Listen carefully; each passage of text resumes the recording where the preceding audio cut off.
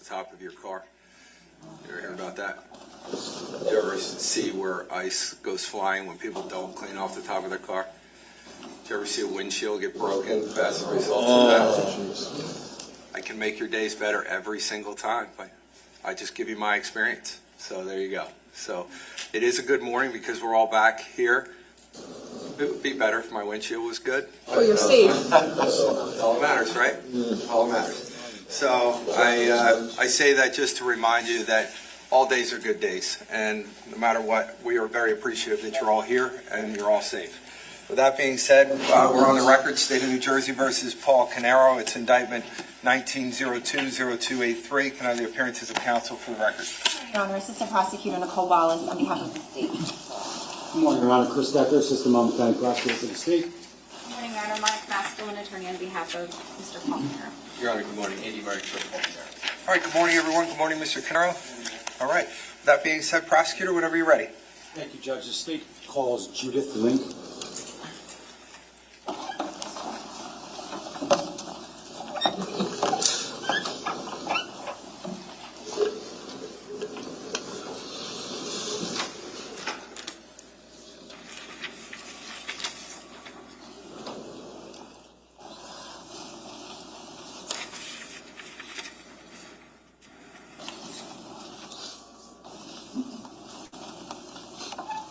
Good morning, ma'am. Good morning. Just watch your step as you're coming up to the witness chair there. If you don't mind, could you put your left hand on the Bible, raise your right hand for me? Do you solemnly swear or affirm to tell the truth, the whole truth, and nothing but the truth, so help you God? I do. Okay, once you're comfortable and seated, I have a chair, sorry. If you could state your full name for the record and spell your last name, please. Judith Link, L-I-N-K. All right. Prosecutor, when you're ready. Thank you, Judge. Good morning, ma'am. Good morning. Could you tell us where you work? I work for the New Jersey State Police in the Office of Forensic Sciences, and that is located in the Central Regional Laboratory in Hamilton, New Jersey. Okay. And approximately how long have you worked for the Office of Forensic Science? 22 years. And specifically, what is your current title or role? My title right now is a Forensic Scientist 3, and I work in the Quality Assurance Unit. And there I am the Health and Safety Officer for 5 laboratories. I conduct audits for all the laboratories. I review manuals and policies and procedures, and I peer review some of the trace evidence units paperwork. Now, have you always worked in the Quality Assurance Unit at the State Police? Yeah. Okay. What was your role prior to that assignment? For 16 years, I was in the trace evidence unit. And what does the Trace Evidence Unit do within the State Police? The trace evidence unit analyzes trace evidence, which is very small evidence, typically hairs and fibers, footwear impressions, low explosives, glass, and gunshot residues. You said that currently you're a Forensic Scientist 3. Can you explain what that represents and kind of how you got there? I could start, when I started, I was a Forensic Scientist 1, and that gave me the responsibilities to analyze evidence. A Forensic Scientist 2, did I say 2? A Forensic Scientist 1 is when I started. The 2 gave me the opportunity to train others in the field that I was trained in. And now that I'm a Forensic Scientist 3, I can supervise others. Maybe not currently, but at all times as a Forensic Scientist, both 1 and let's say 2, were you involved in the testing of small items of evidence and trace evidence? Yes, I was. And just before I ask you about your educational background, I just want to approach and show you what's been marked as S424 for identification. I'm going to ask you to take a look at that and let me know if you recognize it.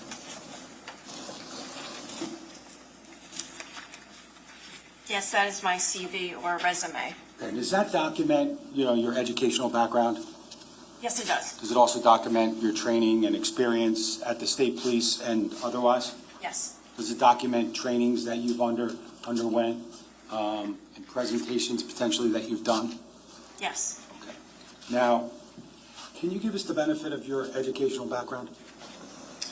I earned a BS, Bachelor of Science in Biology from Trenton State College in 1988, and I earned a Master's of Administration from Fairleigh Dickinson University in 2008. Okay, so going back to your Bachelor of Science in Biology, that was, what year did you complete that at Trenton State? 1988. Okay. Now, was there a point in time thereafter that you began to work at the state police? Yes, Okay, and that was what year? to the end of 2003. Okay, did you utilize your BS in biology prior to joining the state police? Yes, I did. Okay, and what did you do and where? If I may Sure. reference, it's been a long time. Let's see, not everything is on here, but I worked for Johnson & Johnson, and we called it the Robert Wood Johnson Pharmaceutical Research Institute. That's what it was called back then, from 1993 to 96. And I left there and I went to Georgia and worked at Solve Pharmaceuticals. Now, I'm going to draw your attention back to, I think you said late 2003. That's when you began at the State Police Lab? Yes. Okay. Now, your initial assignment there, what was that?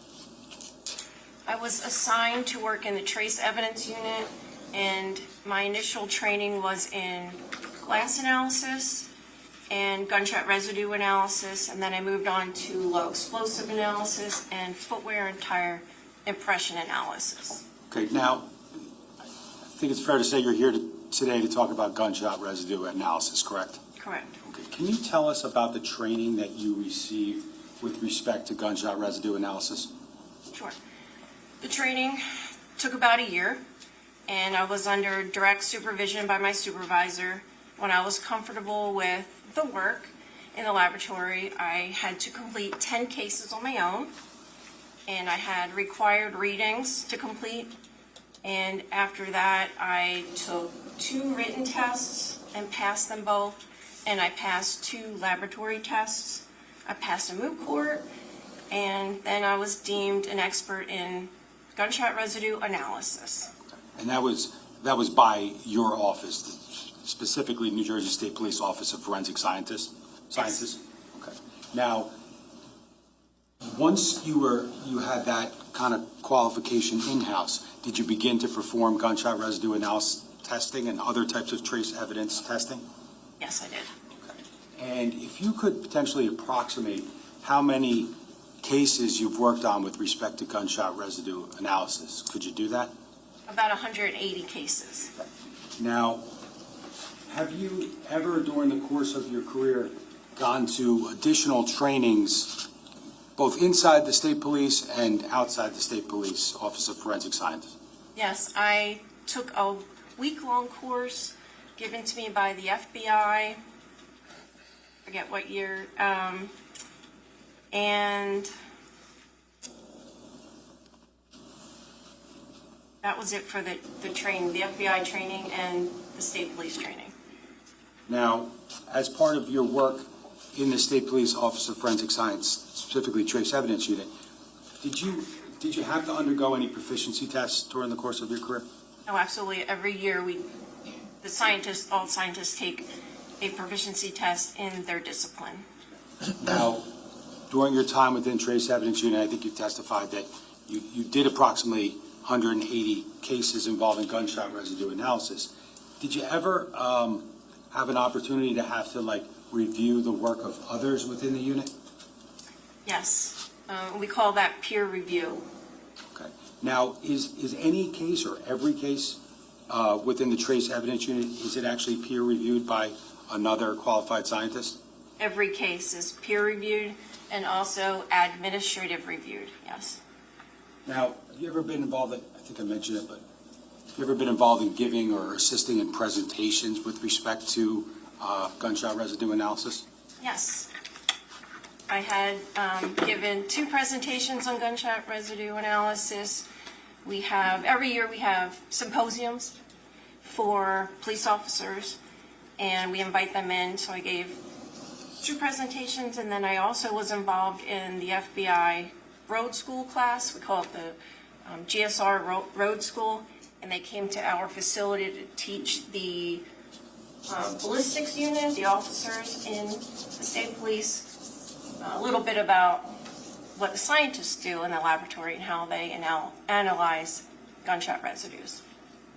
Now, to that point, I think you said that at times you've been involved in instruction of officers in the ballistics unit, correct? Correct. Now, have you, during the course of your time as someone who analyzes items for gunshot residue, have you gotten or received information about how the ballistics unit operates?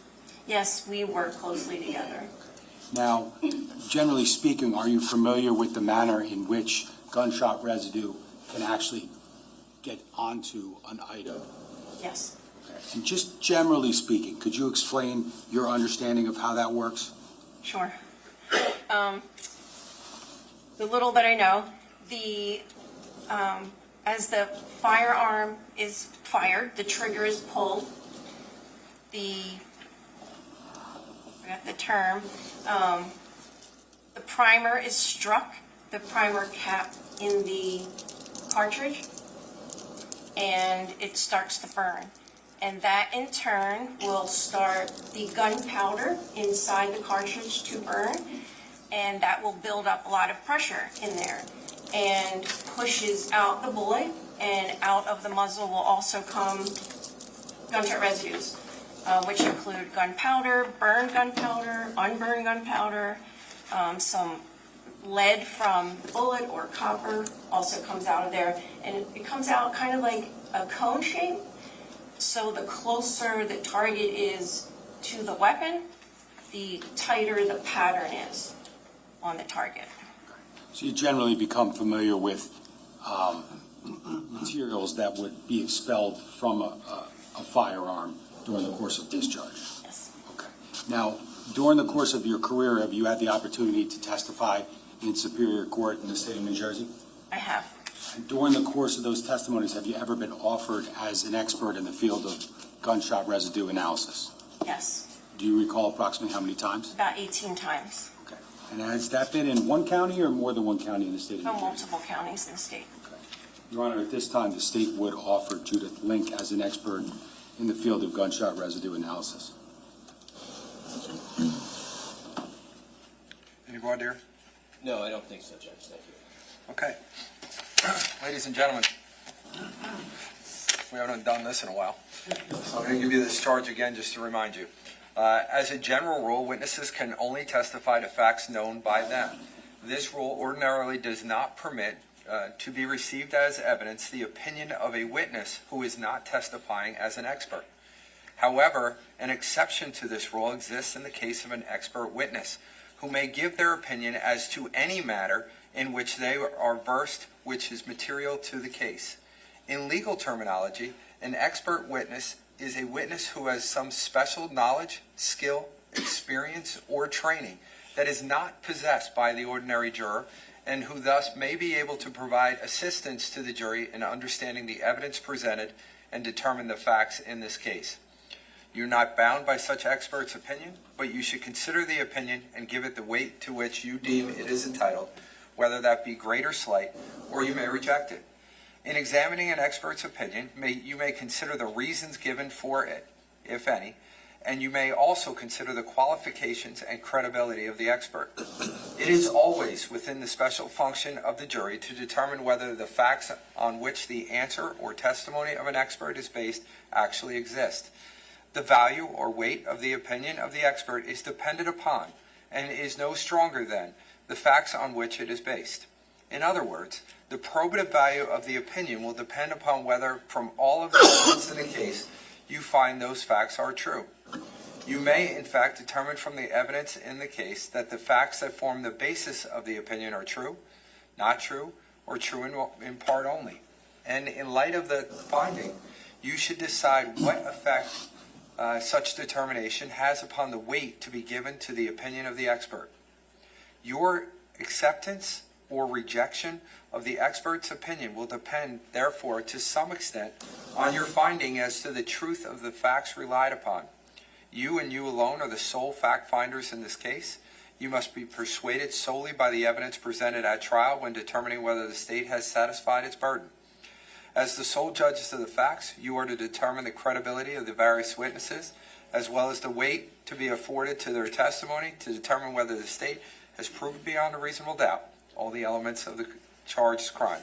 So with that being said, I will accept this witness as an expert in gunshot residue analysis. Prosecutor, go ahead. Thank you, Judge. Sure. Ms. Lynn, can you tell us how evidence is accepted into the offices of forensic scientists at the state police? Sure. The evidence comes into the evidence receiving department, and it is given, the case is given a unique laboratory number, and each piece of evidence is given its own number and barcode.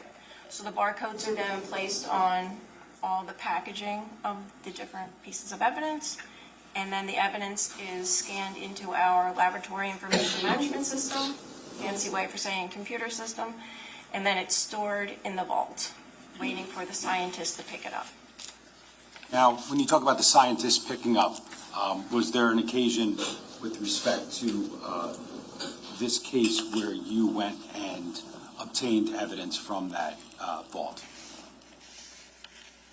Can you repeat the question? I'm sorry, that was a bad question. Let me just first show you what they marked as S425 for identification. Show counsel.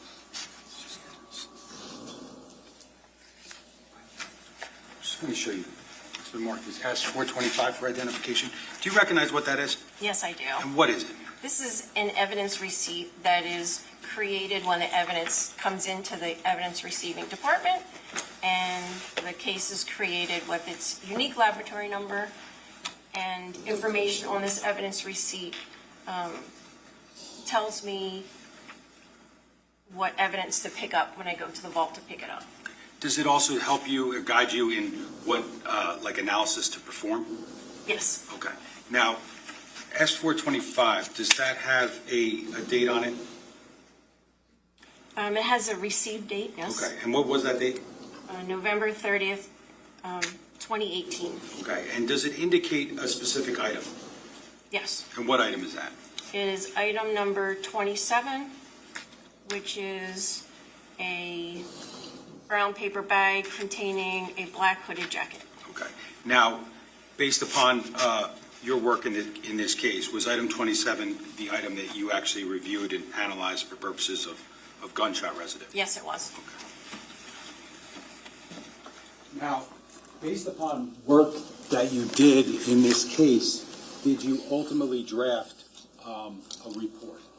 Yes, I wrote a report. Okay. Now, as part of your work in this case and in drafting that report, did you also keep notes? I kept notes also, yes. Is that customary with respect to your analysis? It sure is, yes.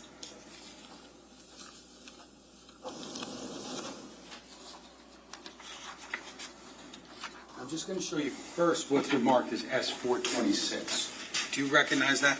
Yes, I do. And how do you recognize it? This is my laboratory report I wrote, and I recognize it because my signature is at the bottom and the laboratory number is at the top there. Now, the laboratory number from S426, does it correspond, or is it the same as the one from S425? Yes, it is C18-10138. Okay. And the report marked S426, does it cover your analysis of item number 27, State Police item number 27? Yes, it does. Okay. Now, I'm also going to show you what's been marked as S432. Do you recognize what that is? I do. And what is it? It is a copy of my case notes. Okay. And how many pages are that, if you could tell us? Is that? They're all here. Okay. 20 pages. Okay. And could you just generally tell us what's included in your notes? Sure. The laboratory case numbers at the top, and as I go through my analysis, I document everything I'm doing. And I also take photographs as I do my analysis, and they are included in here also. And I have some other During my analysis, I make up transparencies, which is a clear plastic piece of paper that I put on top of some of the analyses that I do, and I document that in that way, and there's copies of that in my notes also. Okay.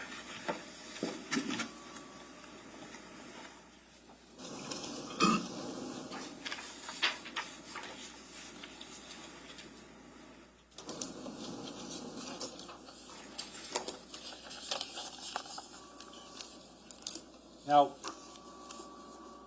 just show you what's been marked as S299. Now, do you recognize this item? Yes, I do. Okay, and how do you recognize it? Well, if I compare the pictures to my notes, I recognize the jacket, and my initials are on the packaging, the brown paper bag that it came in. Okay, and is there also a yellow sticker on one of the bags within S299? There is the barcode that goes with item number 27. And is that a sticker that is a property of the New Jersey State Police?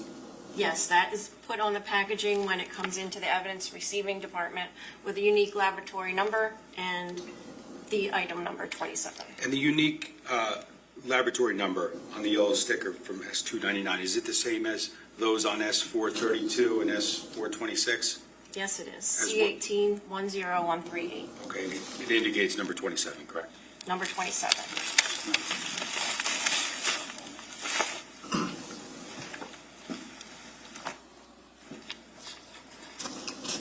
Now, once this item, number 27, comes into your possession, can you tell us the first steps that you perform with that item? Sure. Once I pick it up from the vault, I take it back to my workstation, and I spread out a big piece of white butcher paper, and I open the package, and I do an inventory and make sure what's in the package is what's on my evidence receipt, and I document that, and then I do a visual examination on the item. And in that, I look for, well, first I document what's on the brand, what's on the tag, any size, any fiber content, and then I continue on with my visual examination, and I'm looking for any defects, any holes, anything unusual, and then I index holes that I find, which means, number one, I give them all a letter, beginning with the letter A, and so on, and then I index them, meaning I measure from the hole to a seam or to the bottom of the jacket. Just, it's kind of mapping out the holes so I can find them more easily later. And, excuse me, and then I take photographs. So you talk about the visual examination includes just observations visually of item number 27?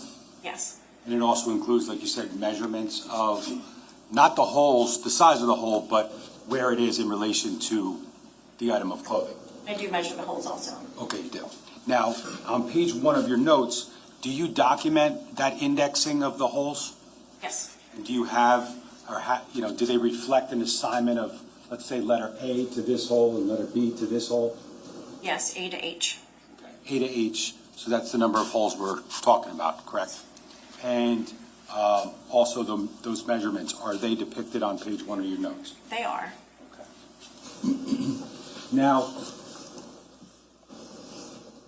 I think we'll get into it a little bit more in a minute, but does your visual inspection also include use of an infrared camera? Yes, I use an infrared camera. What's the purpose of the infrared camera?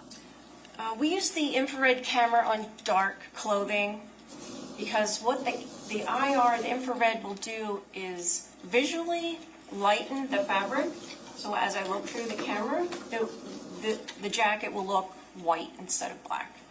And that will help me find any residues that are on there, any potential residues.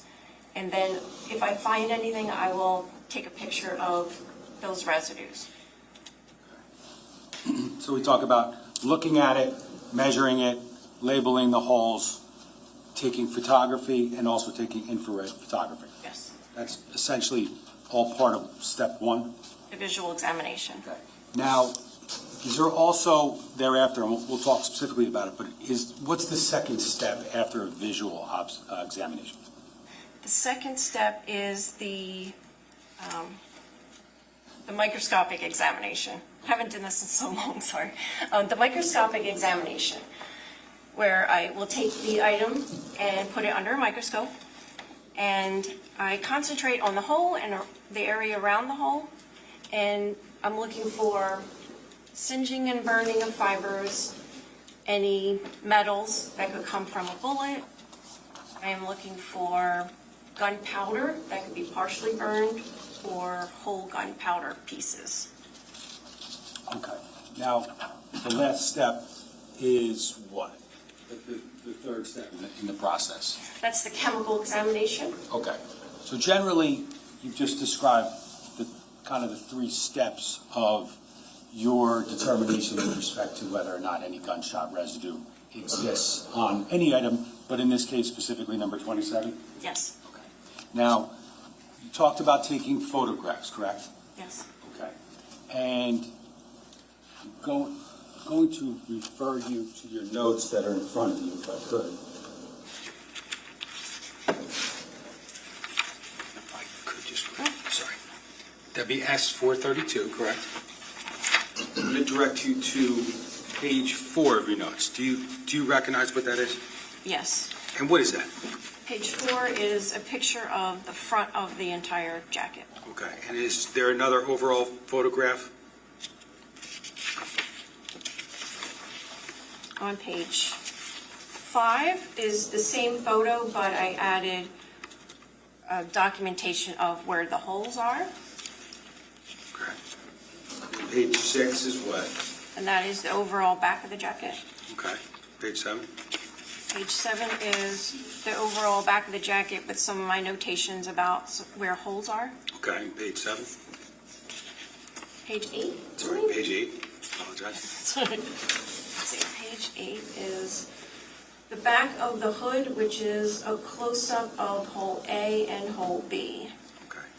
And are there additional photographs moving forward? Yes. And just before we get into details, do the photographs that are depicted within S432, I mean, do you recognize them? Yes, I do. And do they adequately and accurately reflect the photographs that you took of that item as part of your analysis? Yes. Okay, and the pictures that are in S432, they are of S299 here, correct? Item number 27. Yes, item number 27, sorry, yeah.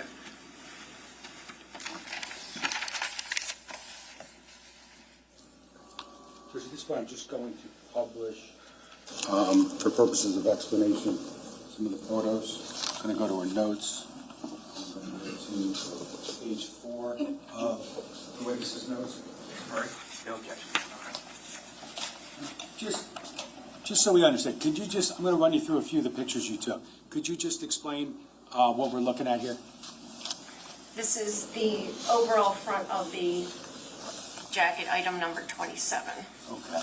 And page 5? What do we see here? This is the same photograph, but I have added notations about where a few of the holes are and left shoulder seam, and these are the things that I would use for my indexing. Okay. And page 5 of the notes? 6, sorry. And this is the overall back of the jacket. Notes page 7? And this is the same photograph with some of my notations about where some of the holes are. Okay. And page 8? And this is a close-up of the back of the hood with showing hole A and B. Sorry, the scans are not great. Okay. The pictures honestly look much better. And page 9? What do we see here? And this is the right side of the hood showing a close-up of hole C.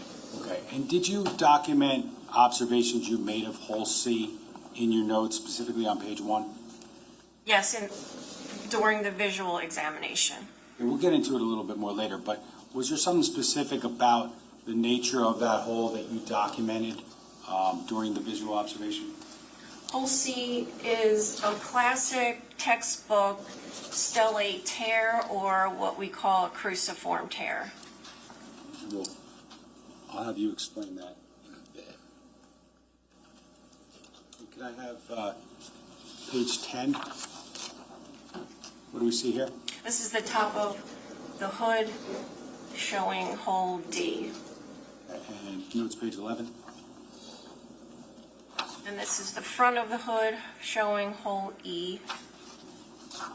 And notes page 12. The front of the hood, a close-up of hole F. Now, in that picture, there's some red. During the course of your visual observation, or at least note-taking regarding your visual observations, did you take note of any potential staining on the jacket or observations of same? Looking at my notes, yes, I wrote my notes, possible blood throughout the front, back, and hood. Now, just to be clear, though, your job here was not to test that to determine whether or not that actually was blood, correct? No. It was just an observation visually that you made. Okay. Can I have page 13? What do we see there? And this is the front of the jacket showing hole H and G.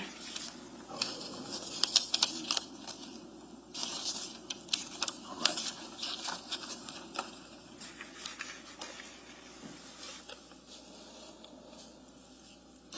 Now, you talked about earlier how at some point you utilized an infrared camera, correct? Correct.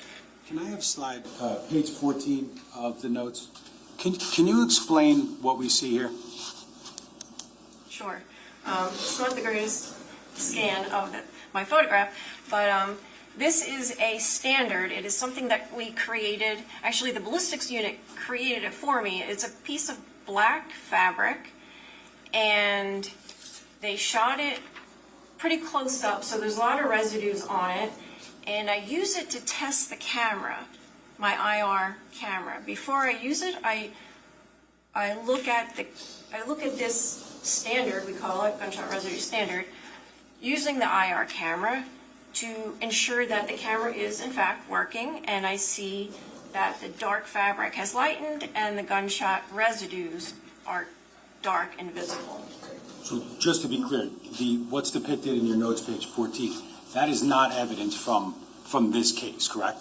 Correct, that is not evidence. That, as you said, I believe, and correct me if I'm wrong, that's a standard utilized just to make sure the camera's working properly. That is correct. Okay, and was it? And it was, yes.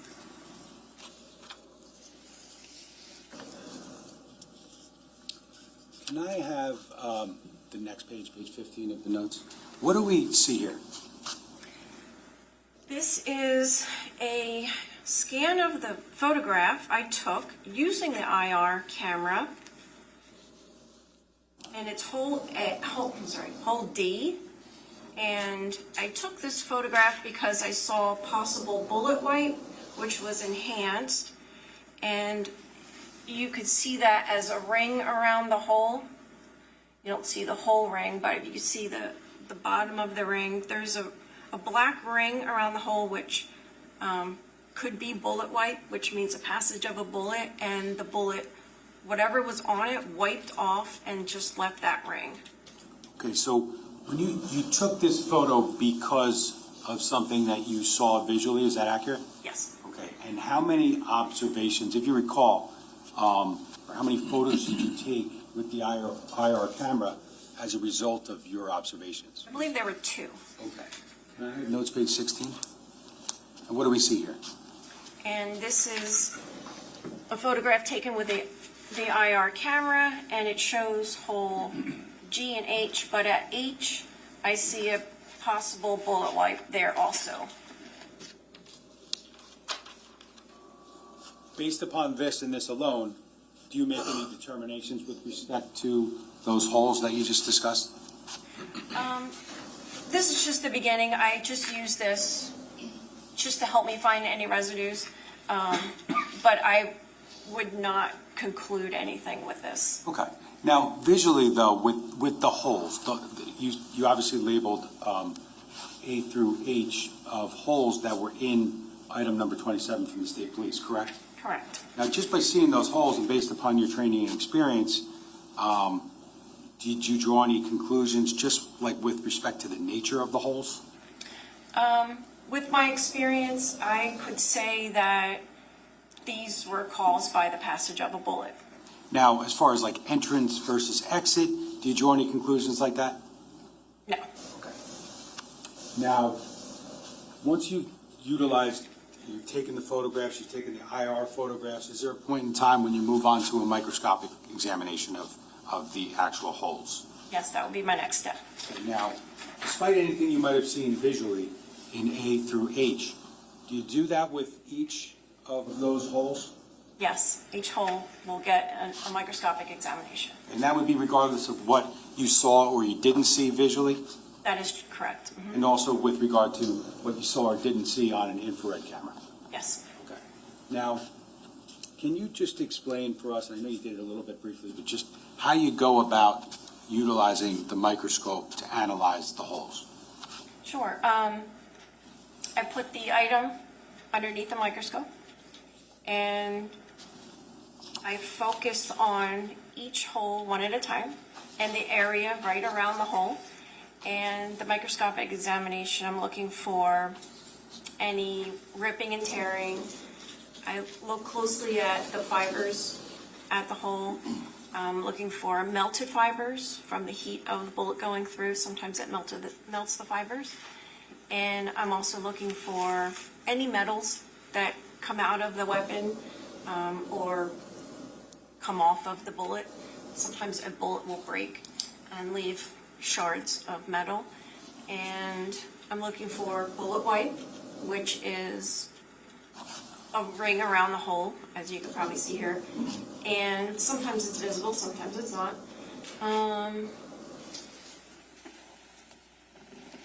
May I refer to my notes to see if I'm missing anything?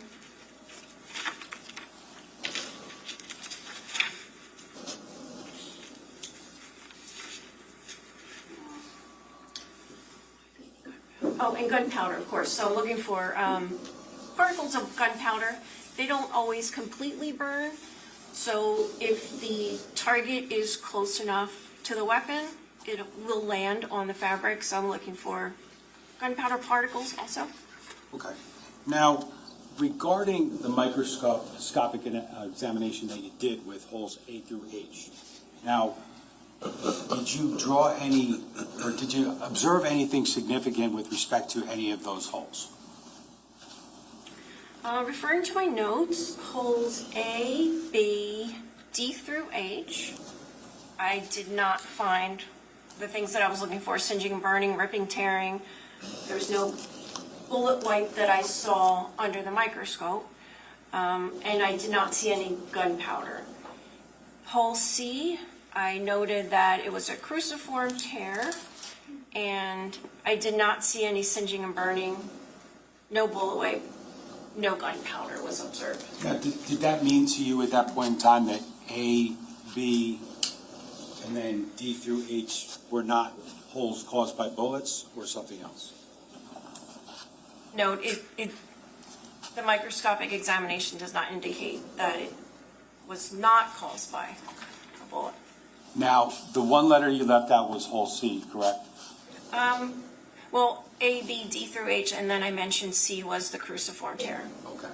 Now, so with respect to hole C, I think what you just said is that there is something of significance to you based upon what you've done thus far, correct? Yes, absolutely. Okay. Now, that being said, the holes where you didn't see anything significant, did you just stop your analysis at that time? No, there was more. Now, the next step would be, as you said earlier, the chemical analysis, right? Correct. Okay. Now, did you do that with respect to A through H, every hole? Yes. Okay. And is there a first step in that process or a first test in that process? Yes, there are 3 tests, Okay. And the first test is called the Grice test or the grease test. And for that test, I'm looking for nitrites, like chemical nitrites that come out of the weapon. And you want me to explain how I do that test? Yes, please. Okay, so I take the item and I lay it down and I spray it with acetic acid. And then I take a piece of paper which has been specially treated with a special chemical and I iron that on top of it. And when I peel it back, if there was any nitrites on that item, I would see an orange coloring, orange speckling, or an orange cloud. And that would indicate nitrates were on the jacket from a weapon. And I did that for all the holes. Okay. Now, with respect to that grease test, you said he did with all the holes. Did you note any of the holes that presented with that orange color that you were looking for?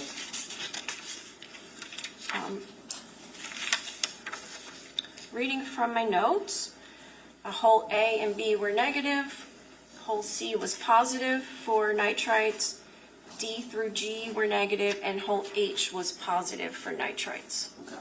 So you have positive for nitrates for hole C and hole H, correct? Yes. Okay, and again, we still have your notes, page 16, up on the screen in front of you, correct? Page 16, yes. Okay, and does that depict hole H in that infrared photo? Yes. Now, given the positives for C and H on the grease test, did you continue with the second test still for all the items, all the holes? Yes, I did. Okay, what is that second chemical test that you utilize? The second test is called the dithioxamide test. We call it DTO for short. And that is testing for copper. So typically, with a copper jacketed bullet, we would see copper on the clothing. Not all the time, but sometimes. Okay, and how do you go about performing that DTO test? So the DTO test, I take a piece of white paper again, we call it white filter paper, and we spray it with ammonium hydroxide. And then that gets ironed onto the item of clothing. And then when it's peeled off, it's sprayed with HCl,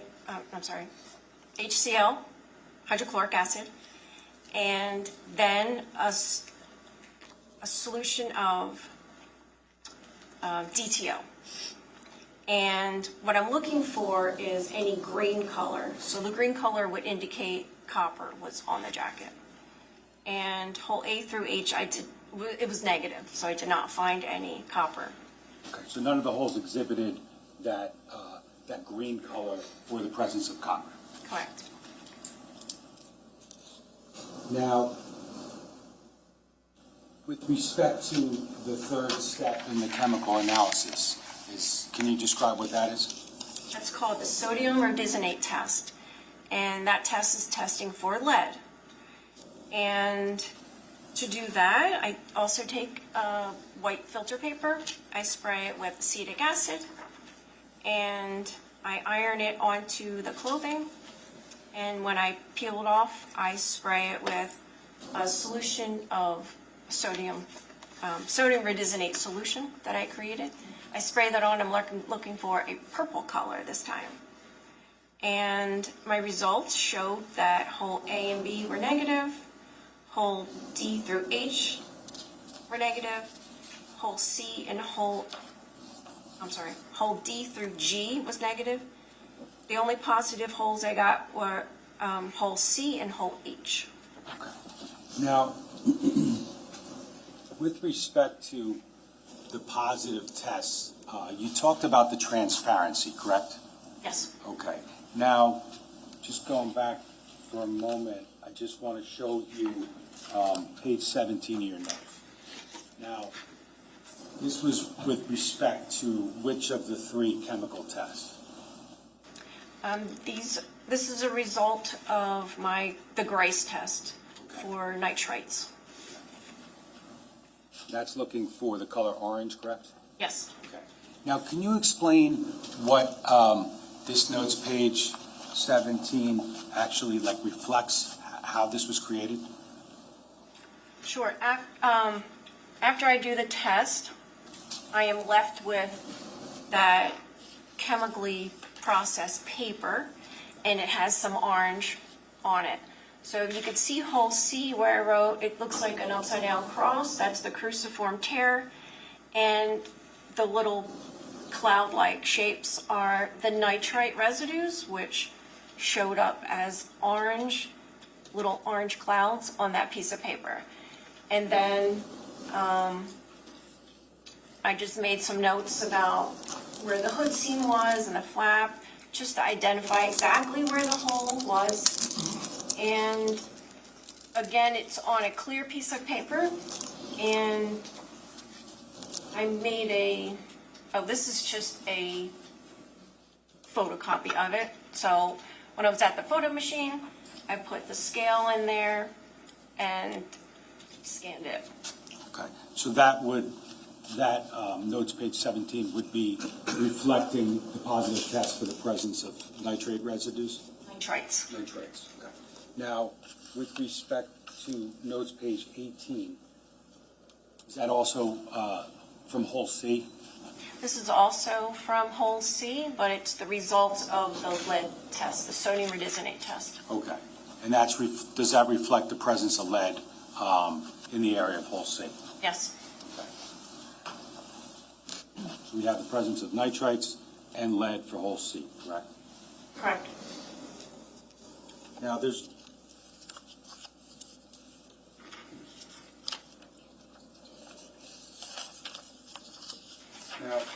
given your visual observations, as well as the microscopic as well as the chemical tests that were performed, did you draw any conclusions in your report regarding hole C? Yes. And what were the conclusions you drew about hole C? May I read it from the report? Yes.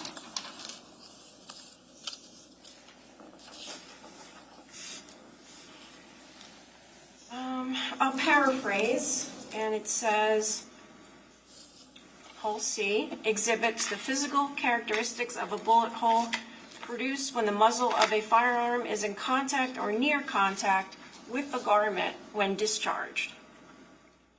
Okay. Now, contact or close contact, does that have a meaning in the trace evidence gunshot residue world? Yes. Typically, the distance determination is conducted by the ballistics unit in conjunction with my notes and the residues that I found. But a contact or near contact shot is typically it's easy to determine, and the scientists are allowed to determine. That's the only distance that they're allowed to determine. Okay. So if a pattern or presence of gunshot residues did not exhibit that type of pattern, and it exhibited something like more of a distance, could you do a distance determination in order to draw conclusions on other items? Potentially. Let me see if I'm answering your question properly. If there are enough nitrite residues that I find, and it forms a pattern, then the ballistics unit will take that information and do some test shots with the weapon and the ammunition in question and compare the two. And they determine the distance, if it's any further away than a contact shot. Okay. So you talked about hole H as well previously, correct? Correct? And you did have positive results on 2 of the chemical tests for hole H, correct? Yes. Was there some discussion of potentially doing a distance determination regarding that hole? Yes, there was. And ultimately, was it decided that the state police would be unable to conduct that distance determination? Yes, there were residues on it, but not enough for the ballistics unit to determine a distance. Okay. Now, with regard to hole C that we just discussed, was there a need for a distance determination to be done based upon your observations and your conclusions? We did not need the ballistics unit to make that determination because we were able to make that determination ourselves. Was that based upon the chemical testing? It was based upon the cruciform tearing. Okay. And did the chemical testing, did that do anything to corroborate or confirm your observations regarding that cruciform tearing? I did not need to do a chemical examination to determine that distance. I did anyway. That's just how I am. I just do everything. Okay. So what you're saying is that based upon your visual examination of hole C, you could have drawn that conclusion? Yes, I could have stopped there at the visual, But you didn't, correct? but I didn't. And then you did all the testing, both visually, microscopically, and chemically? I did. Okay. And ultimately, your conclusion with respect to hole C was that, can you say that again? It exhibits the physical characteristics of a bullet hole produced when the muzzle of a firearm is in contact or near contact with the garment when discharged. And when we talk about the garment, we're talking about New Jersey State Police item number 27, correct? Correct. Now, with respect to the testimony you've given regarding your analysis, your observations, and the like, do you give that testimony based upon your training and experience in the field of gunshot residue analysis? Yes. Your Honor, I have no further questions. Cross? Good morning. Morning. So it's the tearing itself that allows you to make the determination that it's a near contact or near contact shot?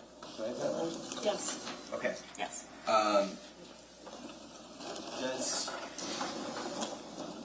Does it matter what the garment is made of? It does matter. I've seen multiple near contact shots, and depending on the fabric content, it may rip differently. Yes. Okay.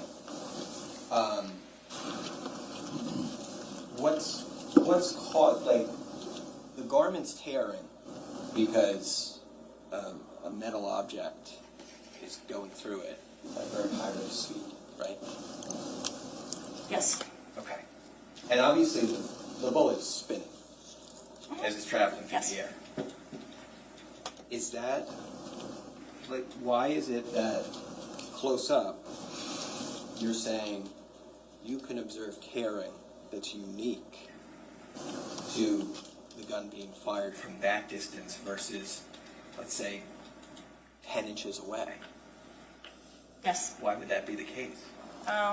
Contact or near contact shots are when the muzzle is so very close or touching the fabric, and it's the explosion and the force of that coming out of the weapon. It's such an explosive force that causes the ripping because it's so close. Now, obviously, as the weapon gets closer, there's going to be a higher concentration, we would imagine, of these nitrites and residues on the garment. Yes. And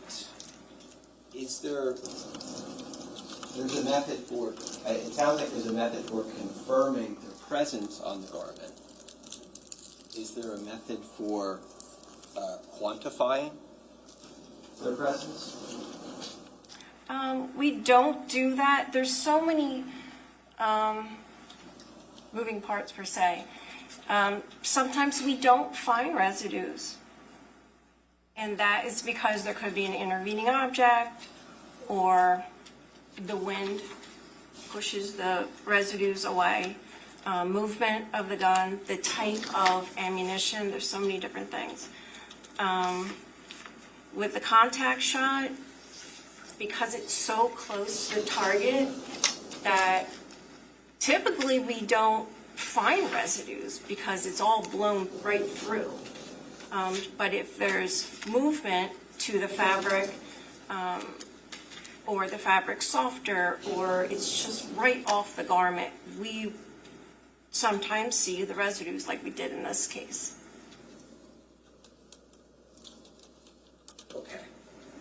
So sometimes there's tearing that makes it appear to you that what you're looking at was a contact or near contact show. Correct. Sometimes there's these residues, nitrites, present on what you believe is a contact shot. Yes. Sometimes there aren't. Correct. So it's not the existence of the residues then that necessarily confirm the contact shot. Not necessarily. It's actually what you're interpreting in terms of a pattern of riffing of the material. Typically, yes. Mhm.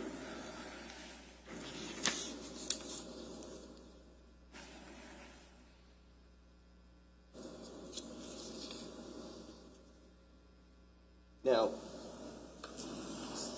I think you mentioned that various things can impact the amount of residues that are left on a garment, but in terms of the actual firing of the gun, is the length of the barrel relevant? Yes.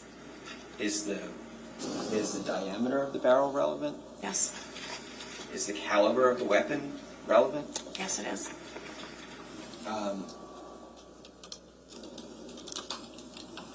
There was also going to there was talk it sounds like that there was going to be a potential endeavor to conduct a distance determination on, I believe it was hole H of the garment, right? Yes. And the item was resubmitted to the laboratory for that purpose. Correct.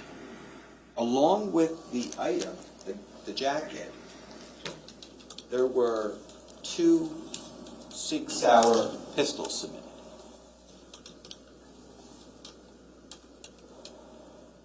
Is that a question? I don't. Yeah. Oh, were there? Yeah. Oh, I don't know. Oh, okay. Yeah, I don't know.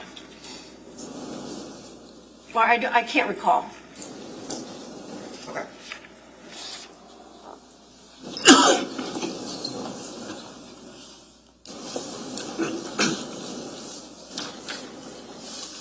Judge, I'm going to approach with D-123.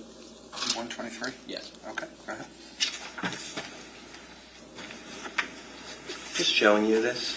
Mm-hmm. You recognize that? Yes, I do. Okay, and you know what it is. Yes. What yeah. is it? This is an evidence receipt with the same laboratory number on it, C1810138, with item number 27. Okay.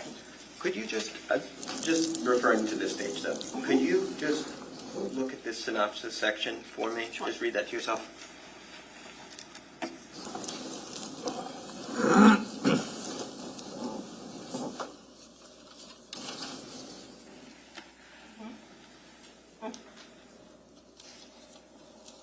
Okay. Okay. I'm just going to take that back. So, in this evidence received for the resubmission of the jacket, we see it mentions several other pieces of evidence, correct? Correct. That are to be considered along with the submission of the jacket. Is that right? That's right. And that included not 1, but 2 Sig Sauer pistols. Is that right? Okay, that's what that says, yes. And also a .38 caliber silencer. Right? That's what that says, yes. Okay. Question is, do you know why, or maybe you requested this, maybe you didn't, but do you know why there were 2 Sig Sauer pistols requested? You don't know? No, I'm not involved in that portion of the examination. Okay.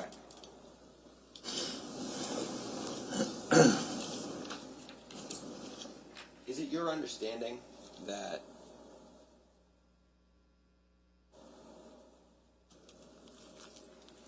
two weapons manufactured by the same manufacturer, same make, model, firing the same caliber, would produce similar patterns of residue?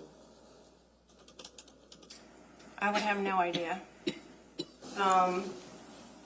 The testing of the weapons by, the, the ballistics department would handle that in conjunction with the scientists. But I have no I have no no understanding of those weapons. Okay.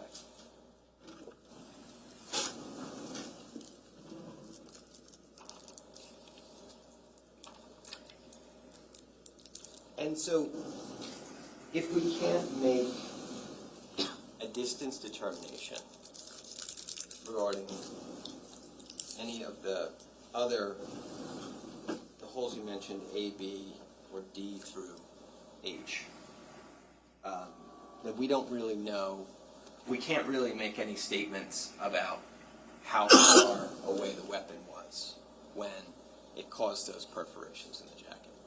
No, cannot. And so that could be a foot away, or it could be 20 feet away.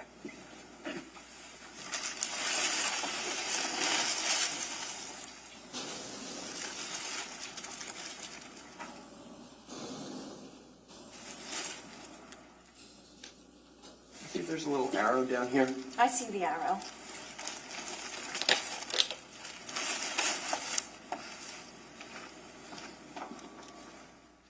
Everything you examined on this jacket was in the hood or upper shoulder portion, is that correct?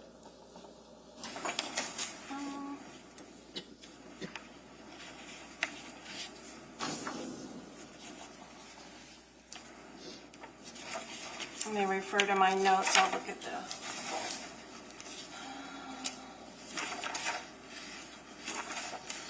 Yes, that is what I'm seeing. Okay.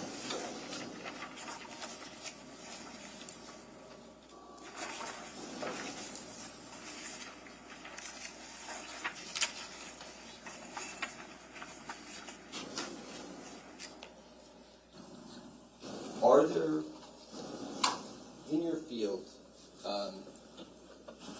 just so I understand, are there laboratories that would try to quantify the amount of residues on a garment for purposes like distance determination or purposes like, determining the orientation of the shooter, things like that?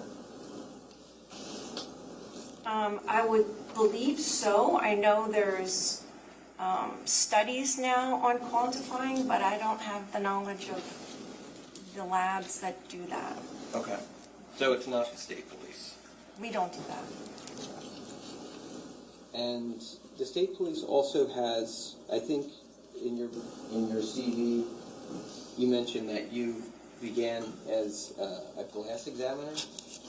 Yes. Okay. But you were also trained in footwear and tire impressions. That's correct. Okay. And so footwear would be determining if maybe a print matched a particular shoe. Yes.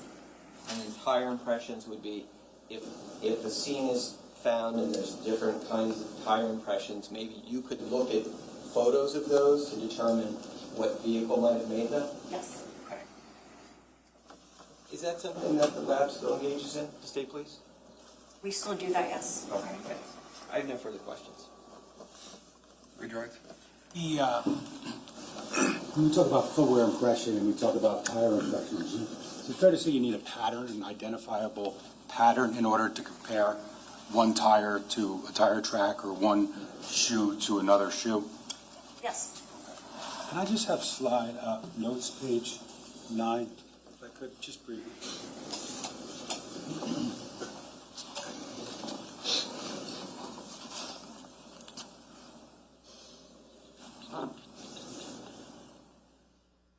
Right there. Now, you recognize that, right? You talked about that earlier? Correct. Now, that, the area of white in that photograph, is that the area where you discussed the cruciform tearing? Yes. Okay. And again, did you describe that whole C as exhibiting signs of cruciform tearing that you called a textbook example? Yes, in my testimony, in my notes, I called it a stellate tear. So it could be called a stellate tear, meaning a star, or cruciform, meaning a cross or an X. And you said that, as depicted in notes page 9, would be a textbook example of cruciform or stellate tear. Yes, it is. And that would be indicative of contact or close contact between a muzzle of a firearm and the object, number 27, correct? Yes, correct. Nothing further. Anything else, Mr. Murray? No, Judge, thank you. All right, you can step down. Thank you. Ladies and gentlemen, we're going to give you a quick break right now before we start our next witness, give you a chance to stretch. We've been doing this for an hour, and then we'll come right back out. All right, thank you.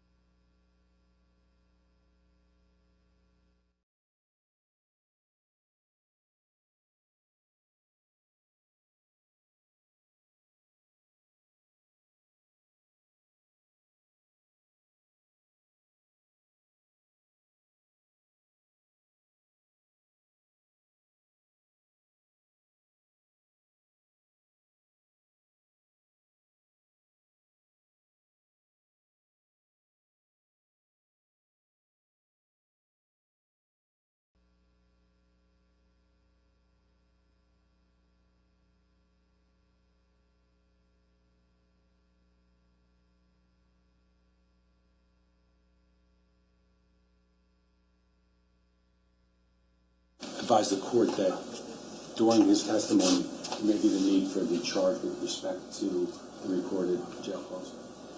Okay. Thank you for letting me know. And the redaction charges. Redaction charge. All right. We'll get those. We'll make sure that we have them. We were also going to ask if we could approach and confirm something briefly. Sure. I need to go back to my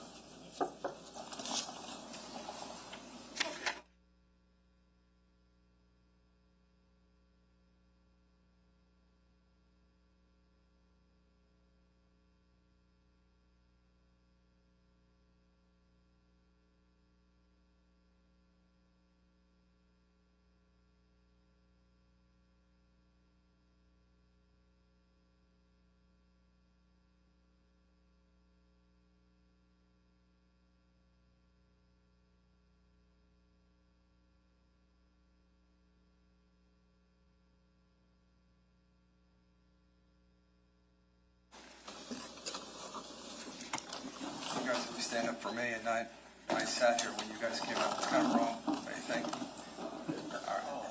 Next time, I got you. Prosecutor, you want to call the next witness, please? Judge, the state calls Lieutenant Petrozello.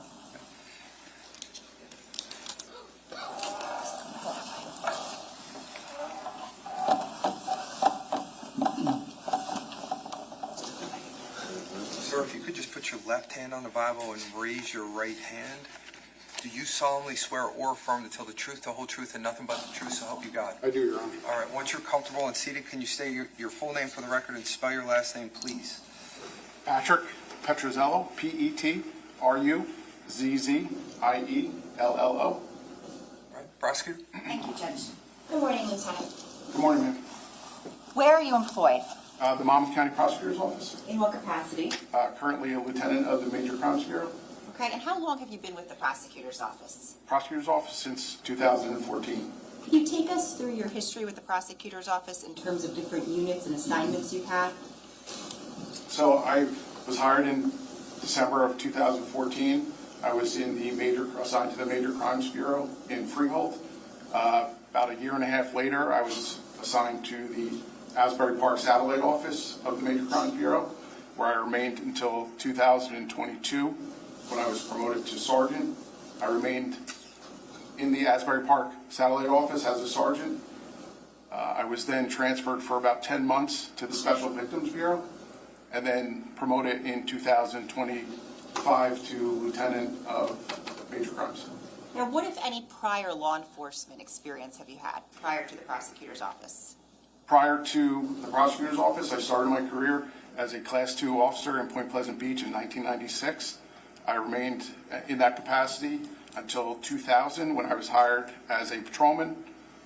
From there, in 2003, I was reassigned to the Detective Bureau in Point Pleasant Beach, where I remained until 2014, coming to the prosecutor's office. Back on November 20th of 2018, what unit were you assigned to? The Major Crimes Bureau, Asbury Park Satellite Office. Now, on that particular date, November 20th of 2018, at about 12:45 p.m., what, if any, direction did you receive? I was directed to respond to the 15 Willowbrook address. And can you tell us about any observations that you made when you arrived? When I arrived, there was numerous fire personnel on scene. It was an active fire scene. There was also officers or detectives from the Major Crimes Bureau and also the prosecutor's office responding. They were there. Additionally, Colts Neck Police Department was present as well. What time did you arrive on scene? About 1 hour late, 13:45 or 1:45. Okay, now when you arrived on scene, were you essentially assigned as something? I was assigned, upon arrival, I was assigned by my then Sergeant Ed Henley as the lead detective for this investigation. Okay, and what does it mean to be the lead detective in terms of from the Major Crimes Unit? So the lead detective is essentially responsible for working alongside of the local detectives, as well as typically conducting more of the primary interviews. They also maintain communication with the victim's family, maintain the case file, coordinate efforts, resources, and then ultimately work alongside prosecutors for court judicial hearings. Now, when you arrived on scene and Detective, I believe you said Zarillo was there, did you have the opportunity to speak with him? I did. Okay, and did he brief you on what had transpired prior to your arrival? He did. Did you learn of any victims on scene? I did. I learned upon my arrival, Keith Caneiro was still off to the northwest of the driveway, still on scene, and then Sophia, the body of Sophia, was moved at that point to the driveway. Was anyone else located inside of the home? I was aware that there was 2 additional bodies, Jesse and Jennifer, inside the residence. Now, how long were you on scene for that day? I remained on scene till I believe it was approximately 7 p.m. And what kinds of things were you doing on scene during that time? At that point, obviously, the fire suppression activity was still ongoing. The Forensics Bureau for the Major Crimes Bureau for the prosecutor's office was still or actively starting to process the scene, collect evidence. At that point, I made observations of what was going on, continue with ultimately the bodies being removed, medical examiner's arrival. Now, is it fair to say there were numerous other law enforcement officers on scene? Absolutely, yes. And were they doing different things? Yes, during this time, different detectives were beginning to get assigned to do different things, such as collect video, surveillance, canvassing, that kind of thing. Now, did you and Detective Zerillo essentially work this investigation cooperatively? In other words, together? Yes, we did. And did that occur for the next several weeks? I think even further, yes. Were there some things that you and he did together? Yes. And then were there other things that you did by yourself without necessarily Detective Zerillo present? Yes. We've already heard from Detective Zerillo, so I want to talk about the things that you did when Detective Zerillo wasn't necessarily with you, okay?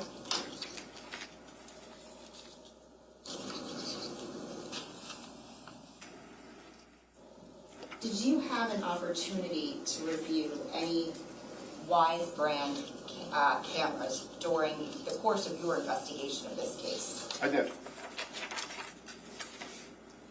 Specifically, did you have the opportunity to review Wise camera footage from the garage north wall shelf? Yes, ma'am. Okay, and how many times did you review that footage? At this point, I've watched it many times. Paused, sped up, rewound. I've watched it many times.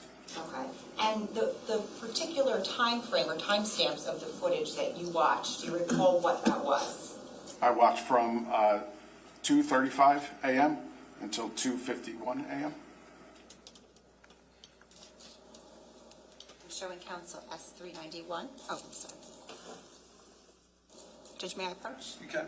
I'm showing you what's been marked as S391. Do you recognize this? Yes, that's the disc of the Wise Cams garage north shelf. Okay. Judge, at this time, the state would seek permission to publish. Ms. Messalem? No objections. Okay, go ahead. If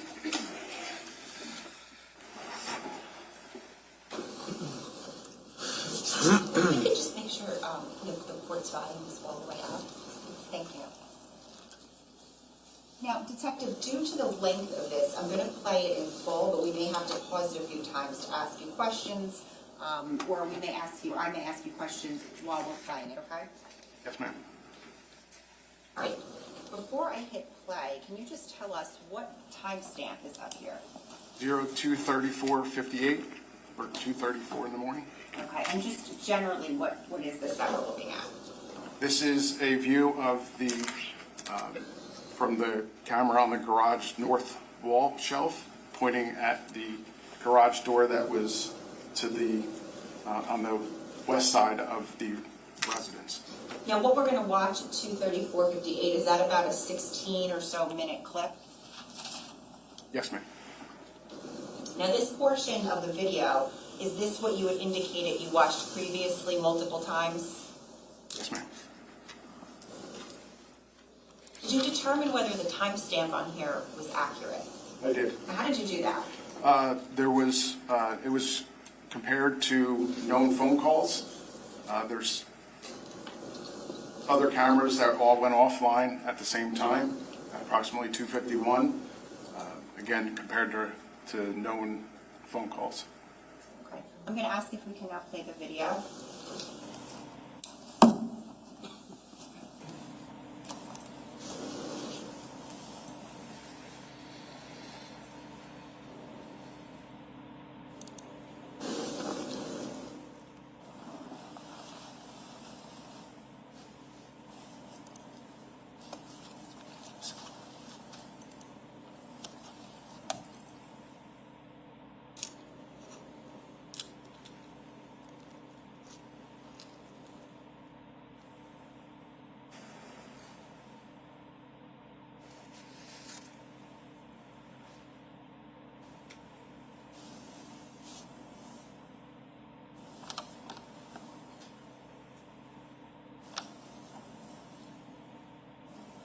we pause it?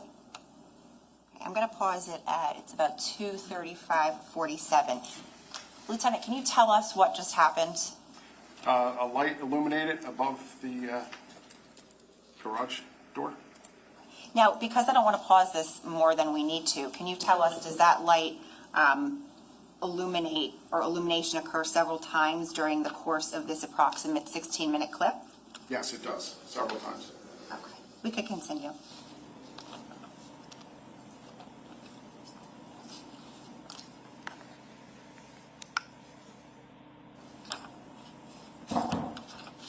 Can you pause it? Detective, did you just see a silhouette appear? Yes, ma'am. Can you explain to us how that happens or what we're looking at? It's paused now, it's grainy, but in the middle pane, you can follow, at some point, if you play it, you can see an arm, and then follow down from light to where it becomes dark. Okay, so if we can just go back, I'll play it again to just before the silhouette comes on. Okay, so we're playing it at 2:35:39. And I'm going to ask if we could pause at 2:35:57.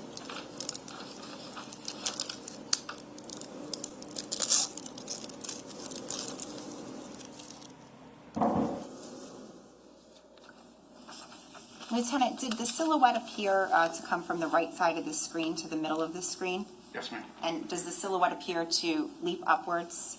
Yes, ma'am. If you could continue.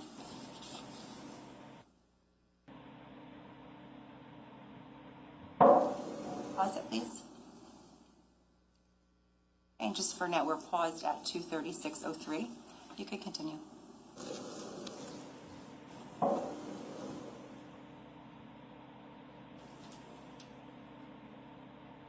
You just go, I'm sorry, pause it for 1 minute. And if you could go back to 2:36:02.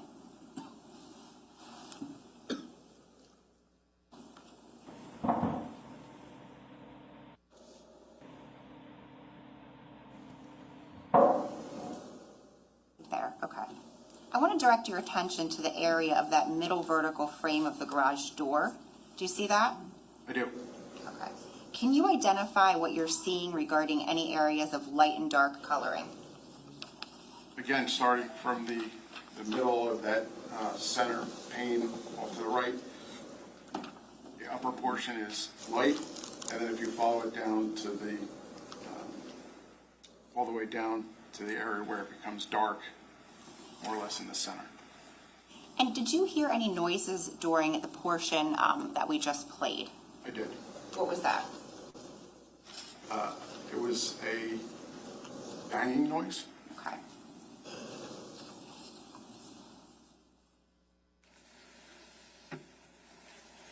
You continue.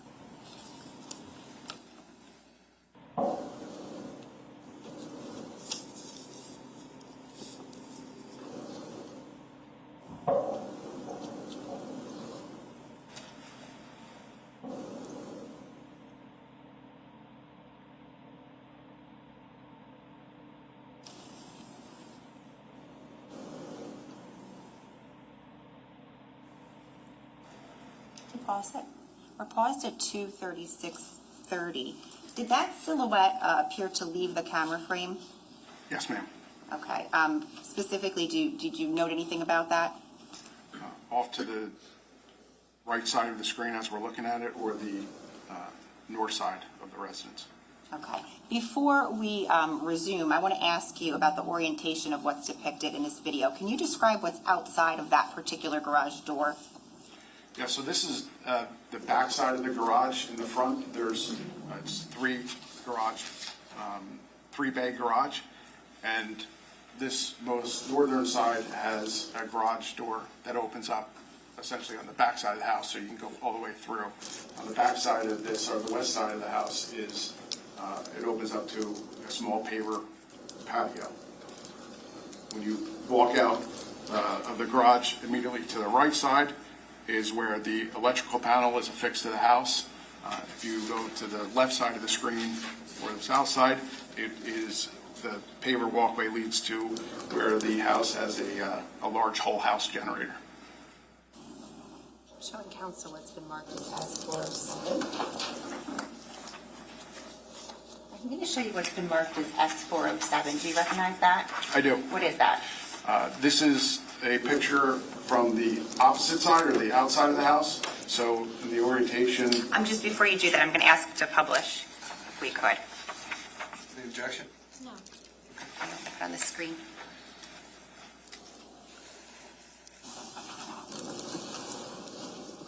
I'm sorry. Okay, now can you orient us to what we're looking at? so looking at it from the opposite side, in this particular case, the electrical panel is on the left side. And if you go to the right behind the row of shrubs or bushes, that's where the generator is located. Thank you. If we can resume.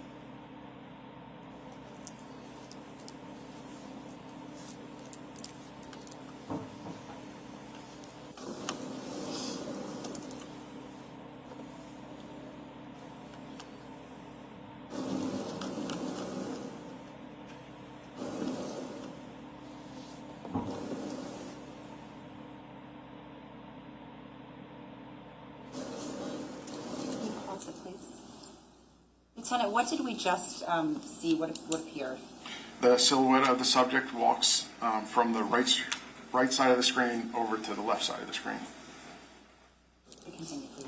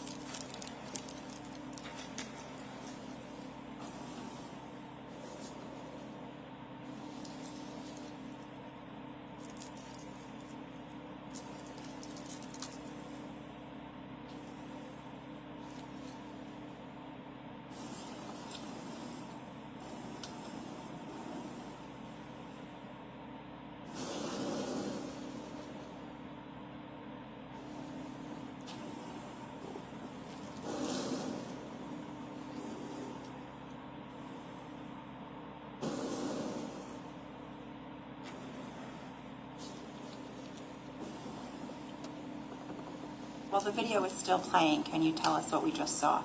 That silhouette walks from the left side to the right side.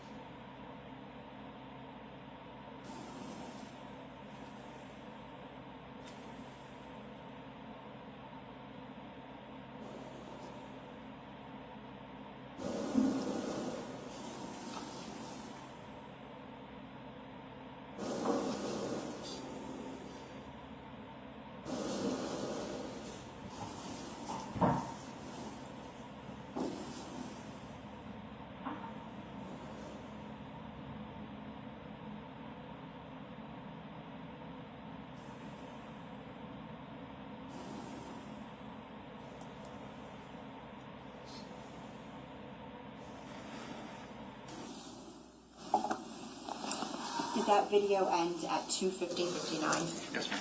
Thank you. Now, did your investigation reveal anything about the loss of power to 15 Willowbrook Road? It did. Now, what was that? As I mentioned before, those cameras, the Wise cams went offline at the same time as 251.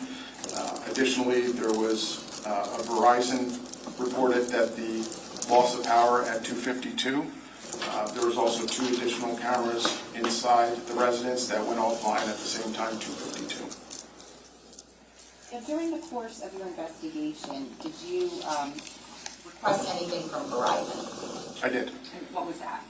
I requested any information they had referenced the optical network terminal for the Verizon connection to the house. And did you receive anything back? I did. What was that?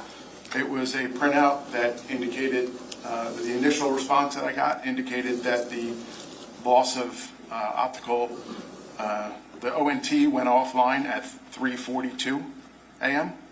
Now, after that, did you follow up and request any additional information? I did. Based on that response, I made contact with Verizon to indicate how they deducted that the ONT went offline at 3:42. They said based off that, they provided additional alerts at the residence, which indicated that the loss of power at 2:52. The second time when you followed up, did you receive any paperwork or anything back? I did. I'm going to show you what's been marked as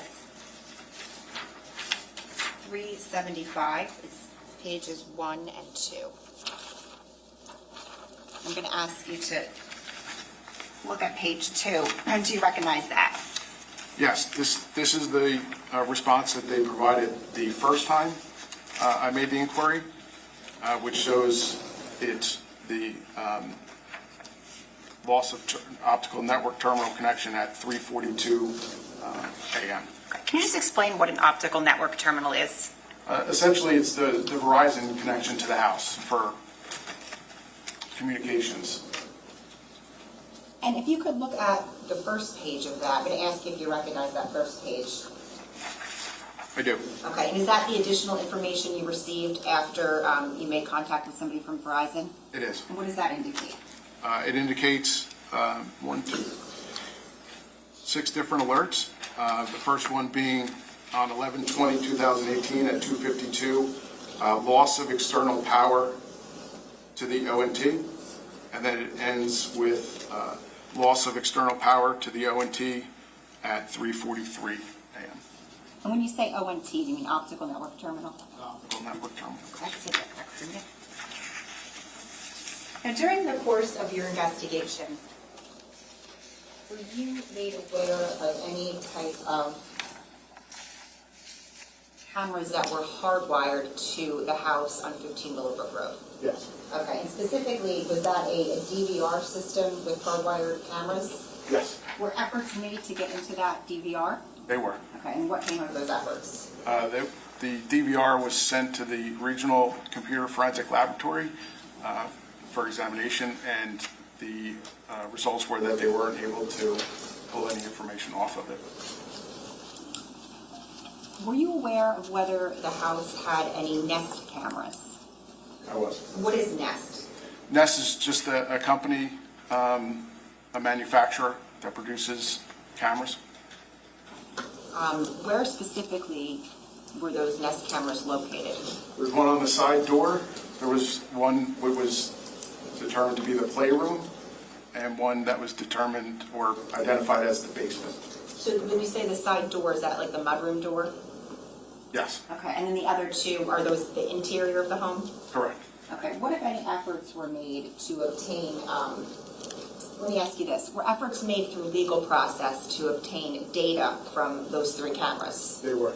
Okay, and what, if anything, did you receive? The response was, I believe it was 12 clips from the interior of the residence that were reviewed and didn't show anything of evidential value, and that was it. There was nothing from the outside camera. And I should back up and ask you, when you request legal process on a company, is there a time frame that you have to give? There is. And what was the time frame in this case that you gave? In this case, we did from November 19th through November 21st, 2018. Okay, you just said this, but was anything obtained from that doorbell, or the camera on the side door? No, ma'am. For that time frame? No, ma'am. Now, were efforts made to obtain any information from the defendant's Porsche Macan, specifically the loaner Porsche Macan?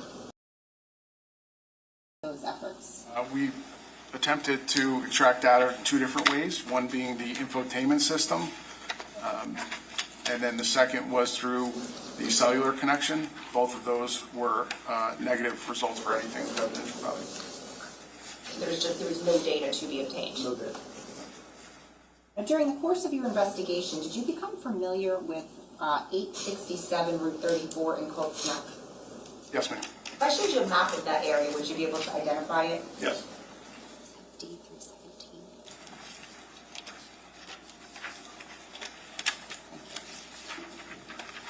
I'm going to show you what's been marked as D317. I just ask you, did you recognize that general area? Yes. Okay, and do you see that residence on this map? It's cut off, but it would be at the top portion behind these two structures. And do you see 15 Willowbrook Road on there? Yes, center of the page. Judge, permission to publish. Can we put it on the, yeah. Oh, sorry, that's right.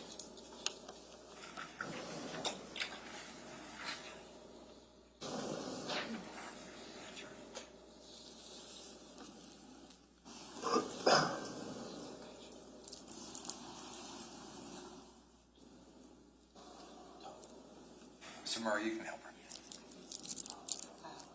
Thank you very much.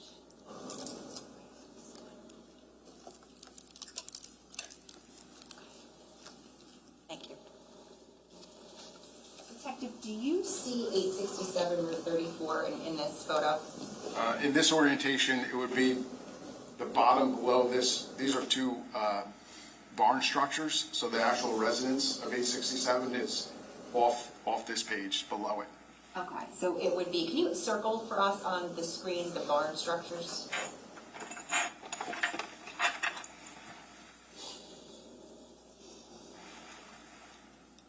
And the house specifically, if you could just denote, where would that be, 867? And down here, right at the bottom of the page. Okay, and can you just indicate where you see 15 Willowbrook Road? Okay, now where is Willowbrook Road? Be this room. Okay, and the driveway to Willowbrook Road? Okay. Now, when you get, if you're looking at the screen all the way to the left, is there a road that sort of runs into that house, 867? Yes, this is the access, one of the driveways. There's a secondary driveway that's on Route 34, which is off screen to the left, but this is a driveway access to that property.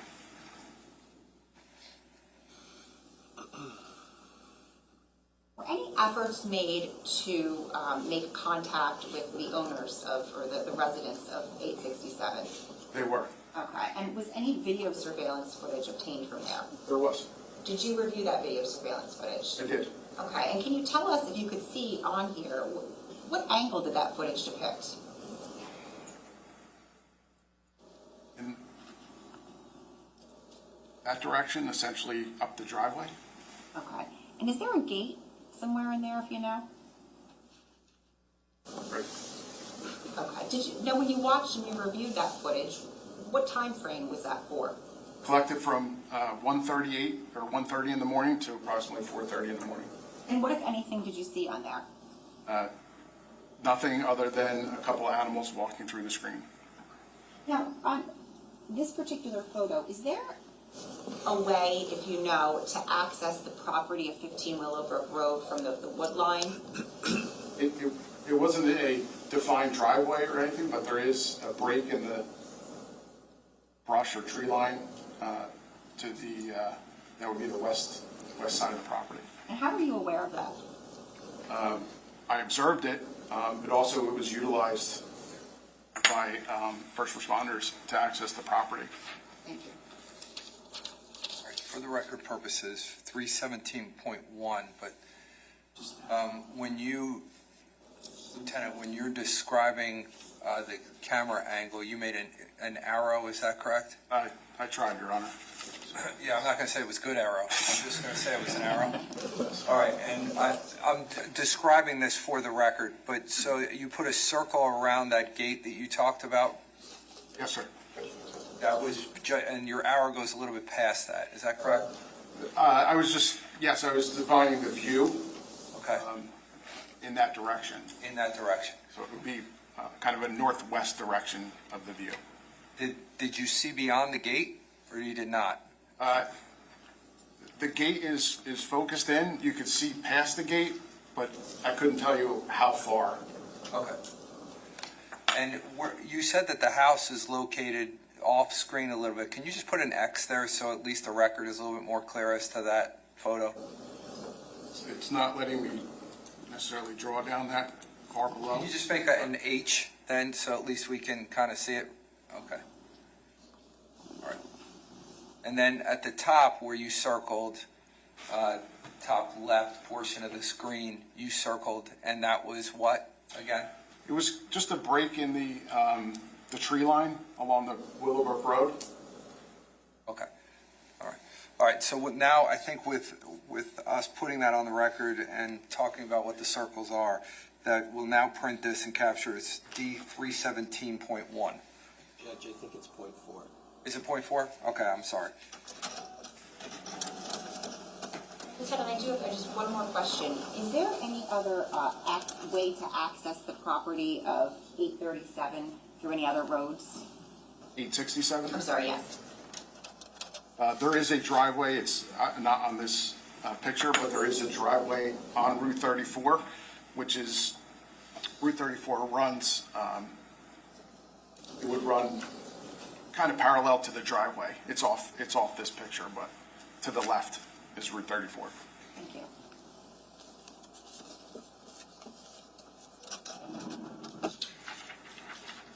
Lieutenant, can you just hit the undo button? Bottom right.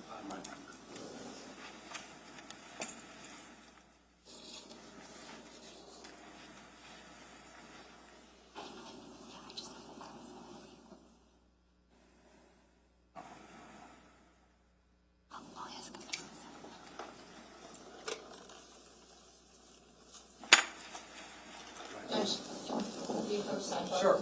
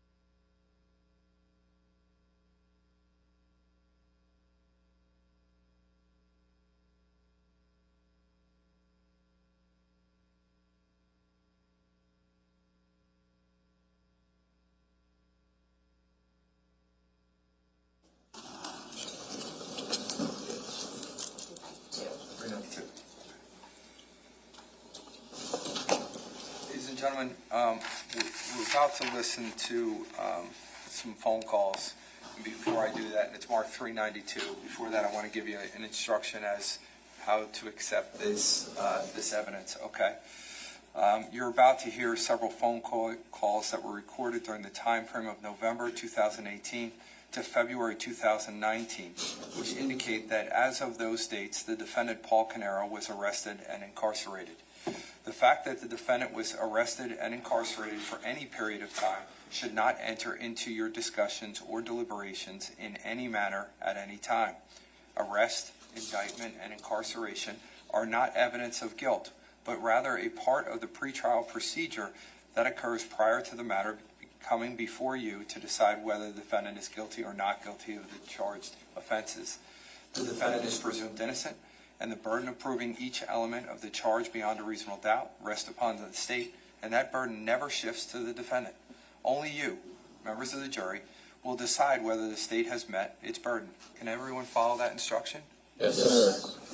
The second part of that is that you're going to hear, or you'll learn, that there are redactions to these recordings.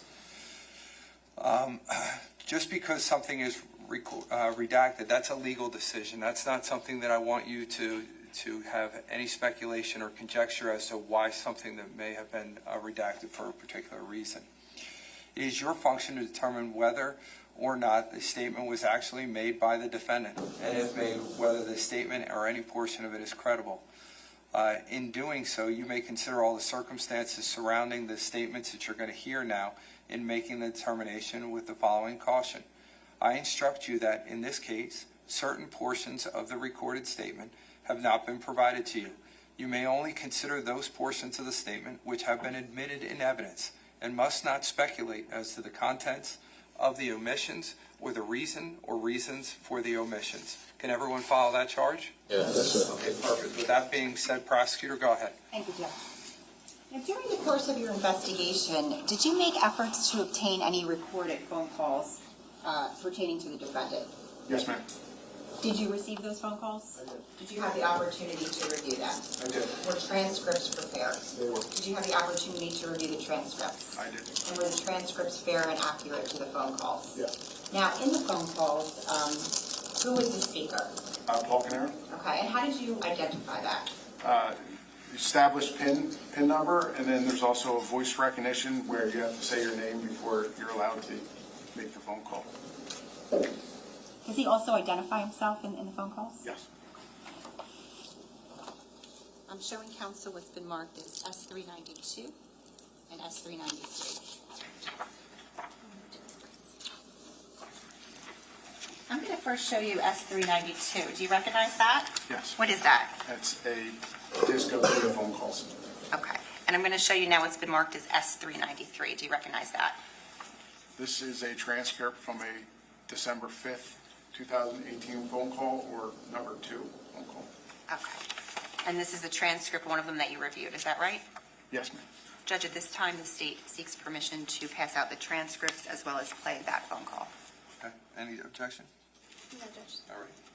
This is for you. May I approach? Thank you. Appreciate it.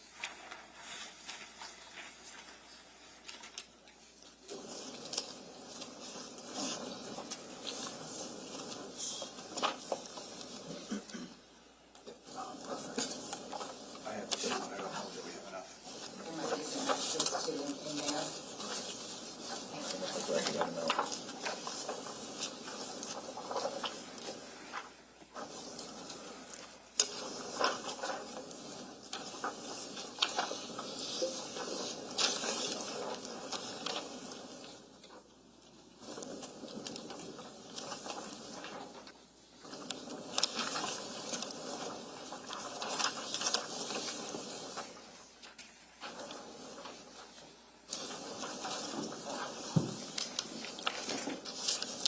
This call will be monitored and recorded. To make a correct call, dial. Please enter your phone number at the tone. Please clearly state your first and last name after the tone. Paul Caneiro. Please enter your phone. Thank you for using Global Link. Your call is being processed.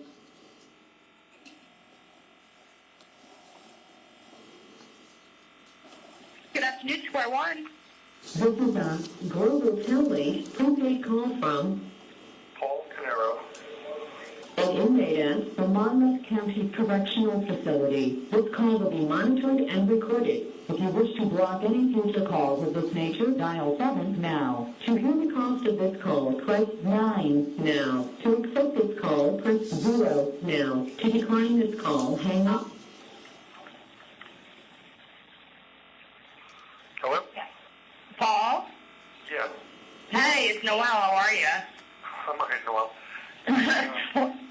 You want to talk to Tiff? Yeah, hold on one sec.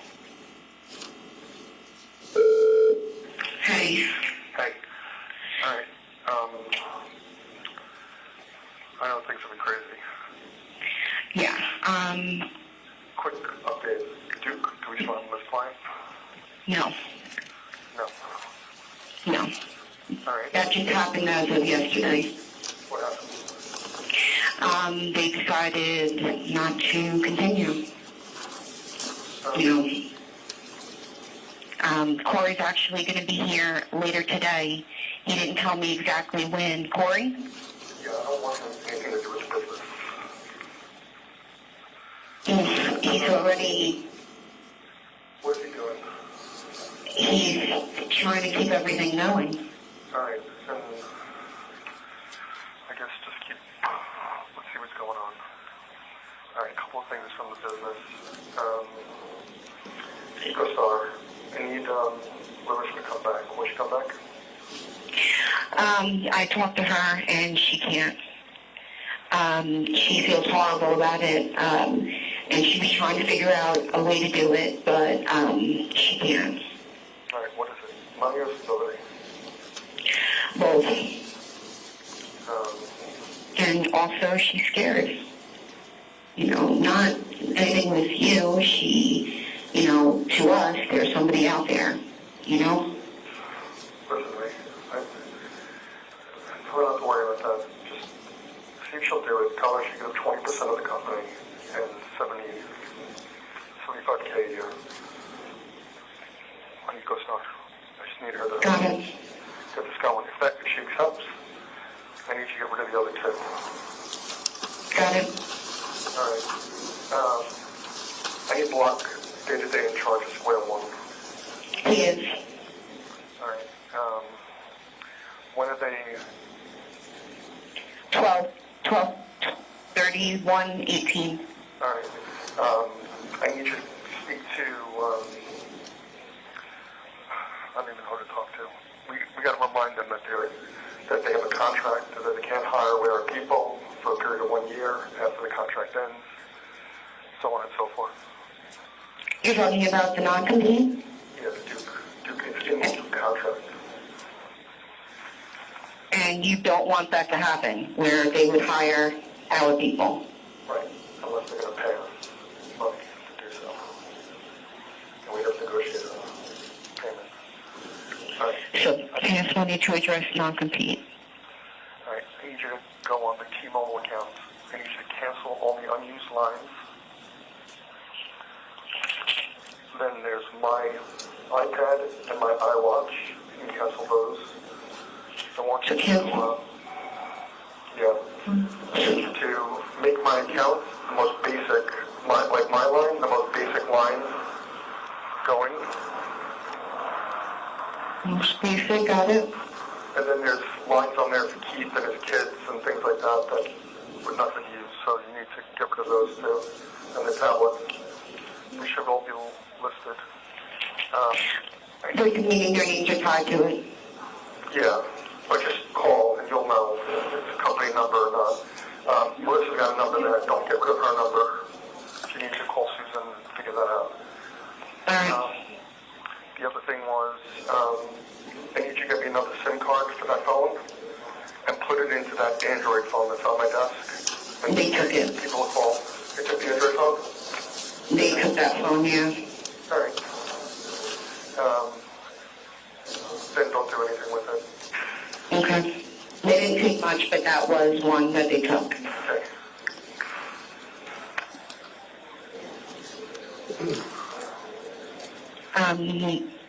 Call Amex on my personal card,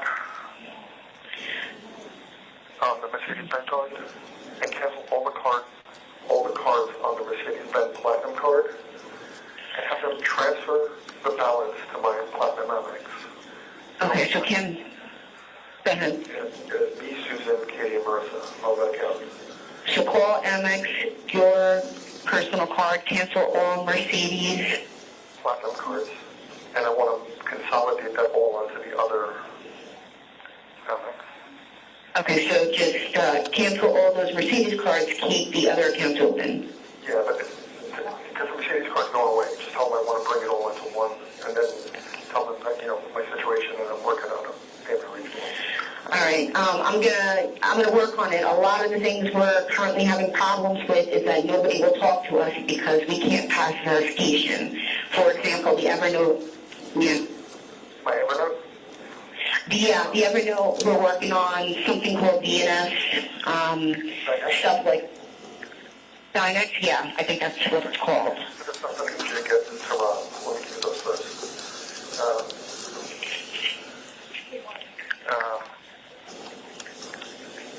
You got to transfer to block Dynex, Bandwidth, and my GoDaddy accounts. You got to use those three. Plus the Evernote. Yeah, we're already working on two of those, the Dynet and the Evernote. Okay, cancel the FiOS line at Keith's house, the one for Square One. So that Verizon bill that hits the account every now and again, $219 and change? Yeah. Because that's the only one I know of. Yep. Okay, I just want to make sure. Make sure, that it's for that.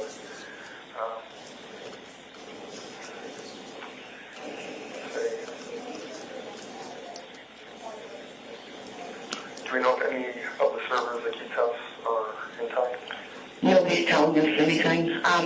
I don't know if they've had conversations with Rob yet, but they didn't give a status on anything that was over at Keith's house. All right, listen. Susan's and Katie's phones are in AT&T line. I don't know how that gets paid, but they're going to need to... It gets... Okay. I don't know, or they're going to have to turn, cancel the other line on there, Jennifer, and make it her own account. Talk to see what you can do about that. Talk to Susan about that. Okay, so AT&T. Okay. Just talk to Weinstein. See if there's, I got taxes due from last year, $20K. Is there any way the company can pay it? No, not currently, especially with Duke. We're trying to figure out how to keep the payroll for the employees so they can finish out the contract for December. There's a lot of money on the credit cards already. I don't know what the limits are. That's something I already had on my plate to look into. Talk to Weinstein, see if you can work on something with the IRS for me. And that was, you said, from last year's return? Yeah, hell no. Okay. I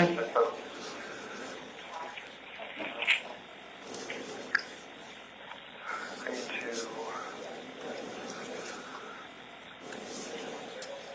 figure out with Susan how I can tell her I'm trying to call her on her cell phone and I can't get through. Maybe she's going to call AT&T and unblock certain types of calls and tell her to turn off the no robo. Tell her to turn off no robo, NOROMBO. Turn it off.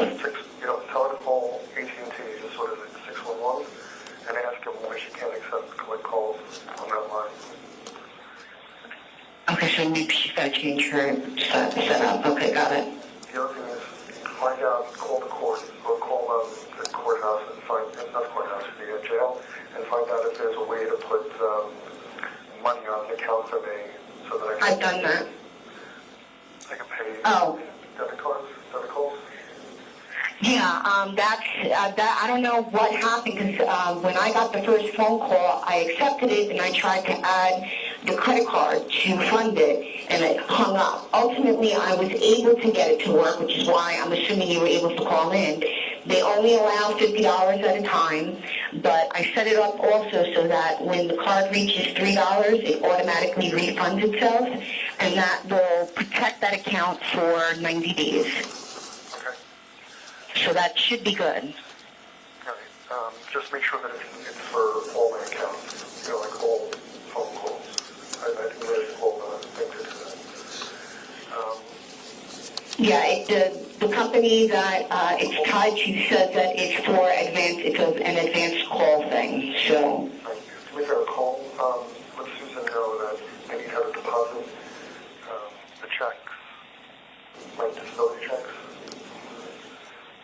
And she's she's got to start paying bills. She needs to get into my account. They've been working on that. Don't say the name of the bank. I'll give you the info. It's the account number. The account name is AEGINA, AEGINA 99. Okay. Password is going to be either, it's going to be all lowercase, SQUARE, the number 1705, all numbers, all lowercase. If that doesn't work, try capital S at the beginning, and if that doesn't work, try exclamation capital S. Everything else the same, lowercase, and then the four numbers. Okay. And the username AGEINA99, all your spaces.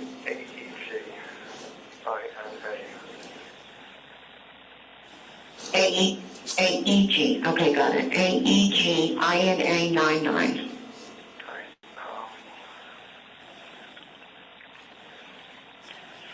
Okay.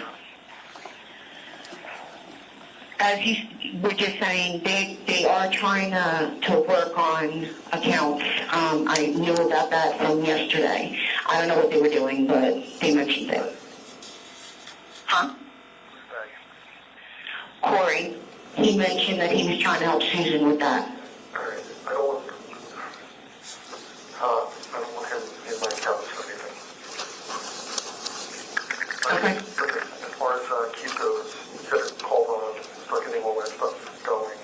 It's already in process. Alright, because we can use some of that money from the trust earmarked for the business, just for this purpose. You gotta call that lawyer, I don't remember her name. Kimberly Patton? Yeah.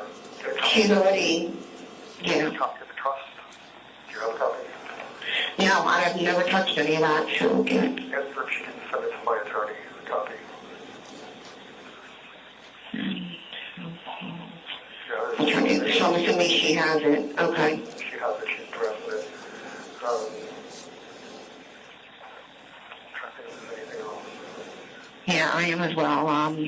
In fact, see what this will do is just tell her, like, I'm really desperate and tell her that's No, and believe me, because she was crying about it when I had spoken to her about it, because please, I never needed her any more than I need her now. I know, and it really, the stability was not really the main thing. It was, the fear. Tell me don't worry about it. They got what they wanted. I'm here. All right, I'll talk to her again about it. I talk to her And she all the can time. so if she needs to. Okay. All right, I'll give, yeah. I gotta go. I gotta put back to myself. Okay. Take care. All right, bye. Bye. And it was after entirety of the phone call from 12/5/18. Yes, ma'am. Could you find me collected transcripts?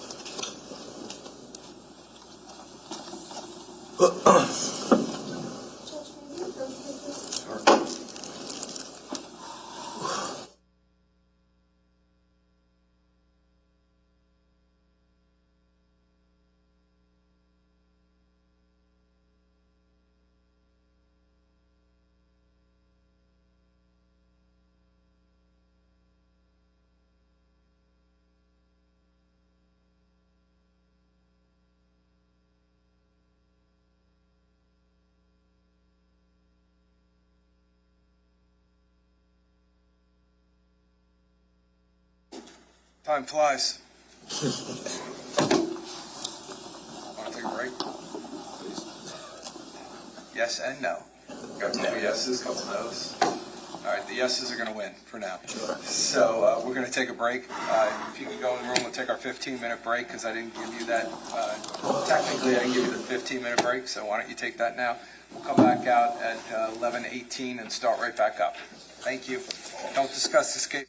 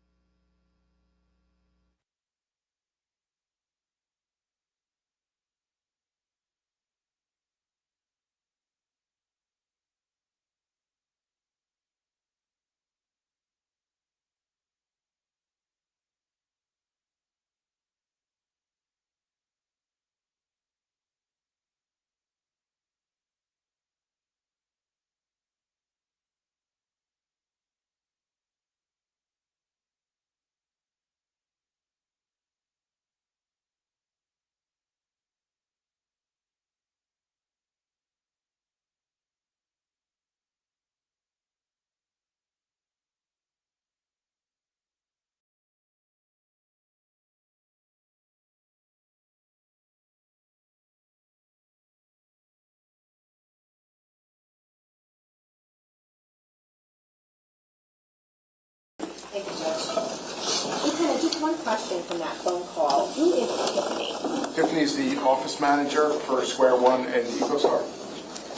Now, did you listen to a phone call from December 14th of 2018? Was there a transcript for that phone call? There was. Specifically number 29?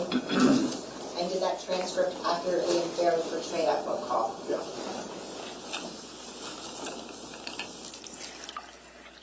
I'm showing you what's been marked as S397. Do you recognize that? Yes, this is the transcript from December 14, 2018, call 29. And what's the date? December 14, 2018.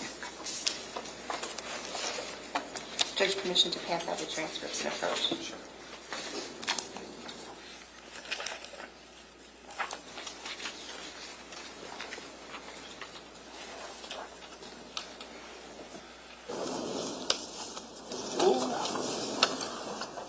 I'm not a shorty.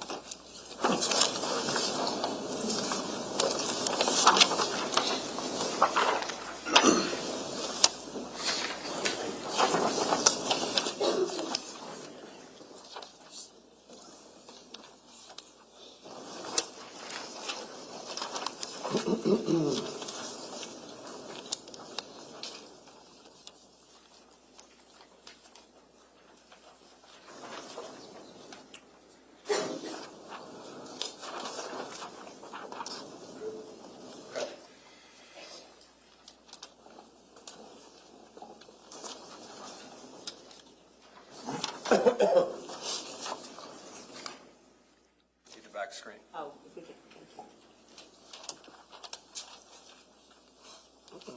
This call will be monitored and recorded.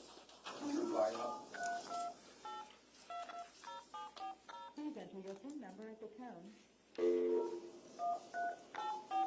Please clearly state your first and last name after the tone.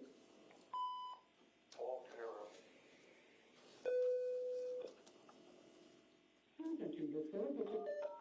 Thank you for using Global Tel Link. Your call is being processed.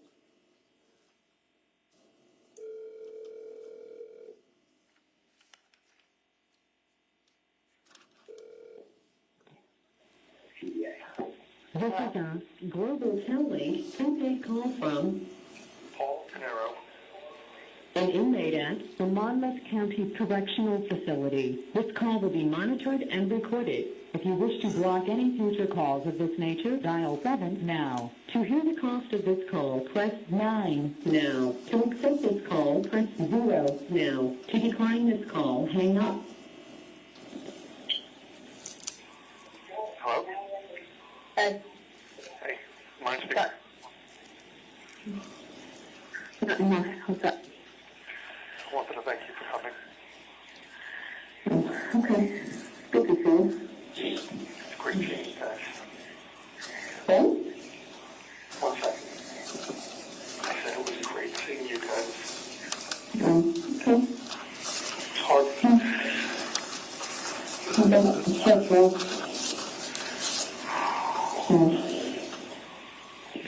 Kind of scary. I know. I'm sorry.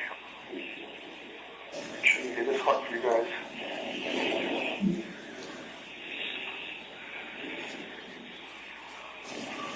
What I asked you, I want you to do. No. I know I don't have a right to ask.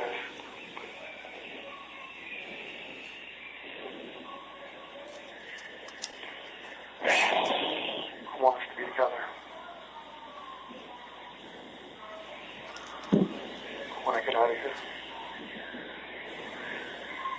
Did you speak to the lawyers today? No. No. We just got into the room now. Oh, really? Yeah. That's because you had a visit with us today? Oh, did you get them? Yes, You thank got you. the glasses? I will put one money in the console. Okay, thank you. There's another 100 in there. Okay.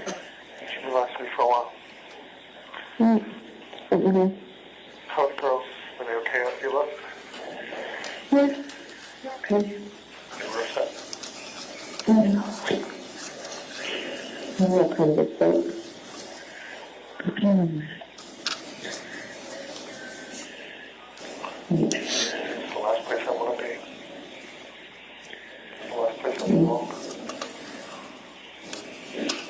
Did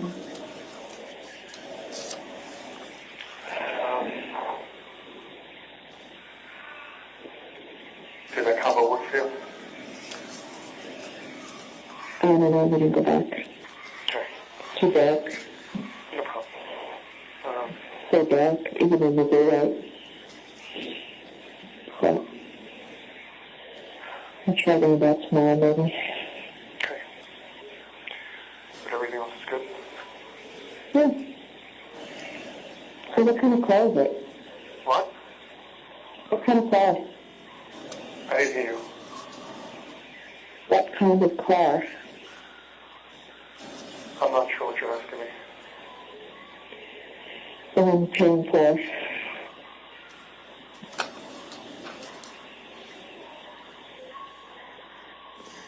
I'm really following right now.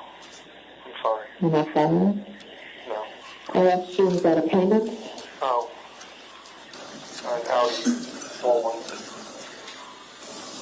The white one? Yeah.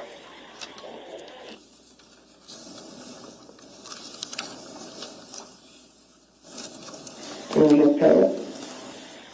Sometimes. Sometimes? It's on the other side.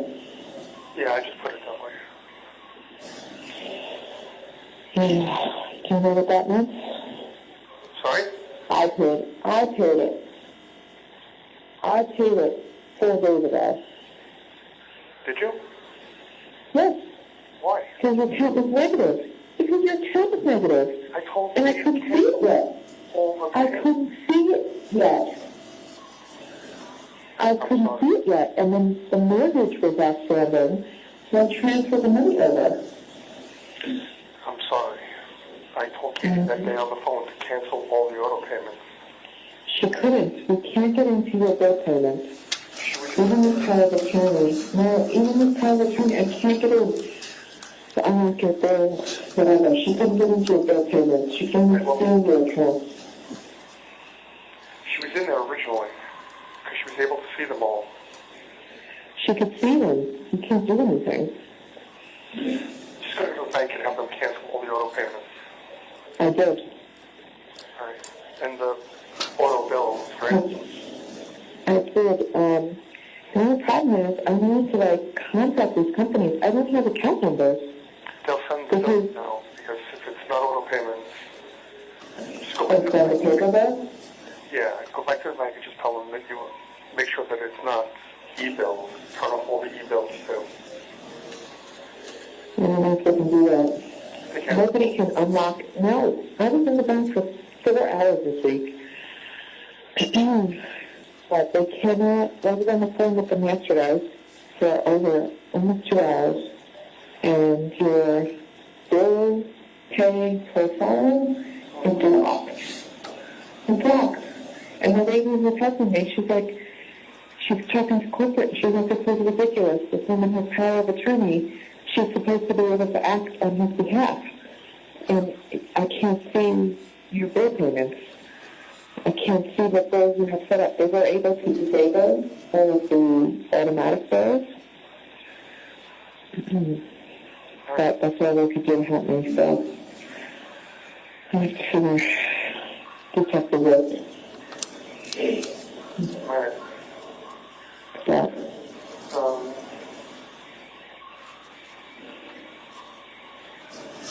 Everything else all right? I'm going to try to shower now. Yeah. And you have to shower during your 3 hours? Yeah. Everything's on my 3 hours.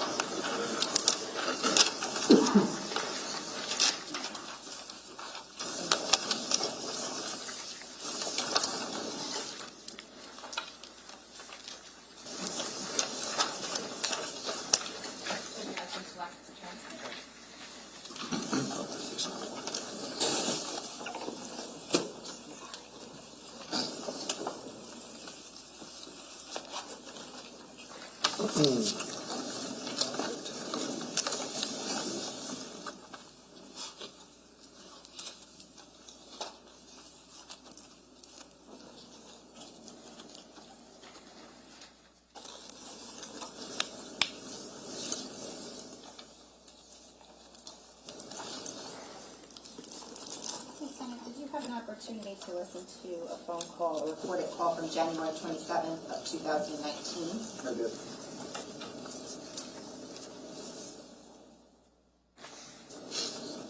I'm going to show you what's been marked as S400, showing to council. Do you recognize this? Yes. And what is that?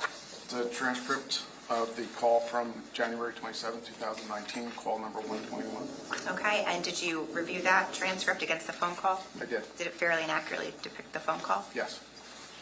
She can keep that. Judge, the state would seek permission to pass out the transcripts and approach. Yes, Copy. okay, thank you.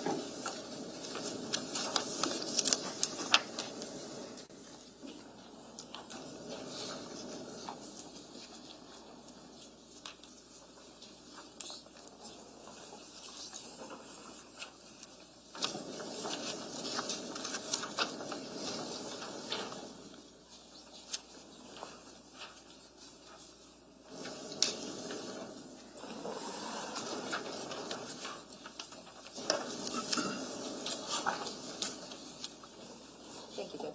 I think you can call the jurors how to transfer. Okay, go ahead.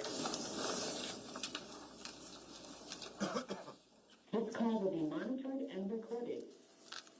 Press 1 for queuing to direct call.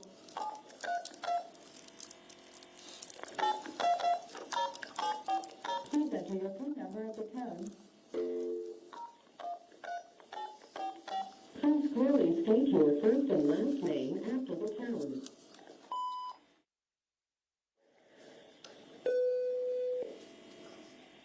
Please enter your 4-digit private. Thank you for using Global Telelink. Your call is being processed.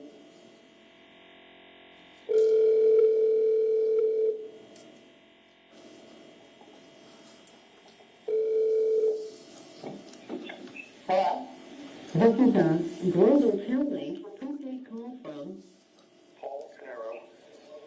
an inmate at the Monmouth County Correctional Facility. This call will be monitored and recorded. If you wish to block any future calls of this nature, dial 7 now. To hear the cost of this call, press 9 now. To accept this call, press 0 now. To decline this call. Hey. Hey, what? Nothing much. I saw her at the phone again. No, doesn't come every day, huh?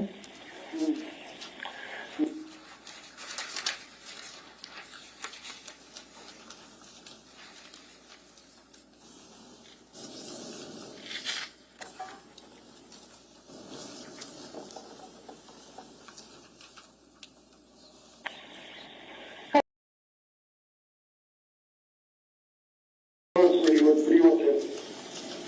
I'm just moving my lectures for a week. I'm working now. Oh, yeah? How was the concert yesterday? I was so fun. Really good. What was it? I thought it was really fun. It was, Broken Wildborn. Oh, yeah? Yeah, the country man. Yeah. Got John to stay a little longer. Oh, yeah? I know I don't know that. if you want it. Yeah. Yeah, so we really good. We got to look down. Where's that? New York City? Oh, on the pier? 105? I don't know. I don't know. Doesn't matter. Great area. Where's Love going? Yep. She's right here. Nothing's going on. How's your haircut? Good. I'm blonding it. Yeah? Katie's got Yeah. dark hair. Well, the world's upside down. How are you? I'm alright. I'm in a new area now. Kind of. Yeah, Mom was saying that. Yeah. So, Just stay busy. I'm trying. It's good. Alright, sweetie. I love you. Okay, hold on. Thanks.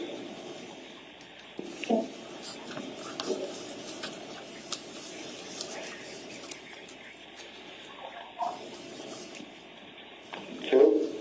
Hello? Hi. Can you ask Tiffany to send me some more science fiction, just science fiction? Science fiction? Yeah. Or fiction, I don't care. I just don't want anything heavy. I can't concentrate. Okay. Yeah, I'm down to my last 2 books. Okay. Is she on the list? Yeah, she can figure something out. Just tell her to pick science fiction. Tell her to send me, 2 right away and then 2 in a couple of days. Okay. And then, 2 in another couple of days. If I don't, if you don't hear from me. Okay.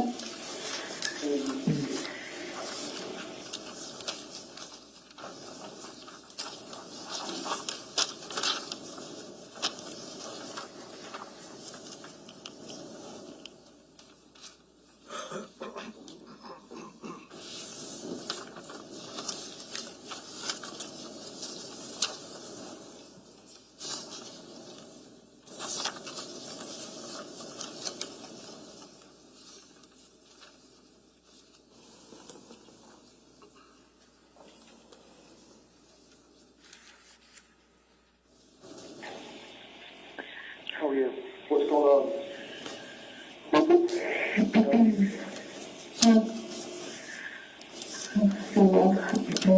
Yeah, I'm looking for days. Yeah. Okay, what's like 3 days we didn't talk. Oh, I'm sorry, Charlie. Friday.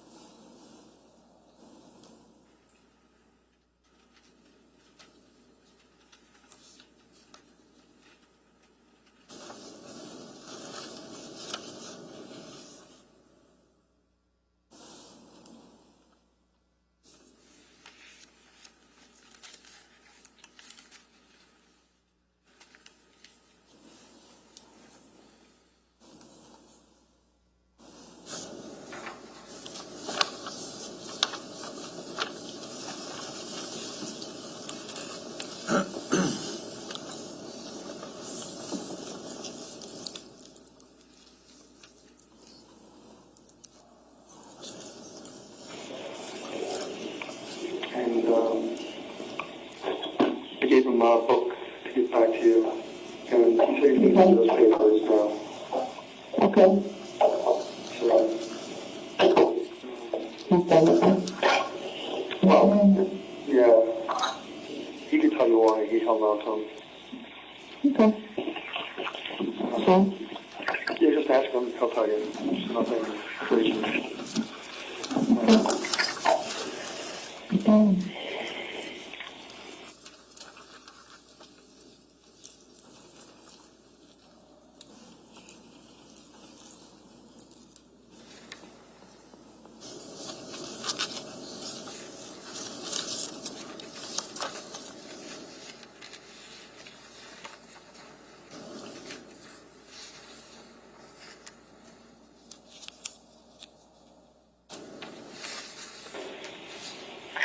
no, not feeling good today. Makes 2 of us. I woke up with stomach pains. I got bad heartburn today. Yeah, especially after meeting with them.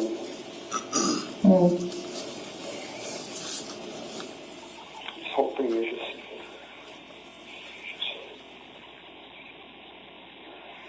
just so much.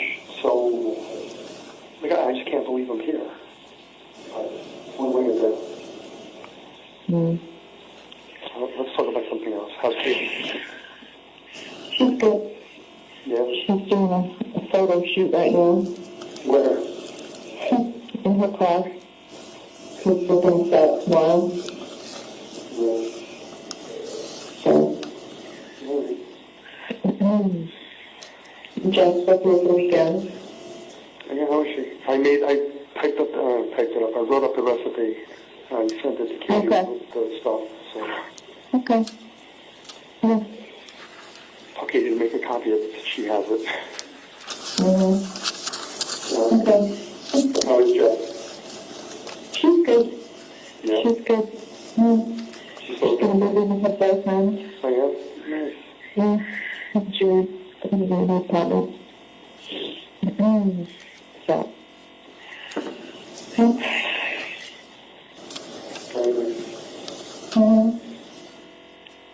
So, what have you been up to? Not much. Went to the gym yesterday. Yeah? We should do Friday if you left.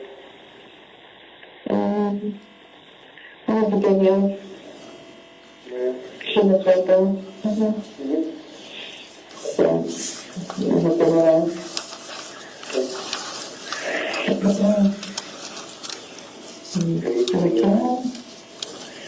Yeah. And last night? So? What did you do last night? Last night I was at the beach. Yeah.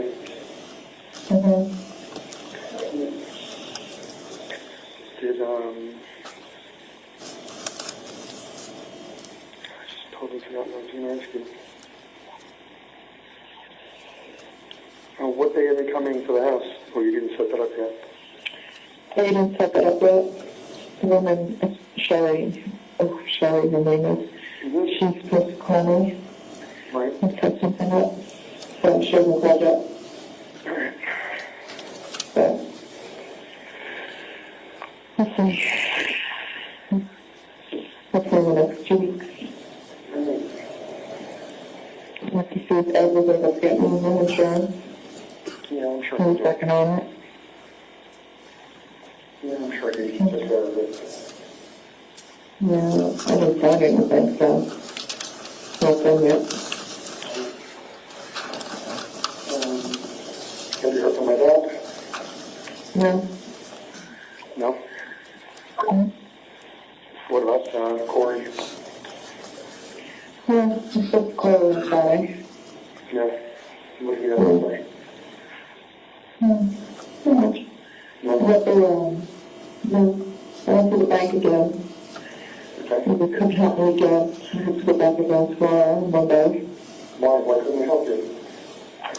I have the power of attorney finally came through for the businesses. Right. And for whatever reason, they're not working on my phone, online. So she was going to help me put them on the online access and get me like administrative, finance, and whatnot. Right. And I went there on Saturday to do it, but only 2 of the accounts came through. The other 2 didn't show up, so we had to call online banking. And online banking had a 30-minute wait time. But she had to come back on Monday instead of it. Sorry about that. Find out also if you, how would I give you power of attorney to the trust account? For me. The trust account at TD Bank? Yeah. There's a trust account there? Yeah. It's, Tiffany. Is it in your name? No. It's, it's linked to my accounts, so they can see it. I'm the trustee, but I want to give you access to my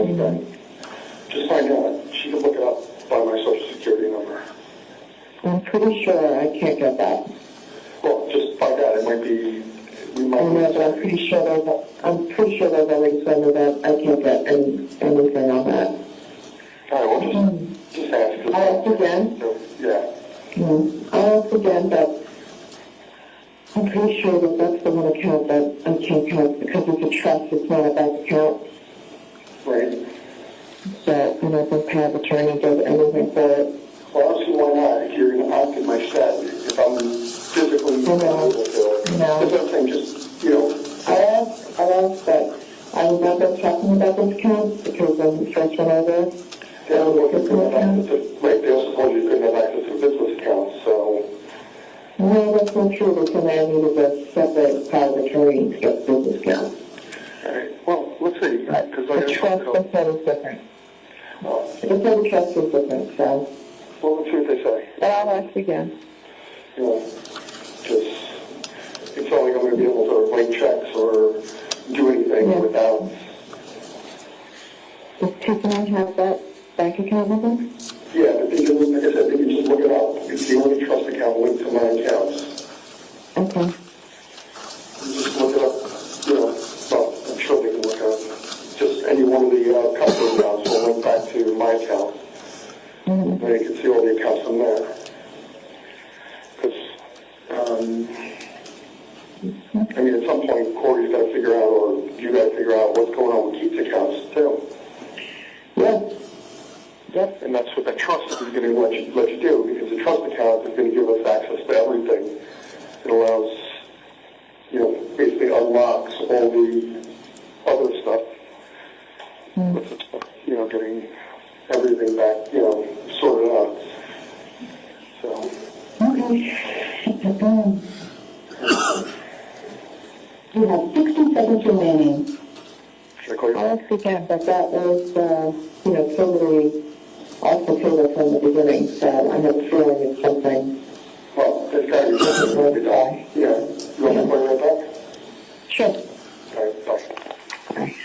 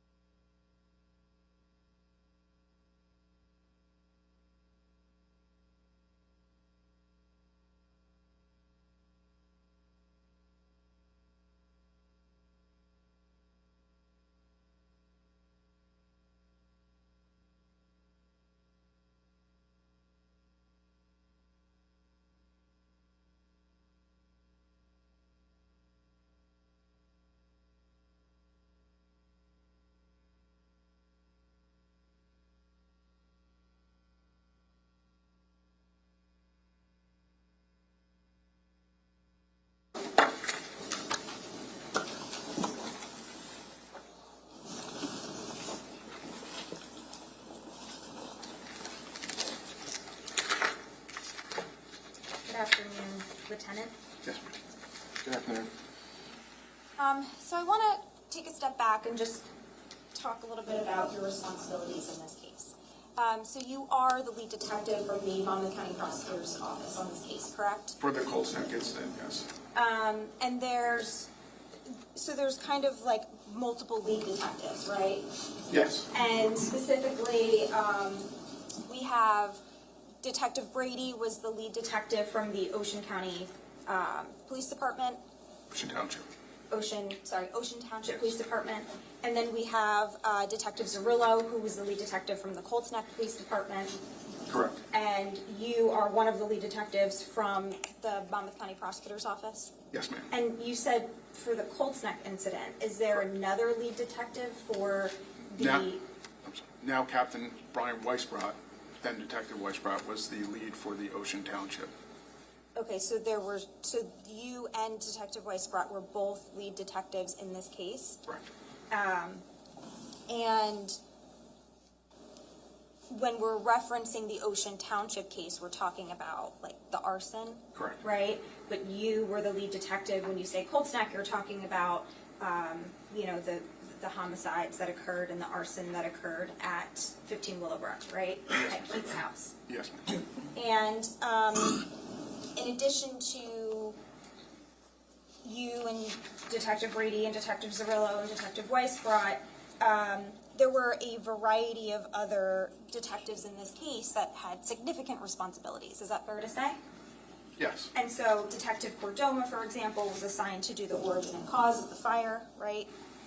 Yes, ma'am. And Detective Bassender was assigned to do the financial aspect of the case. Yes, ma'am. Detective Miglierisi was assigned to do sort of like digital evidence, things Yes. of that nature. And then there's also Detective Hess, Detective Mahoney. They did some neighborhood canvassing and some surveillance and things like that. Along with others, but yes. Also, Detective Wayne Rayner, he was involved. Yes, ma'am. Detective Condon and Detective Tazi, Detective Sostian, Detective Miller, all of those detectives were involved, Yes, ma'am. as well as Detective Robert Flanagan, correct? Yes, ma'am. And just to be clear, because we heard testimony from a Fire Marshal, Craig Flanagan, earlier in the case, but when we're referencing Detective Robert Flanagan, that's a different person. Yes, ma'am. Just same last name, but different person. Yes, ma'am. Right, and Detective Robert Flanagan is from your office, the Monmouth County Prosecutor's Office. Retired, but yes. There's also Detective Scott Valenti and Sean Murphy, is that right? Yes, ma'am. We talked about Weisbrot, but there was a Deputy Chief Wilbert, he was involved, Retired, but yes. and Detective Nareth, Beyond the Narrative, yes. Detective David Sidorakis, David Sidorakis. Sidorakis? Okay, he was involved. Yes, ma'am. And Detective Kristen DeVito, William Anton, Richard Shin, and Detective Jose Cruz. Are those names familiar as being involved in this case? Yes, ma'am. And finally, I have a Richard, I'm not sure how to say that last name. Broccoli? Yes, that's the one. Yes. And Detective Scott Samus. They were also involved? Yes, ma'am. Okay. And, but despite all of them being involved, you were the lead detective, so that meant you were kind of in charge of the investigation, right? I wouldn't say I was in charge. There's still a hierarchy and an order of chain of command, but So is there someone who's in charge of you, who's calling the shots? Or when it came to this case, did you essentially decide what types of investigations to pursue and what roles people should take and what tasks people should be assigned? well, there's definitely supervisors that assigned people certain tasks. It was, as far as who was in charge, I think there was a lot of collaboration going on as far as this investigation, because there was, like you just mentioned, there's so many people. So it was, a joint effort, but. Okay. So who was supervising you? So back then, my immediate chain of command was Sergeant Ed Henley Henley. and Scott Samus. Okay. All right. So when you were conducting the investigation in this case and coordinating and collaborating with others, you would report back to them as well? Yeah, that's fair to say, yes. Okay. And as the lead detective, you were responsible for reviewing a lot of the material in this case, right? I did, yes. So that you knew what was going on, right? Yes. And so you reviewed things like police reports, I and did. reports from other detectives, right, that were involved? Yes. And you reviewed, we saw some surveillance video that you reviewed, correct? Yes. You were familiar with some additional surveillance video from Colts Neck. Did you review all of the surveillance video in this case? When you say all of it, I reviewed at least portions of all the video that was collected. Tell me if I'm wrong. I think what you're saying is other detectives, for example, if they pulled video from, let's say, a location at 27 Tilton, right, or like near that area, and they reviewed maybe hours worth of videos, but they directed you to the most relevant portions for your review. Is that what you're saying? Both directed, and I also watched myself for relevant times. Okay. So you watched the relevant times. You didn't necessarily watch times that weren't relevant to your investigation. Correct. And but you did watch surveillance videos, for example, from the area of 27 Tilton, Paul's house. I did. Okay.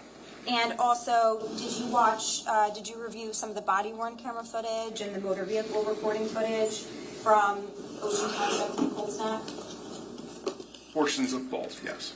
What about, you took a lot of witness statements in this case, right? Me personally, or You were personally involved with the taking of numerous witness statements, and you were present. yes. Okay.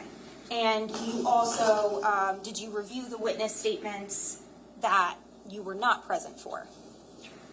I would say at least most of them. Okay. And by the way, the witness statements in this case, we're a little bit familiar with them. They're the typed statements, correct? Yes. They're not video recorded, right? No. And they're not audio recorded. No. And it's in like a question-answer type format, right? Yes. And did you also review the cell phone extractions in this case? Yes. There were numerous cell phone extractions conducted in this case, right? Yes. So let's start with Susan, Marissa, and Katie. Their cell phones were extracted. Did you review their extractions? Obviously, they're very lengthy, so at the very least, I looked at portions of them. Portions, like maybe, like you said, more relevant portions, timeframes. Correct. For example, the 19th and the 20th would probably be a relevant timeframe in this case. Yeah. Of November 2018. Yes. And there were also cell phone extractions done for Tiffany Rivera, is that right? Yes. Elisa Caneiro or Bertacci. There were cell phone extractions done for Mr. Paul Caneiro and his brother Keith Caneiro. Yes. And also, there was a variety of Google Cloud data that was received from Keith's Google Cloud, correct? Yes. That was, I guess, subpoenaed from people, is that right? CDW, or Communications Data. It was requested by law enforcement through a legal application. Yes, ma'am. And there were also there's a lot of financial records in this case, right? There's like thousands of pages of financial records. You're aware of that? I am. Now, did you personally review those financial records, or did you just rely on Detective Bassender to kind of synthesize them and point you in the direction of what she felt was relevant? The financial component, I relied on Detective Bassender. Okay. And what about the physical evidence in this case? Did you like personally observe some of the, we had the opportunity to see a lot of the physical evidence in this case, whether it was a gas can or gloves or clothes, things of that nature. Did you review that evidence? Same thing. I rely obviously on the forensic detectives to do that. Some I did witness firsthand, some, during the course of preparation or something, but every single piece, no. So and when you say you relied on, are you referencing Detective Vogt and Detective Catalona? Primarily, yes. They were the, forensic crime scene detectives, right? And Vogt was the lead crime scene detective from Colts Neck, and Catalona was the lead crime scene detective from Ocean, right? Correct. And so they might have brought some things to your attention, but they also took a lot of photographs, correct? They did. So did you review a lot of the photographs in this case? A lot. Now, we talked about how there's a lot of detectives involved in this case from your office, right? But there's also a lot of other agencies that were involved in this case, right? There were. And so those include, we talked about Colts Neck Township, and we talked about Ocean Township, right? Yes, ma'am. But there was also, at some point, the Asbury Park Police were involved with respect to the business location when there was a search of that location, correct? They were. And there's also the Burlington County Prosecutor's Office was involved for a little while with respect to a phone extraction. Correct. Of Paul's phone, right? Also, the Monmouth County Sheriff's Department was involved to an extent. Yes, ma'am. And the New Jersey State Police were involved. Yes, ma'am. The FBI was involved at some point. Yes, ma'am. And the ATF, which is the Alcohol, Tobacco, and Firearms, another federal agency, was involved. Yes, ma'am. And then there were many, many fire departments, right? Many, yes. So throughout this case and throughout, I think, even in your report, there's reference to the investigative team in this case. Is that all-encompassing, essentially all of the people I just mentioned, or maybe a focus on some of the detectives at the Monmouth County Prosecutor's Office? Who's the investigative team? I would agree that would be the investigative team. Anybody that had any involvement would be part of the team. And you said it was collaborative, right? So there was a lot of meetings with each other, conferring and updating each other and talking about various aspects of what's been investigated? Yes, at least in the very beginning, there was briefings that we would hold to meet either before or after the day to go over what was done, what needs to be done, that type of thing. Okay. So,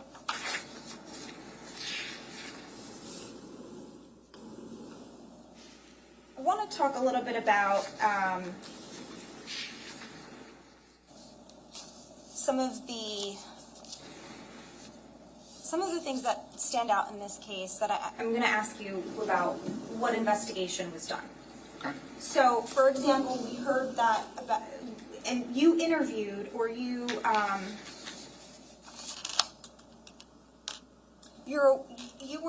aware that Jonathan Harrington and Heather Kapp were interviewed very early on in this case, correct? I am aware that they were interviewed, yes. Okay. And so what, if any, investigation was done to look into the two men with the baseball caps at 4:30 in the morning? What went into it? No, What- that's overruled. Go ahead.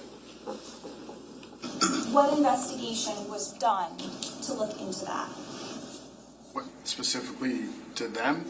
I wasn't part of the investigation really at all in Ocean Township. That was then Detective Weisbrot. So as far as the specific goes, I know that they interviewed neighbors, other neighbors, the firefighters conducted their interviews, pulled the surveillance, that type of thing. Okay. So when we talk about the surveillance, and you indicated that you reviewed the surveillance. Portions of it, yes.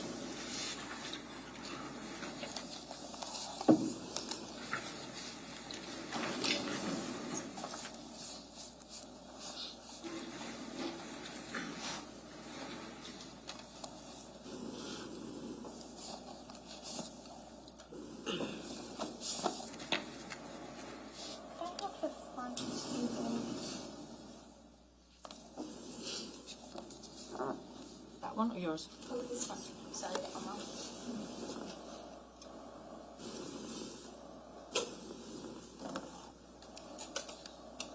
So, I'm going to show you what's already been published. It's D1-101.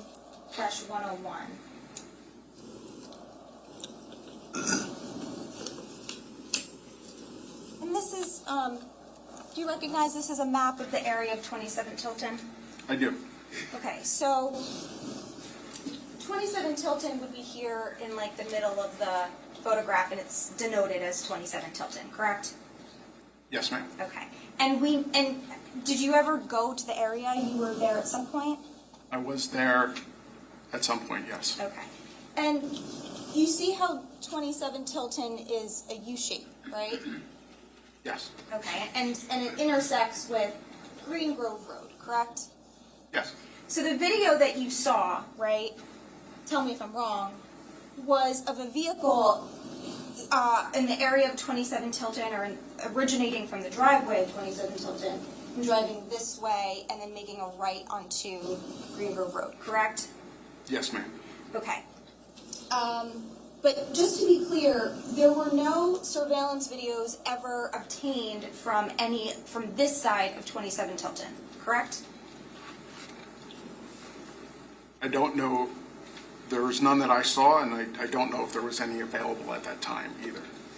Right. Well, so we have in this area at least two or three different surveillance videos from houses just on this side of the street, just on this like one road, correct?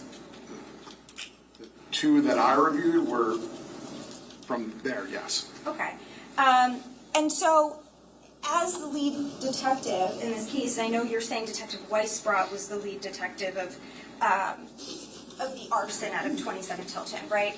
But in the bigger picture of investigating the quadruple homicide and the double arson, at any point did you say to anyone, since it's very collaborative, hey, why don't we check for surveillance video over here? Let's go door to door. Let's document it, and let's see what, if any, surveillance video we can find to see if anyone went this way from 27 Tilton at 4:30 in the morning and drove away this way at this intersection. So I also know that there is another surveillance camera I neglected to say that I did look at, was the 19 Oxford from behind. But I also do know that there was a surveillance canvas done, as we always do, in all directions. I don't know off the top of my head to articulate which houses were checked, whether they had cameras, whether the cameras didn't show anything, and I'm not that familiar with the Ocean Township canvas as far as the surveillance, but I do know that a surveillance canvas was done. Okay. A surveillance canvas was done, and that, you mentioned 19 Oxford. That's right here behind 27 Tilton, correct? Correct. I don't know specifically which house it is, but it's still behind. It's behind it. It's on this side of the road, and you can see like the back of 27 Tilton, correct? Correct. Okay. So you're telling us that you know a canvas was done, Yes. right? But there's no documentation of anywhere of anyone saying, any of the detectives, many police officers saying, okay, we went to this house and this house and this house and this house and this house. And Judge, this is what Can I see everyone, please?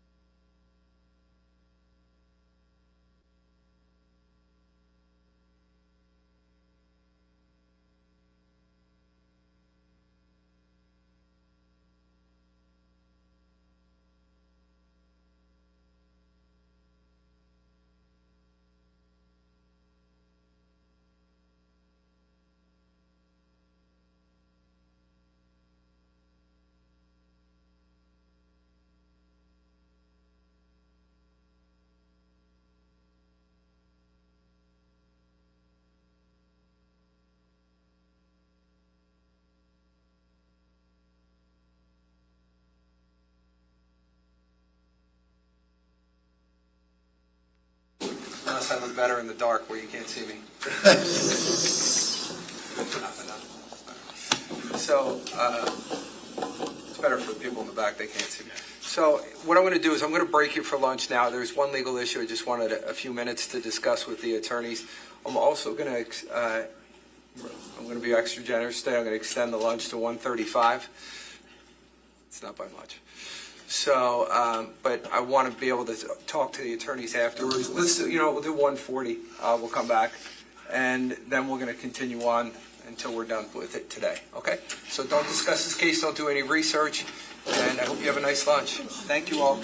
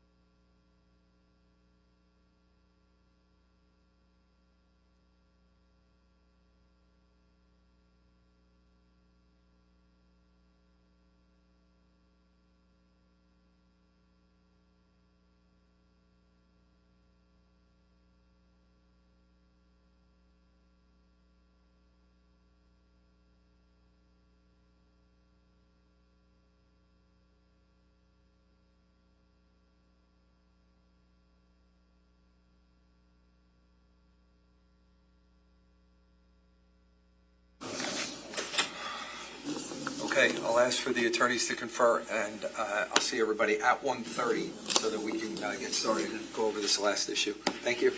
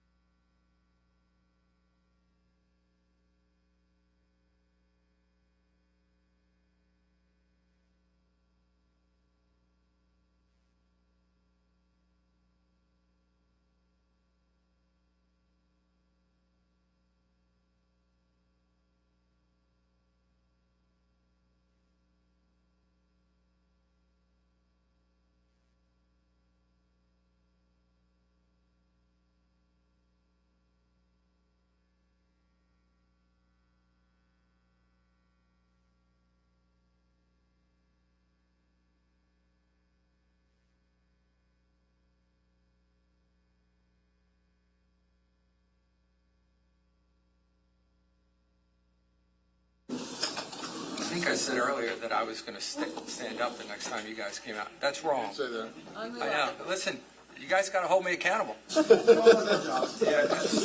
got a lot to deal with. It's all good. That's my fault. Next time I'm standing.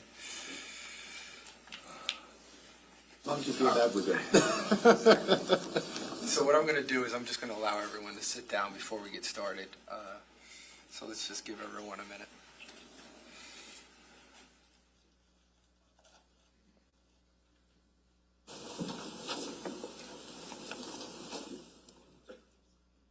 Okay, Ms. Massalone, when you're ready. So, I'm sorry, Lieutenant, right? Yes, ma'am. We left off with, we were looking at a map of the area of 27 Tilton, and we were discussing surveillance video, and I'm going to get back to that in a moment. But I wanted to first take a step back. You mentioned, and you explained that this was a very collaborative approach, right? There's a lot of different investigators handling different aspects of the case, and all of the detectives were, you guys were having meetings, and you're in contact, and you're discussing the various moving parts of this case, correct? Yes. And one of the things that comes with that method is information is coming in, you know, in let's say piecemeal, correct? Yeah, I mean, I guess it depends on the circumstances. Sometimes you get it right away, sometimes it might come later at a briefing, you know. Let me ask a better question. That wasn't phrased very well. So what I'm asking is this. It's not like you start the investigation on November 20th, and on November 21st, you have all of the information, all of the evidence of the day, right? No, so. There's ballistics, and there's arson, and there's DNA, and there's canvassing, looking for surveillance videos, there's financial aspect to the case, and so as time moves forward, more and more information is learned, correct? Yes. Sometimes information is relayed right away, sometimes I'm present for it, sometimes, you know, somebody would call, sometimes it takes a while for lab stuff. So, yeah, throughout the entirety of the investigation, you continuously learn more information. Right, like, and for example, if you subpoena something, or you get a warrant for something, records, documents, information of some sort, maybe sometimes they respond in a day, but probably usually it takes a few weeks, or it takes a few months, or something along those lines, right? Fair to say, yes. And in this particular case, we're talking about November 2018, right? Yes, The investigation didn't stop in November of 2018, it continued, correct? absolutely. And it continued for several months, right? Yes. And even several years. Yes. Additional information was learned in 2019, 2020, 2021 even, right?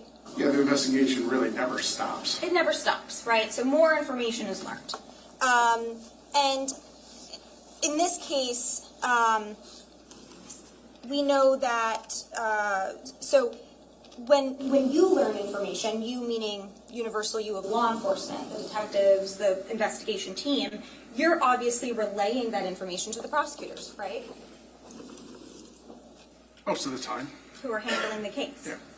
And then you know that they then relay the information to the defense, right?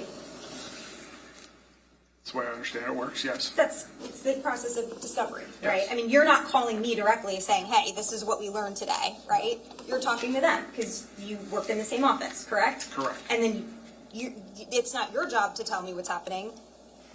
You know that the state tells the defense, right? Object to relevance. I'll allow it, but not for long. Go ahead. My only point, sir, is simply that as information is learned, you're learning it, they're learning it, and then we learn it, right? I'm aware of the discovery process. You're correct. I don't discuss any facts or circumstances with you or information. Everything is done through the prosecutor, so yes. Okay. And now, going back to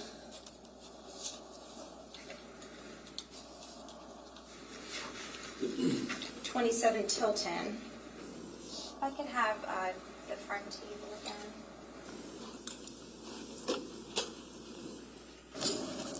So we've seen this map, right? The only question I have left for you is, can you've reviewed the reports in this case, you've collaborated, right?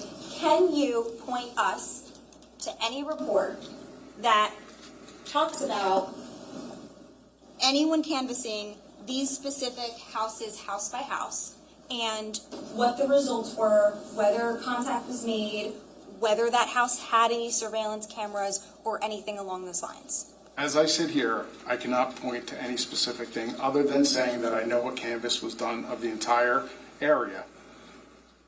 I can't point to any particular report as I sit here now, but I know a canvass was done of the area. And when you say you know a canvass was done, are you talking about like, you know that it was done generally? You don't know the specifics of what houses were went to and what the results were, correct? I don't know the details of every single house that was gone to, whether they had cameras, whether the cameras showed anything or not. I don't have that information. You don't have as that I sit here. information, but you also can't point us to anywhere where it would tell us, right? As I sit here, no, I cannot.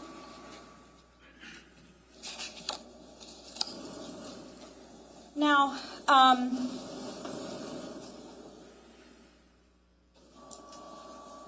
you said you did review the surveillance video, the relevant surveillance videos in this case, correct? Portions of them, yes. Okay. And so you've seen the surveillance videos of the Porsche Macan, right, leaving the driveway, right? Yes. And turning, as we said, right onto Green Grove Road, right? Yes. And then you've seen the surveillance videos where there's a car, you can't really tell exactly what kind of car it is. It's a car, 20 minutes later, arriving in the area of 15 Boulevard, I'm going to object correct? to the testimonial nature of that question. You can't tell what kind of car it was. It's facts that are in evidence that are being asserted. I'll rephrase that. Yeah, The please video do. was not as clear, perhaps, as the 27 Tilton video, or the videos that were taken from the area of 27 Tilton, but there's a vehicle that arrives in the area of 15 Boulevard 20 minutes later, correct? There is a vehicle that arrived. That video is not as clear, but as I detailed in my report, the taillights are consistent with that of a Porsche Macan. Okay. And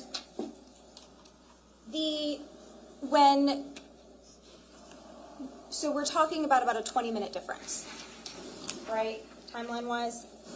20 minutes being from surveillance on Green Grove to surveillance on Willowbrook. Right, because we know from the surveillance video that the vehicle is leaving the area of 27 Tilton at approximately 2:07 a.m., right? Correct.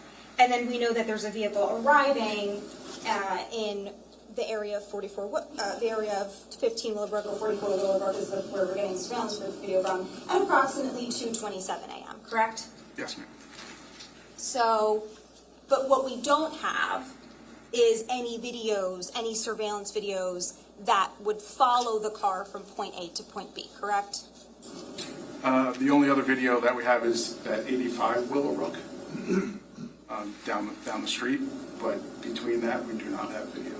When you say 85 Willowbrook, you're talking it's right down the street from 15 Willowbrook, right? Down the street, yes. But we don't have any video in between, so we don't know, for example, the exact route that the car traveled, right? The exact route, no.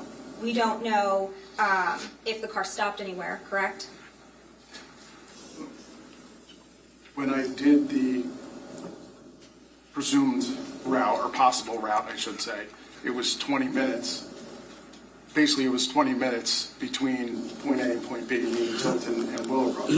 And that's the time from 2:07 to 2:27. So timing-wise, it's consistent. with You the vehicle personally not drove the stopping. route, is that what you're saying? I did not personally drive the route. Oh, okay, so what are you referencing when you say it's approximately 20 minutes? As I detailed in my report, I went on Google Maps and did a route from 27 Tilton to 15 Willowbrook. Okay, we know from real life experience, sometimes it could be faster, sometimes it could be slower, correct? Yeah, it's approximately 20 minutes. Right, so what we don't know is whether the car, for example, was speeding, right? And maybe got there, maybe it only took 17 minutes, but it stopped for 3 minutes. That's my point, is we don't know what exactly happened from point A to point B, correct? No, it's an approximation. Right, and we don't know if the vehicle stopped and someone got in the car or anything like that, or out of the car. We don't have that information. Sustained.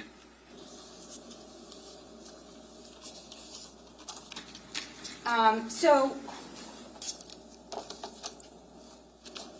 with respect to surveillance video at 15, the area of 15 Willowbrook.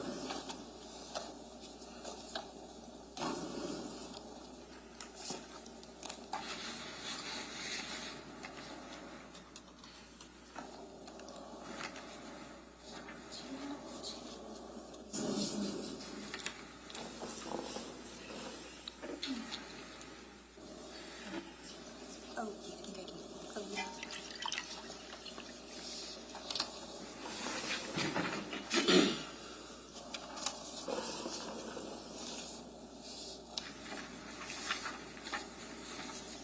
I'm going to show what's been published as it's D1-317.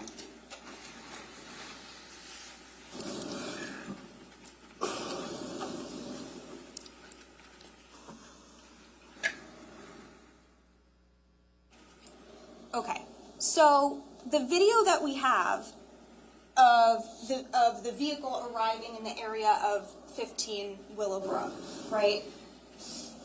When the vehicle arrives at approximately 3:27 or so in the morning, it's driving from the 227. Oh, I'm sorry, 227. Yes, from 227 from the right side of the screen to the left side of the screen, correct? Arriving from the right side of the screen to the left, yes, It's going from right to left. correct. And is that east to west, or is that west to east?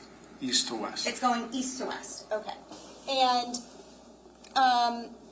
when what you don't see is the vehicle pulling into the driveway, correct? No, ma'am. And so the vehicle goes past the driveway, right? Yes. Okay. And the vehicle, we don't know where it goes after that, right? There was no surveillance on the further west of the property. 44 Willowbrook is where the surveillance stopped.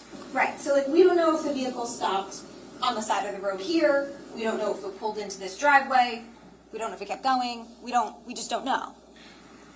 Well, based on the review of the 867, I didn't see any lights up towards the driveway. Again, the video doesn't get clear, but I also didn't see any lights up towards that way. So, I don't. Which video are you referring to? 867 Route 34. Okay, yeah, let's look at 867.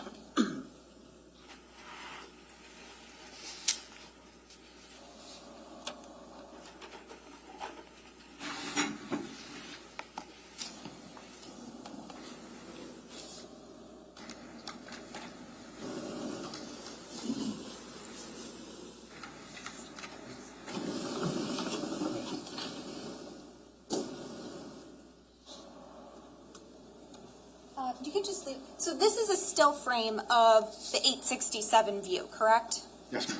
All right, and what are we looking at exactly? We're looking from the direction of the 867 structure toward Willowbrook, and that's the gate that you were referencing?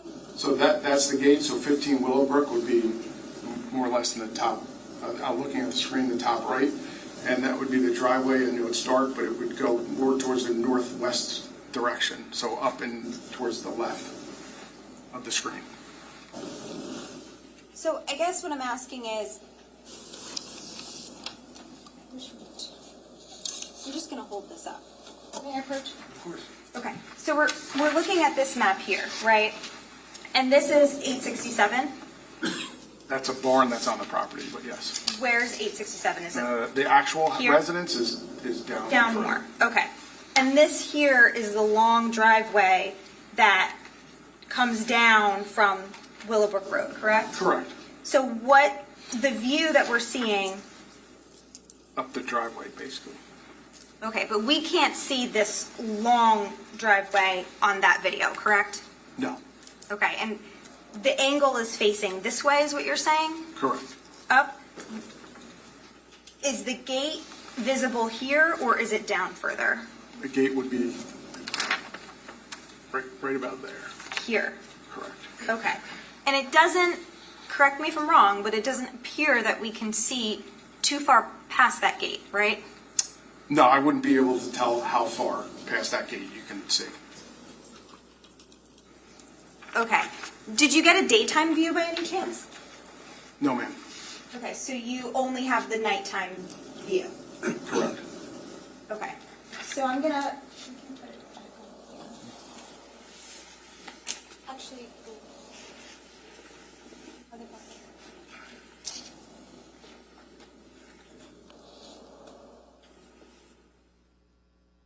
Before we unplug that, can we capture that? This is not marked. Is that what we're saying? Yeah, we just pulled up the video. That's fine. So, all right, so we're going to mark this. Mr. Murray, what's your next exhibit? Do you know? So this is going to be a photo exhibit? Yeah. This is going to be D1-421.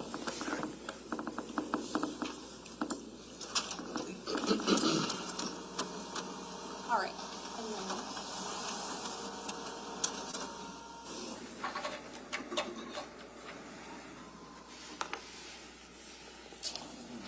So just so that we're on the same page here, can you circle where the gate is? Okay.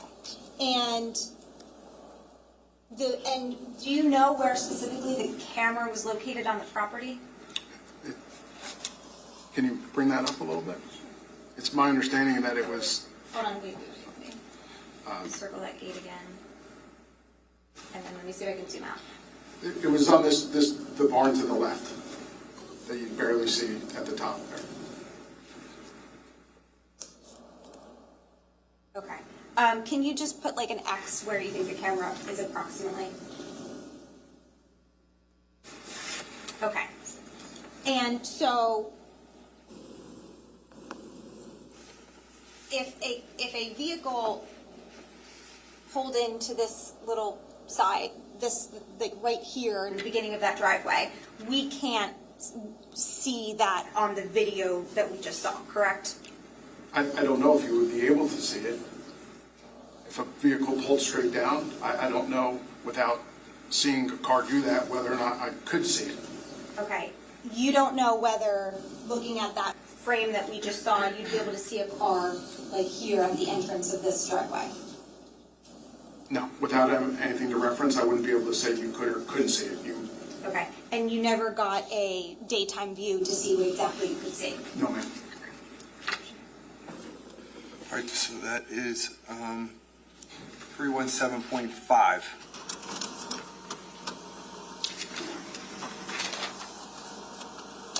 Lieutenant, do you mind just undoing that? Thank you, sir. By the way, if you keep going left, I think you testified this about this on direct, but maybe like a little bit further down, there's, you could make a left onto 34? Left or right, but yes. Left or right, okay. But if you made a left, you'd be going back toward Ocean Township. I don't know if I would say that. Didn't you get surveillance video from a BP gas station? Yes. Okay. And the purpose of getting the surveillance video from the BP gas station was to see if you could see the McCann, right, the Porsche McCann, driving past it on, I think, Route 34 to see which route the McCann took, correct? Well, we pull video to see if there's anything of relevance, first of all. But second of all, that would have been once we pulled it, that would have been one of the things we were looking to ascertain was if we could see the vehicle. Okay. And you didn't see the McCann on the BP gas station video, correct? The video was not of clarity that I would be able to tell any video, but I did not see anything that I felt was consistent with it, no. Okay. There was nothing, in your opinion, of evidentiary value, correct? On that camera, no. But there were cars driving past the gas station There was. during this relevant time frame, right? There was. Okay. And those cars were not of interest to you, tell me if I'm wrong, those cars were not of interest to you because they didn't appear to look like they can? Or is there some other reason why those cars were not of interest to you? I did not see any car that resembled the Porsche Macan. And like you said, in the videos we do have of 867, we don't suddenly see like headlights or anything like that, right? I did not see anything on that video when I reviewed it. When you reviewed it, right? So if you don't see headlights and the car's driving, would you agree that that would either mean you can't see it on the video, or the car had to stop before them? Objection, it's speculation. It is. Because there's more ways than just those two. Are there other ways that, what other ways are there? Ways for what, ma'am? I'm not sure. Come on up. I'll tell you exactly what I meant.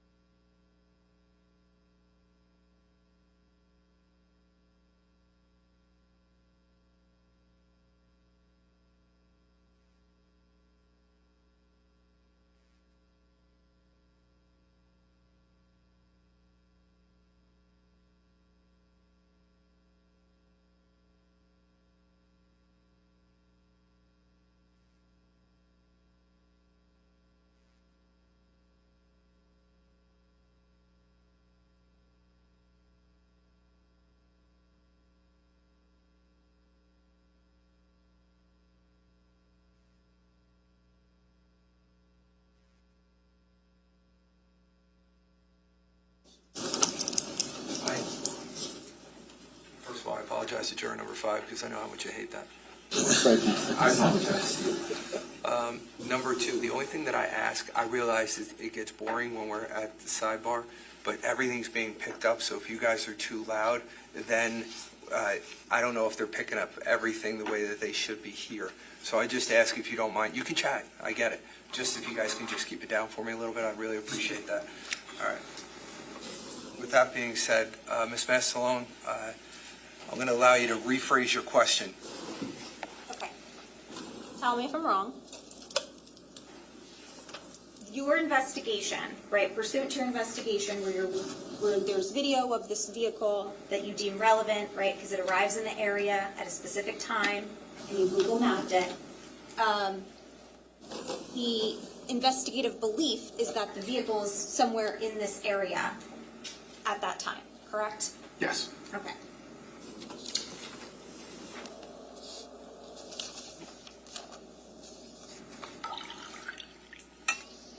Now,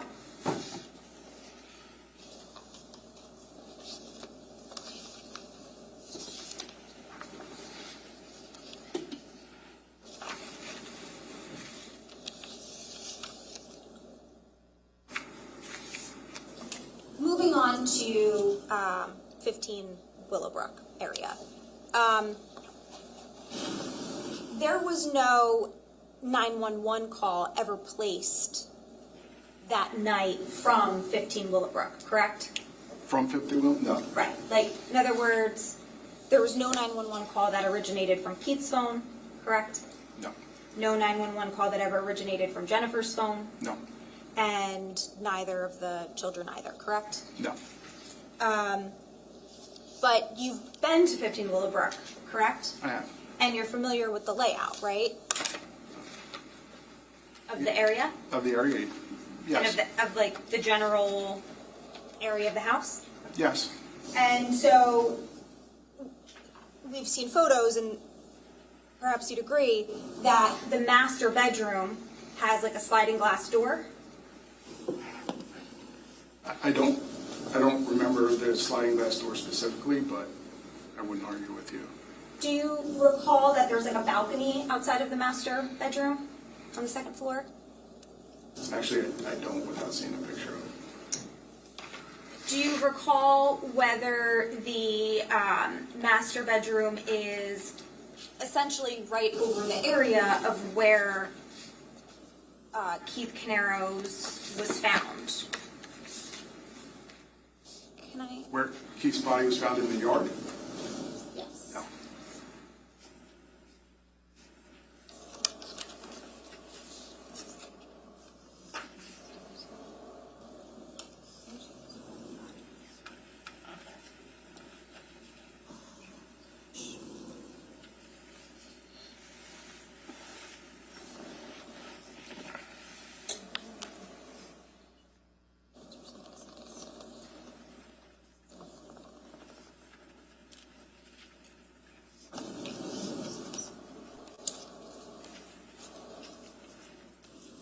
I'm showing what's been already published as D1-283.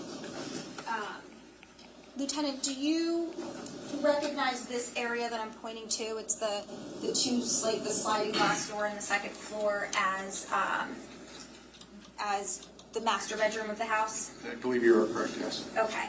And I misspoke. I meant, so there were shell casings found approximately in this area here? No. No. The shell casings were found further up to you're essentially looking at the southwest corner of the house. The shell casings were found to the northwest. Can you see in the photograph where the shell casings were found? No. You can't see it at all? No. Okay. Either way, there were no 911 calls placed that night, correct? From this residence? No. Yeah, that's what I meant. And Jennifer Caneiro, her phone was never found, correct? Correct. And so obviously the information from it was never extracted. Correct. And we know that there was a lot of sifting through debris in this case. There was removal of debris and more sifting, extensive searches, and the phone was never located, correct? It was not. Now, obviously, if we had the phone, right, if we were able to do an extraction, there's a lot of information that could have been learned, right? From the phone. Objection, speculation. I'll rephrase the question. Yeah, let's, please. We know generally a phone extraction contains a lot of information about the phone, correct? Just generally. It generally contains information. Right. I don't know. We heard testimony. It can contain text messages and calls and internet searches and applications and when it's in use and things of that nature, right? Potentially, if it's able to be extracted, yes. Right. If there's a successful extraction, there's categories of information that could be learned, right? Potentially, yes. Okay. And without the phone, you obviously can't do that, right? No.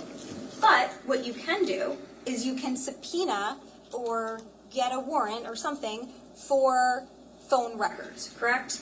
We could, yes. And phone records do not provide as much information as an extraction would, right? Not even close. Not even close, okay. But what it does tell us, right, is more basic information, like when calls are placed, when calls are received, when text messages are sent, and when text messages are received, correct? It does, yes. Like, it doesn't give you, it might not give you the content, but it'll give you this basic timeline of information, If right? they're using, if those messages are using cell connection, yes, versus data connection. Okay, and there's also applications that wouldn't register in a phone record, correct? Correct. For example, if you're using WhatsApp, right, that's not going to show up in your Verizon, T-Mobile, or AT&T phone records, correct? Correct. Okay, so my only point is that phone records contain records of when a text message, normal text messages are sent and received, as well as phone calls, correct? Yes. But also, you can obtain cell site information, correct? Yes. And what that means is that if the phone is being used or not necessarily actively used, but if it's receiving information, if there's data, like if a text message is received or a phone call is received, that can bounce off of a cell tower, correct? If the phone is powered on and in proper working order, you can get cell tower information. Okay, right. Let's agree that the phone would have to be on, Yeah. right? And if the phone is on, phone records can be helpful because they can tell us the general vicinity of where the phone is, correct? It gives you cell tower information. It doesn't tell you the exact location of the phone, No. right? But if a phone, it can tell you whether a phone is perhaps in a totally different town or a few towns over, correct? If it's hitting off, whatever tower it's hitting off, it would tell you where that tower is, yes. Right, like generally speaking. Yes. It's like there's like a circle or a U around the area, right? Something to that effect. Yeah, something. Okay.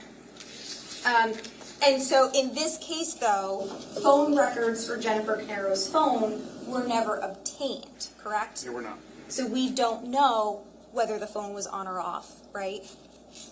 As I sit here, no. And we don't know whether the phone traveled anywhere, correct? I don't know.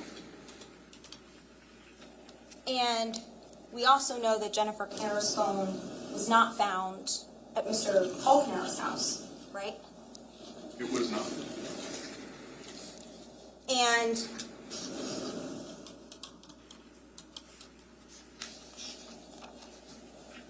since we're on the topic of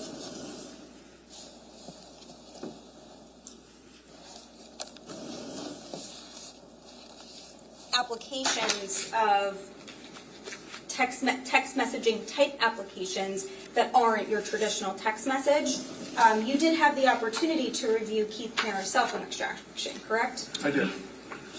And so you know that Keith Caneiro had a variety of chat applications on his phone that were not traditional text messaging, correct? I know he had WhatsApp, Facebook Messenger. That's only two that, off the top of my head, I recall. Okay, and I can show you this if it'll refresh your recollection, but I can try asking you and maybe you'll remember. If not, I'll show it to you. Do you recall that he also had Snapchat? I don't recall seeing that. Okay, I'm going to show you.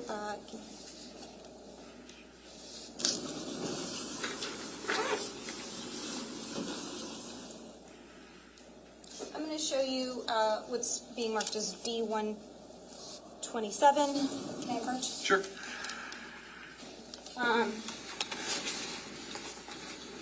Do you recognize this as a Celebrate extraction report? I do. Okay. I'm just going to have you flip through it.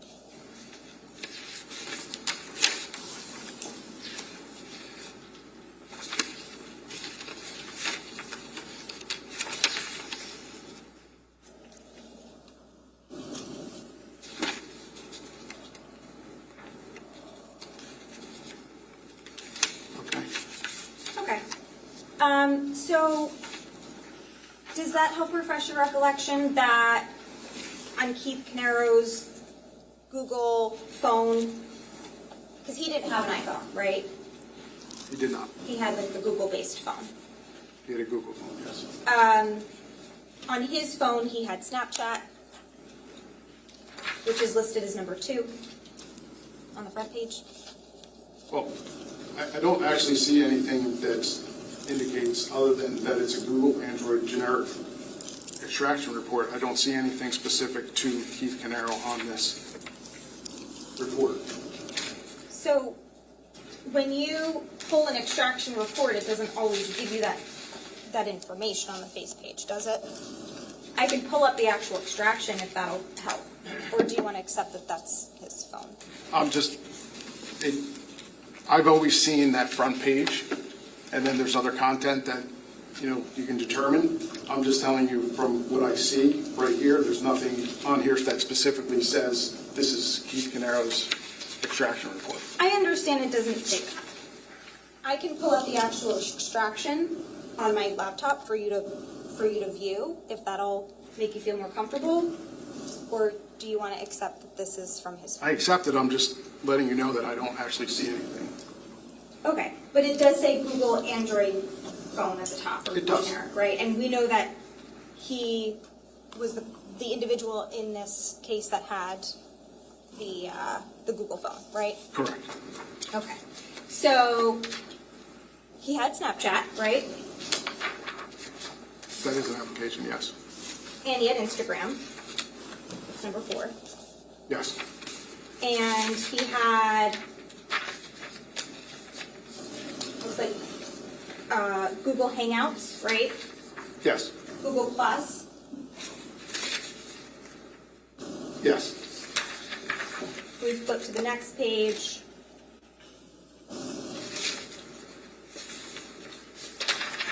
The following page. He has Google Duo. That's Yes. it's number 11. Yes. Number 12 is he has Signal, Yes. and number 13 is WhatsApp, Yes. and then it looks like number 14 is just it's just called Messenger, Yes.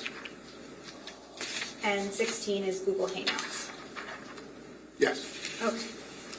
So can we agree, and obviously you had the opportunity to look at Keith Caneiro's phone, correct? I did. But these are examples of messaging applications that would be, at least some of these would be encrypted, correct? Some of them are, yes. Like when you go on the extraction, you can't see the messages from WhatsApp, right? No, I believe you can. On Keith Caneiro's phone. Yes. What about Signal? Can you see the messages from Signal? I don't know, but I also don't remember seeing any messages on his phone with Signal either. Okay. So, if Detective Maglisi testified that we don't have that information, is he wrong, or are you certain that this information is on Keith's phone? That there's WhatsApp information?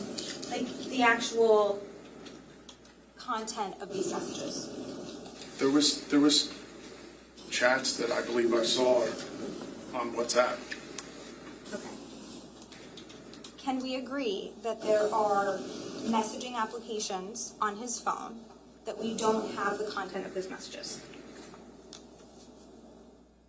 I can say that I don't recall seeing any Snapchat or Signal or anything like that. Okay.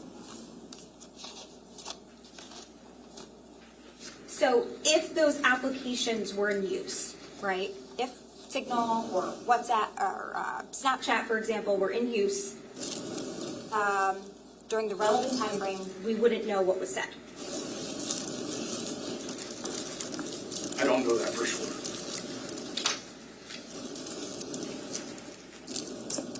You don't know whether we would know what was said? Objection asked and answered. Can we come on up, please?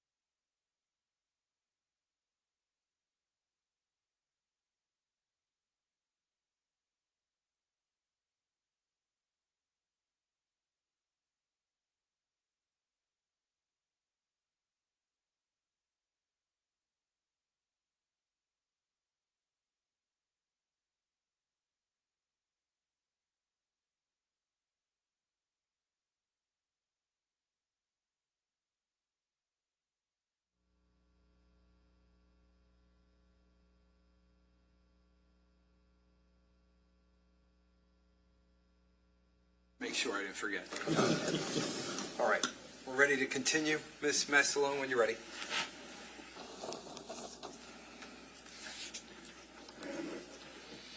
Lieutenant, you do recall that cell phone extractions sometimes take a little while to load, correct? Yes. Okay, so while Keats is loading, I'm gonna ask you about Katie Caneiro's cell phone extraction. Okay. So Katie is Mr. Caneiro's daughter, correct? Yes. And the morning of November 20th, 2018, right? You weren't at 27 Tilton, correct? I was not. But you were made aware who was there, right? As far as Mr. Paul Caneiro and his family. Yes. Okay. And in Katie's cell phone extraction, which you said you reviewed the relevant time frames of like November 20th, right? I reviewed a portion of her phone, yes. Okay. So in her call log for the morning of November 20th, 2018, between the hours of 9:37 a.m. and 12:53 p.m., so we're talking about a little more than a 3-hour time frame, Katie Caneiro placed 21 phone calls to either Keith or Jennifer Caneiro, correct? I don't know that for sure. I would have to look at the extraction to say for sure. Okay, I'm gonna approach with what's been marked as D128. And do you recognize that document as an extraction report? Yes. Okay. And in this report, if you want to read through it, it has, you can see the context of who's being called and who's calling, correct? To and from, yes. Right, so for example, you can see calls to Aunt Jen, and you can see calls to Uncle Keith's home, right? You can see those calls being placed. Yes. Okay. And would you accept my representation that there's 21 total calls, or do you want to count them? Again, there's no details because it just says outgoing or missed. It doesn't have the actual other side of it, so it says who it's going to. So once again, you're saying that this is Paul's daughter's phone, but Right, so are you there's nothing. disagreeing that it's Paul's daughter's phone? How about this? Do you see an entry? It's number 8 on the first page. Okay. And it says the call is from Dad. Yes. Okay. And the phone number is Paul Caneiro's phone number, right? Yes. Okay. So if you did phone extractions for Paul's daughters, and in this extraction log, there's a call from Dad, and it's Paul Caneiro, does that help you recall that this is a phone extraction from one of his daughters? Yes. Okay. The other alternative is I could pull up her phone extraction as well. So do you want to accept that this is Katie Caneiro's phone extraction? I will trust that it is. Okay. And will you also accept my representation that between 9:37 a.m. and 12:53 p.m., there was a total of 21 calls placed to either Keith Caneiro or Jennifer Caneiro? Without counting them, I would trust that what you're saying is accurate. So that's 21 calls within a little more than a 3-hour time period, correct? Yes.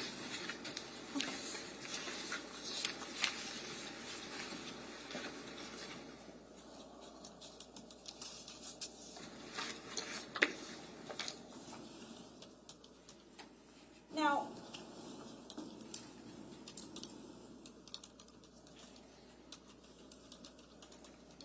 know that there were text messages sent from Keith's phone between 3:14 a.m. and 3:18 a.m., correct? Yes.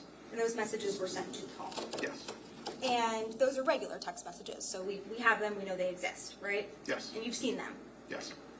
And one of those text messages indicates that, it's in evidence, we've seen them, that Keith is telling Paul, my power is out, and I'm gonna go check the generator, correct? Yes. Okay. And we also know that Keith is found outside on his lawn, right? Yes. And we know that there were gunshots at approximately 3:30 in the morning, correct? I believe this report said they were around 3:26, but yes. Okay, we'll get to that. Approximately 3:30 in the morning, maybe including 3:26. There's gunshots, right? Yes. So the belief is that Mr. Keith Caneiro was shot at approximately that time, right? On the front lawn. Yes. And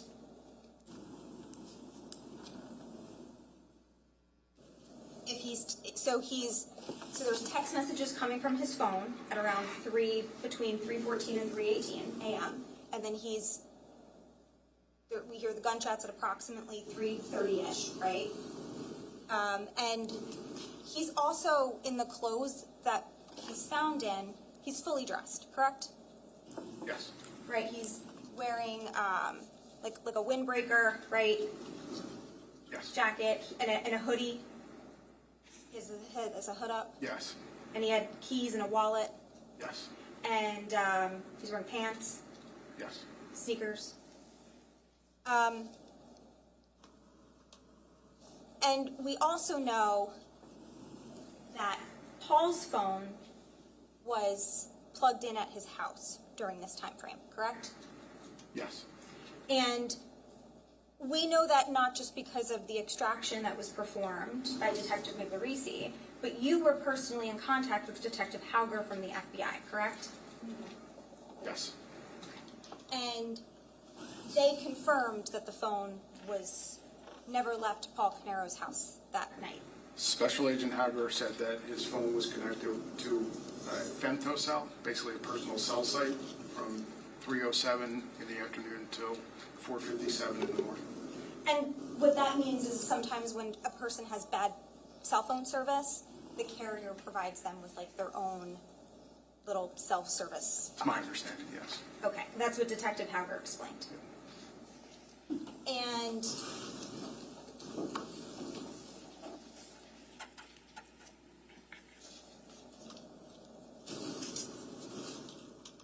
one of the things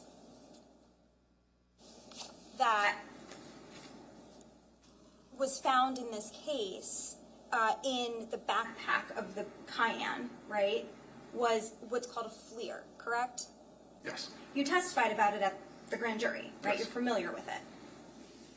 I know what it is. I wouldn't necessarily say I'm familiar with it, but If you know what it is, you're familiar with what it is, right? I've never used it, is my point. Okay. But you know what it is. So you know that it is, the FLIR it's like an external application where you plug it into your phone and then you can see like thermal imaging, correct? From what I understand, yes.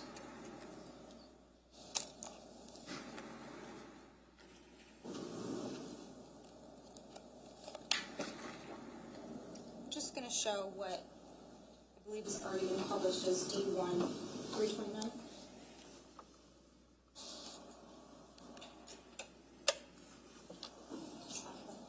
Okay. You've seen this before, correct? I don't believe I have, no. Oh, okay. So you haven't seen all of the evidence in this case. You haven't seen the items that were seized from Mr. Caneiro's. No, as I testified earlier, I've seen some of the evidence in this case, but not every individual piece. I'm aware that this was located, but I don't believe I ever physically saw it. And you're aware that this piece that sticks out here is what plugs into the phone? It would make sense to me, yes. Okay. So Can we agree you need a phone to use it? I would agree, yeah. But I also don't know if it would be any phone either. I don't know if you need to have cell service to it or anything along those lines. You need a phone. I would say a device, yes. I don't know if it connects to an iPad, AirPod, any of those things, or an old phone, or anything like that. I guess my point is I don't know if you actually need a working cellular phone in order to use that device. Okay. You need something. You need something. It's not something that you attach to a gun, for example, is my point. No.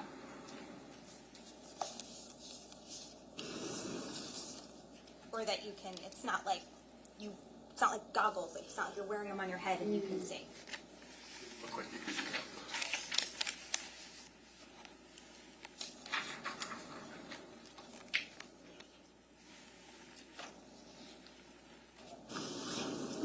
You testified on direct about,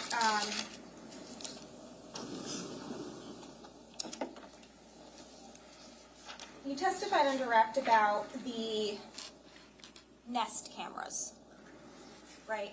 Yes. Okay, so you subpoenaed, or was it a subpoena or a warrant? That was a search warrant. A search warrant, okay. You got a warrant for the various Nest cameras at Keith Caneiro's house, correct? Yes. And you got a response from them, Yes. and they provided cameras for the inside of the house. They provided videos for the inside of the house, but not the one from outside. They provided the response to our search warrant, and that's what they provided, was clips from inside the house. Yes. Right, they did not provide any clips from outside the house. They did not. Okay. Did you ever follow up with them to ascertain if it was something that was missed or overlooked, or see if you could get the clips from outside the house? Their response was that they sent us what they had pursuant to our search warrant. Okay. That was their initial response, right? As far as I know, that was the only response. Okay, because there was no follow-up after that, right? No, they sent us what they had. Okay, and you accepted it? Yes.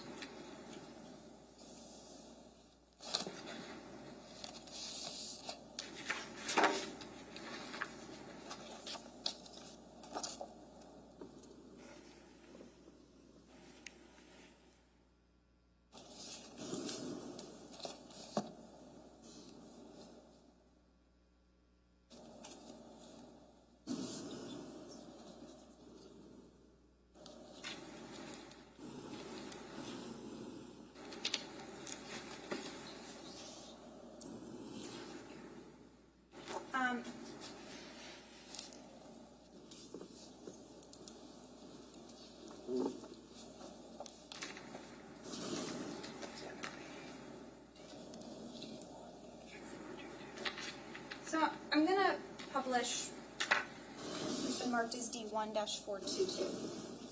Any objection? No, Judge.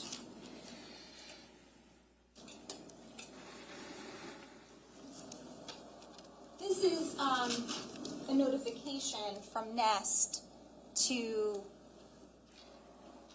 Keith Caneiro, kcaneiro@gmail.com, where it indicates that his side door camera is offline and it was disconnected at 2:52 a.m., correct? Yes. Okay, so we do know that the camera was working, right? Yes.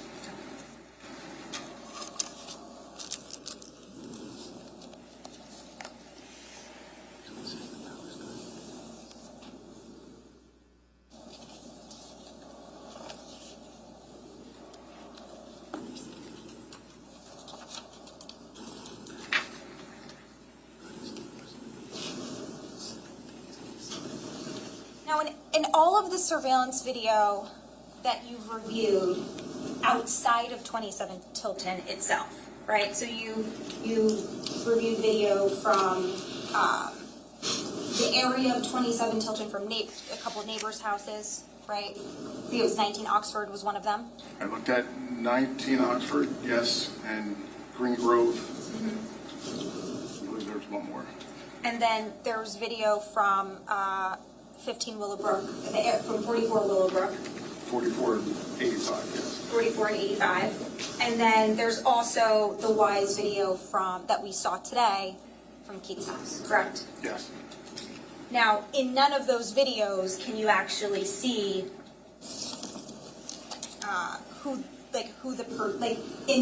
let's start with the area of 27 Tilton, right? We have videos of the car leaving the area, right? Yes. But you can't see who's driving the car. You can't see who's in the car, right? No. And you can't see, like, people around Mr. Caneiro's house getting into the car or anyone getting into the car. You can't see it. It's too dark, right? Correct. Okay. And the videos that we have near the area of 15 Willowbrook, once again, quality's not great. You can't see who's driving that car, right? No. And we saw the video today. You can see it's a person, right? You can see it's a figure. But it's through the frosted garage door, right? Correct.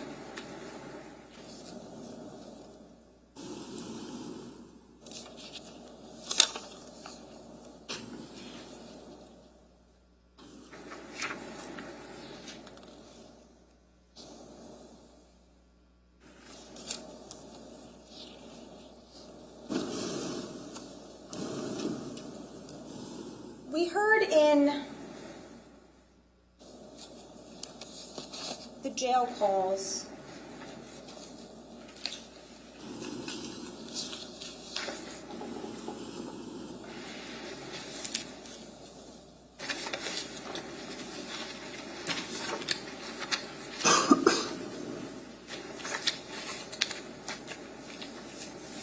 so the first call that we heard was from December 5th, correct? I believe that was the date. And that's approximately 1 week after Mr. Caneiro was charged in this case with the murders of his family and the arsons, correct? Approximately, yes, 6 days. Okay, so he's calling the office, right, in Asbury Park, and he's speaking to the office manager, Tiffany Rivera. Yes.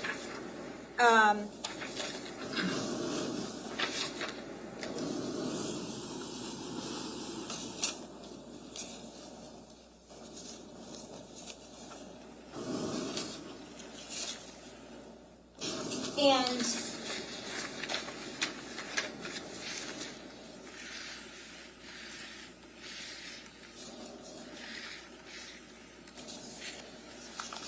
just 1 moment.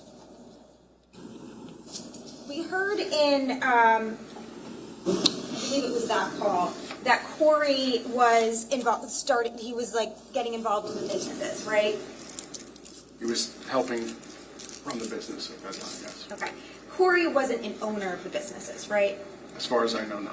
As far as you know, because you investigated the case, the businesses were owned by Paul and by Keith, correct? Correct. Okay. So,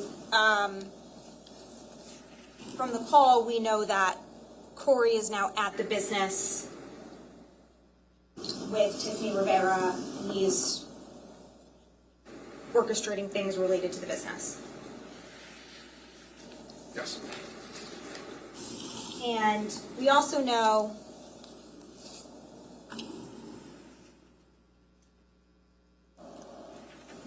that in one of these calls, he's speaking to his wife, Susan, right? Yes. And there's a point in the call where he says they're having a conversation, and he says he only has an hour, right? Yes.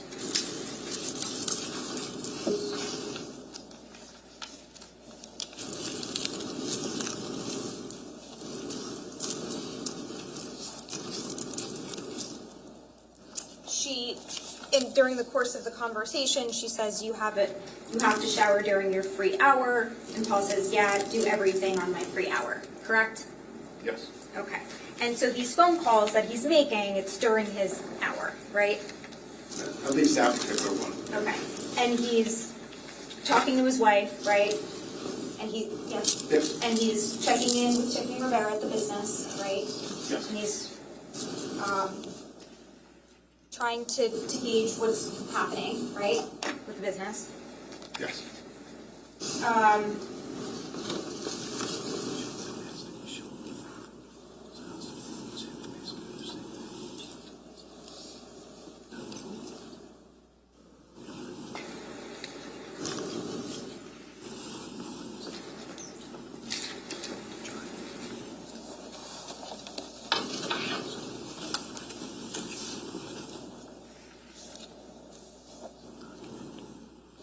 When it comes to Corey Caneiro,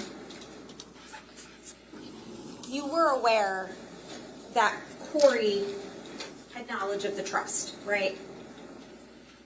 Sorry, say that one more time.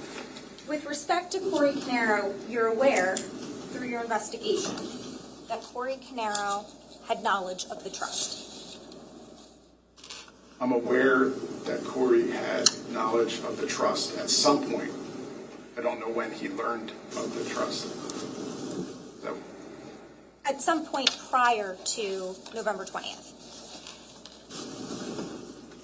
I don't know what his knowledge of that trust was. So I'm not asking you what his knowledge was. I'm just asking you to confirm that you were aware through your investigation prior to November 20th that Corey Caneiro had knowledge of the trust, that he just had knowledge of it.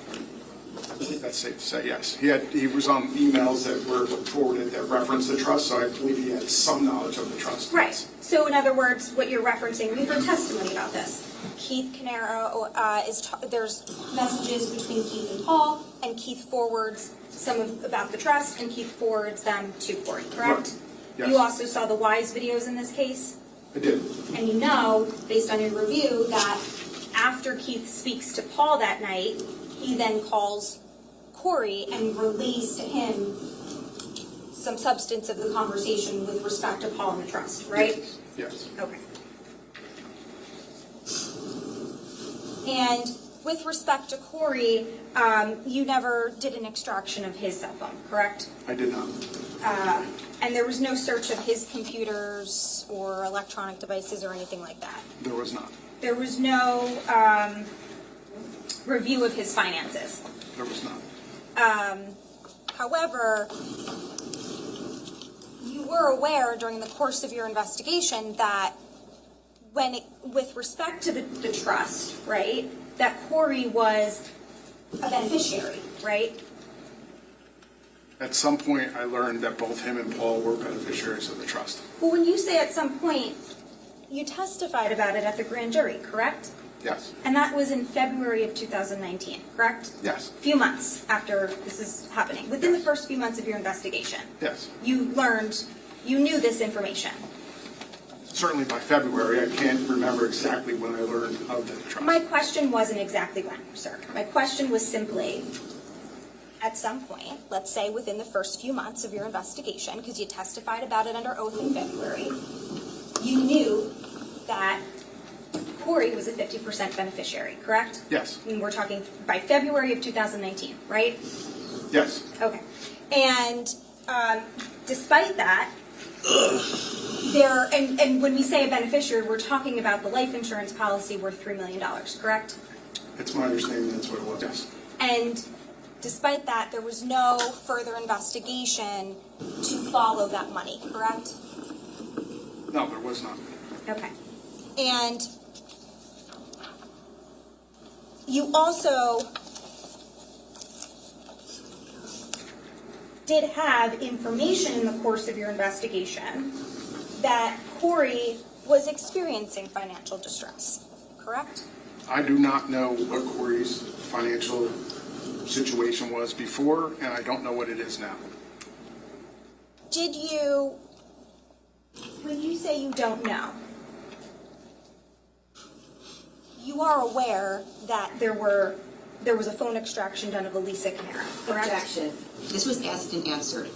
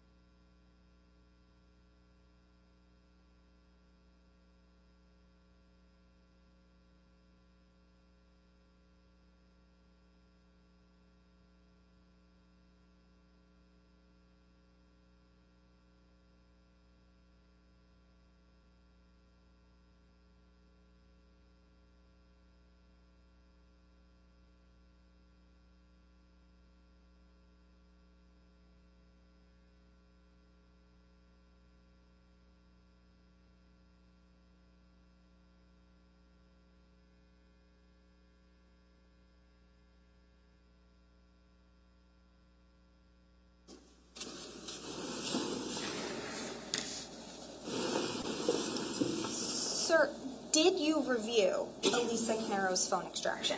A portion of it. Okay, when you say a portion of it, are you talking about a specific time frame? Are you talking about a specific application? And I don't want you to tell me what you read. I don't want, that's hearsay. I just want to know generally what you looked at. Was it an application when you say a portion? Was it a time frame? Specifically, it was the day of the 19th and the 20th. The 19th into the 20th. Okay. So when you say the 19th into the 20th, you're talking about you review text messages? Typically, I would do the timeline, because there's a feature in Cellbrite that allows you to go to a specific timeline. So everything. It brings up everything in for that day. Basically, if you jump from a text message to a web search to a phone call, whatever, it's literally the timeline of what your phone's doing. That's usually what I do in a situation like this, and that's what I did here. I just went to the timeline and scrolled through the timeline to see what was occurring that day. Okay. So let's back up. So we talked about how in a cell phone extraction, there's a lot of information that can be learned, right? Because there's text messages between that person who owns the phone and as many people as they're talking to for as long as they've had that, the data is kept in the phone, correct? Yes. I mean, cell phone extractions can be years worth of information, right? Sure. They can, just as an example, if you extracted a phone in 2026, you might get information dating back to 2015, like 10 years ago. Theoretically, yeah. Right. So there's a lot of data in the phone. There's a lot of messages. There can be a lot of phone calls, right? Yes. And in a cell phone extraction, unlike cell phone records, you can view the content of the text messages, right? You can see what is said. Yes. And you also can see photographs, right? You can. You can see videos, right? You can. Sometimes people have, they have documents kept in their phone, correct? Yes.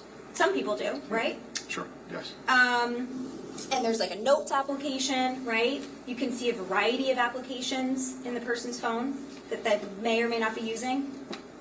Yes. You can even see location data, for example, right? You can. There's a lot of information to be learned. Correct. Okay. Yes. And you're telling us that in this case, the only 2 days that you looked at in the entirety of Elisa Caneiro's phone was on the 19th and the 20th of November of 2018. Those 2 days only. My scrolling through her phone, that was what I focused on because that was the relevant portion to this investigation. Okay. You decided that was the relevant portion to this investigation, correct? I did. And do you know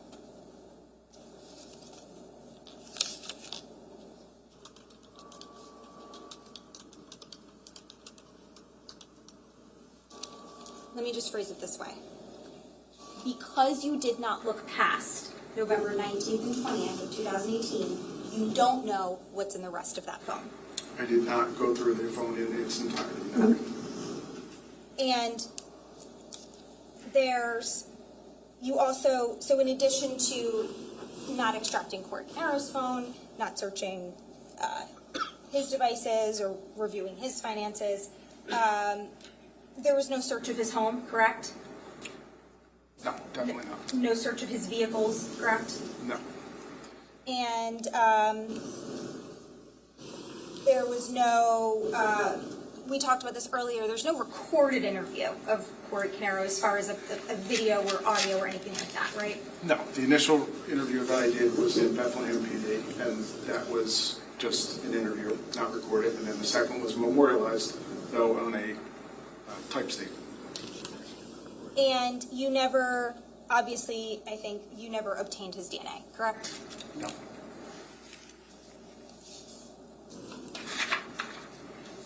When you interviewed him, you never asked him any questions about the trust at all. Not as far as anything other than forwarding me the emails. That was the only discussion of the trust. Right. And Again, at that point, I didn't even know about a trust. okay. What you're telling us is Corey Caneiro forwarded you some emails related to Keith and Paul and the trust, correct? At my request, yes. Okay, at your request. Yes. And when you say at your request, but you learned of them, right? Before you requested them. During the course of my interview with Corey in Bethlehem Police Department. I don't want you to tell us what was said, No. because that's hearsay. The question is simply, obviously you can only request of something that you learn of, right?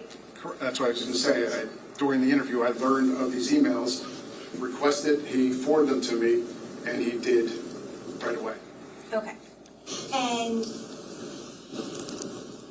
you learned about them from Corey, obviously, because you're talking to him. Yes. Okay. And other than that, there were no additional, that was not a topic of conversation with Corey Caneiro. You didn't ask him anything else about the trust. No, those emails and It's just a yes or no. There was no other conversation about that, right? He was asked a question, he's trying to explain. Yeah. I think we should give the witness the opportunity to answer. I didn't think it was a yes or no, but if you frame the question with a yes or no at the end and he doesn't answer it that way, I agree with you, Ms. Mastalone, in the future. Sir, the question is simply, other than those emails, there was no other further questioning to Corey Caneiro about the trust, about his knowledge of the trust, or anything related to the trust. at that point, no.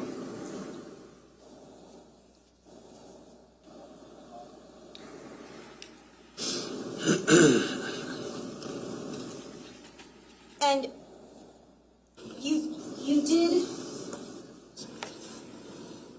you were at 15 Willowbrook earlier that day, correct? Yes. At Keith's house. And you got there at approximately, what, 1:30 you said? 145? 1:45. You never saw Corey there that day, right? No. And to your knowledge, he was not there. To my knowledge, no.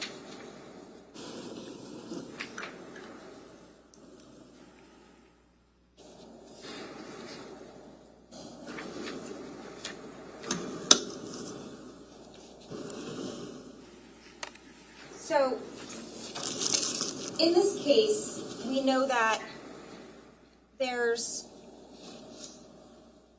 two different weapons used, correct? Yes. There's a firearm and then there's a knife, right? Correct. Obviously not the same.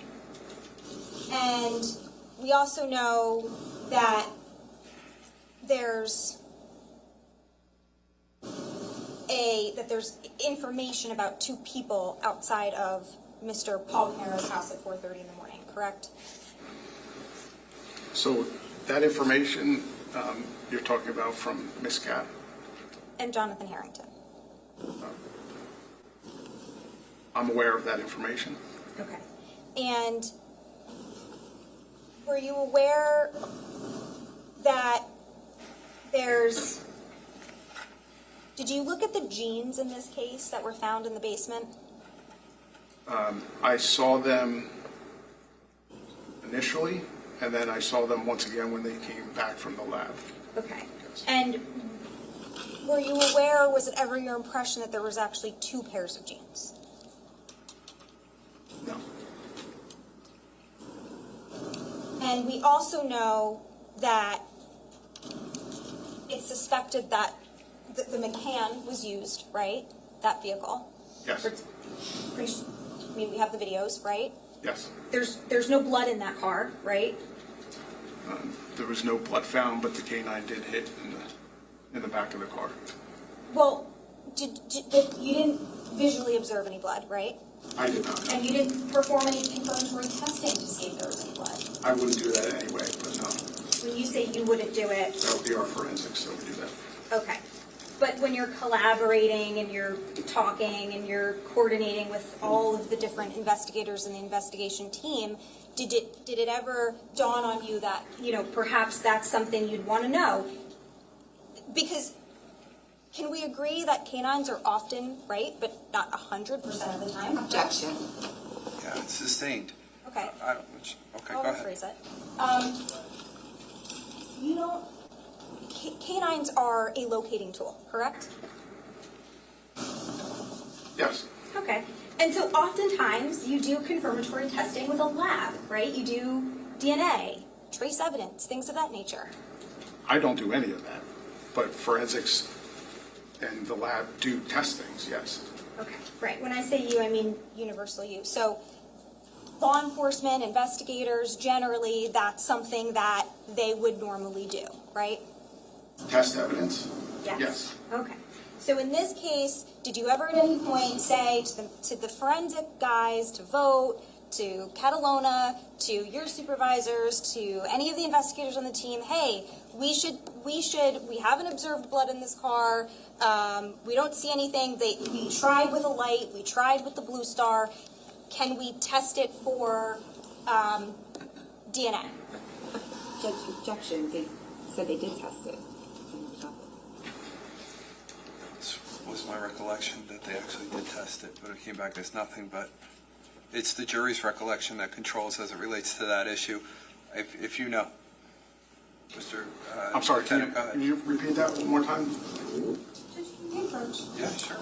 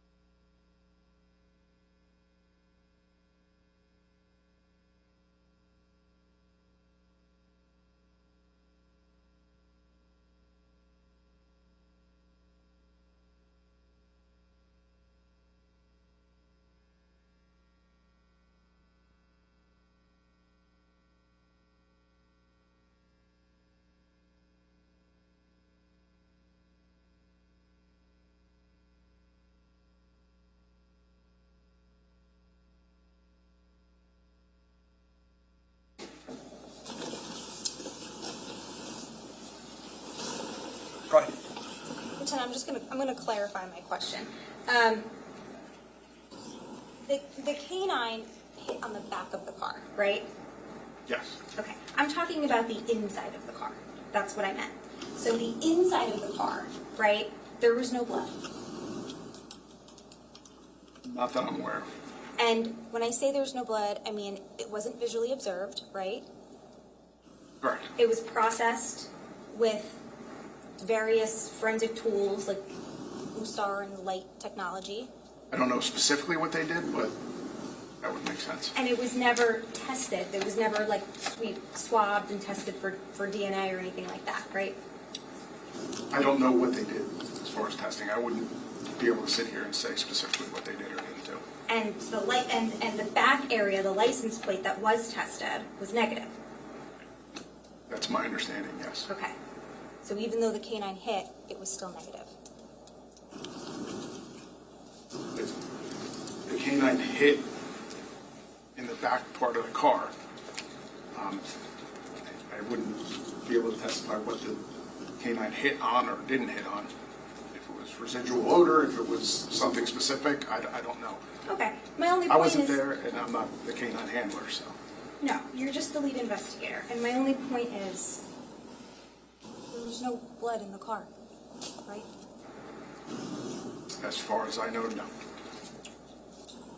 And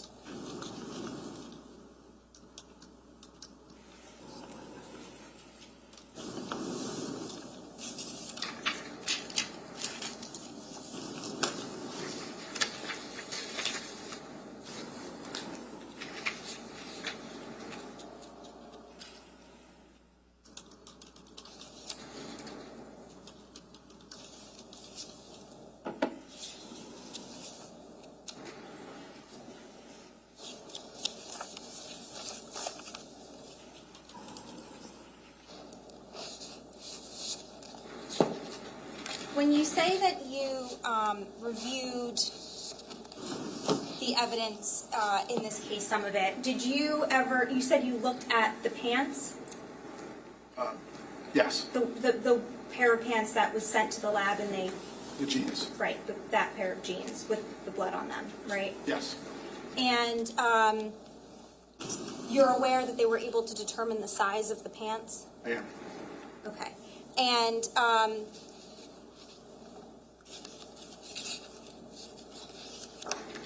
Judge, can we approach? Sure.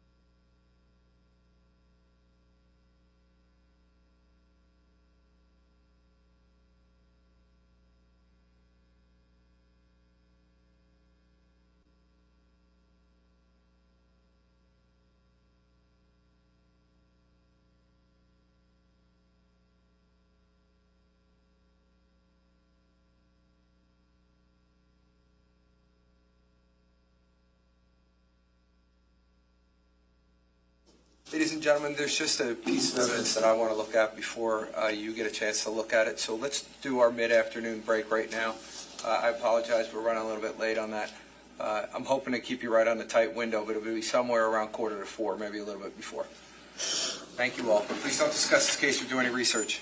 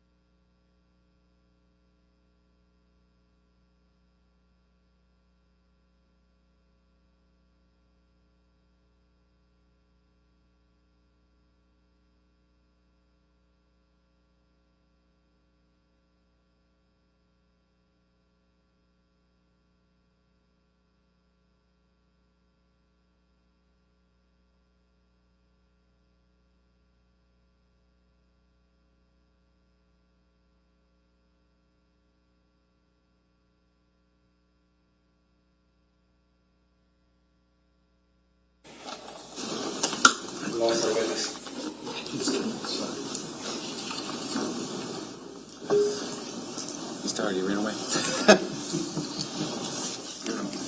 Never mind.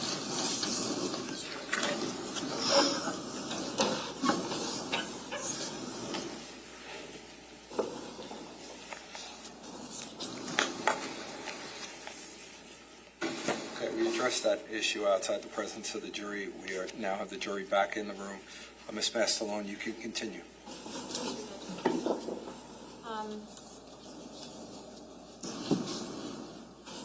Sir, I just want to go over a timeline with you.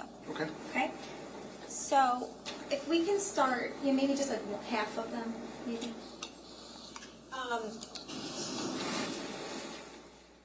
At 2:07 a.m., that's when we... Let me stop you for 1 second. Can you just turn off the portrait one? Yep, that one, right there. You got it. That turns off that light. Go ahead. So, at 2:07 a.m., that's when we see the vehicle leaving 27 Tilton, correct? On surveillance video. Yes.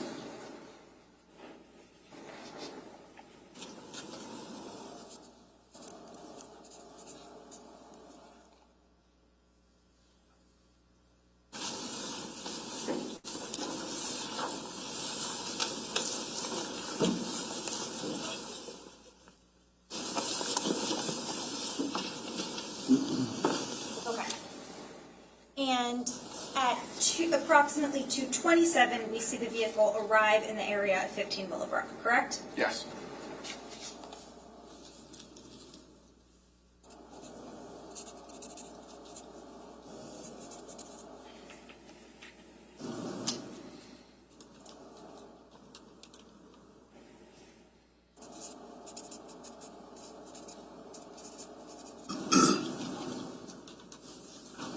Okay. And we saw the videos today of at approximately 2:35 a.m. is when we see the light appear outside of the garage, and we see like the silhouette of a person. Correct.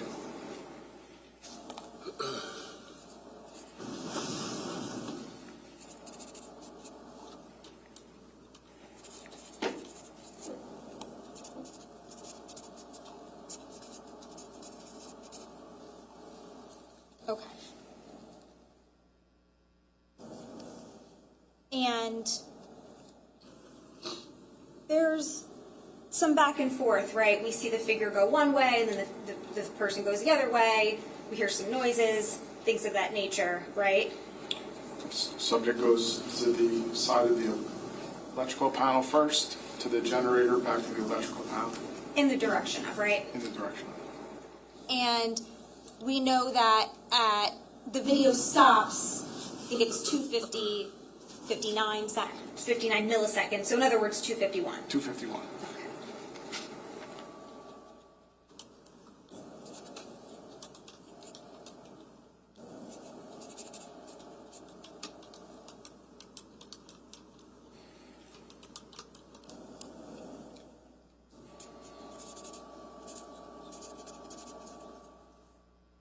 And that's when the video ends, and it's not just the video we saw, it's when all of the cameras stop working, right?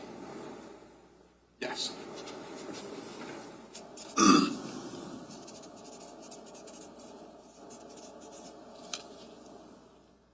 And between 2:35 and 2:51, like we mentioned, we see the person's just going, he's just in the area outside of the garage, right? Going back and forth from either side, yes.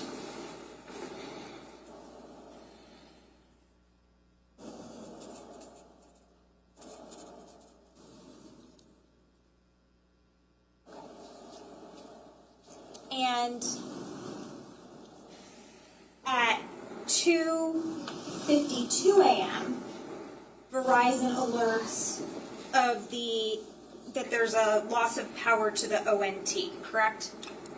Now, the first alert at 2:52 for Verizon was loss of power to the ONT, yes. And then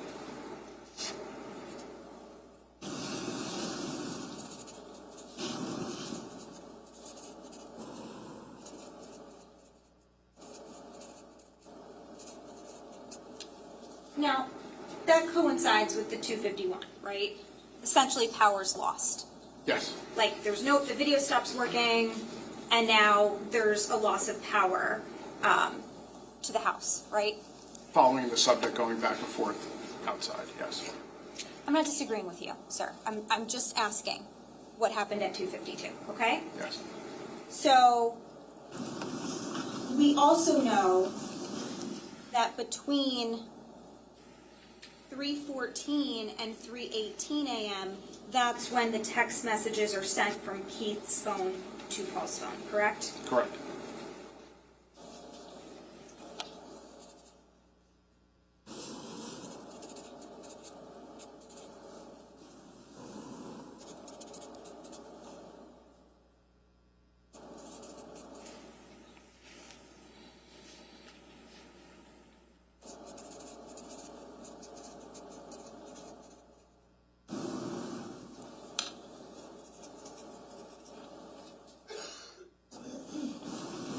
Also, at 3:18 a.m. is when we know that Robert Block, who works at Square One, the business is alerted that the servers are down. Correct.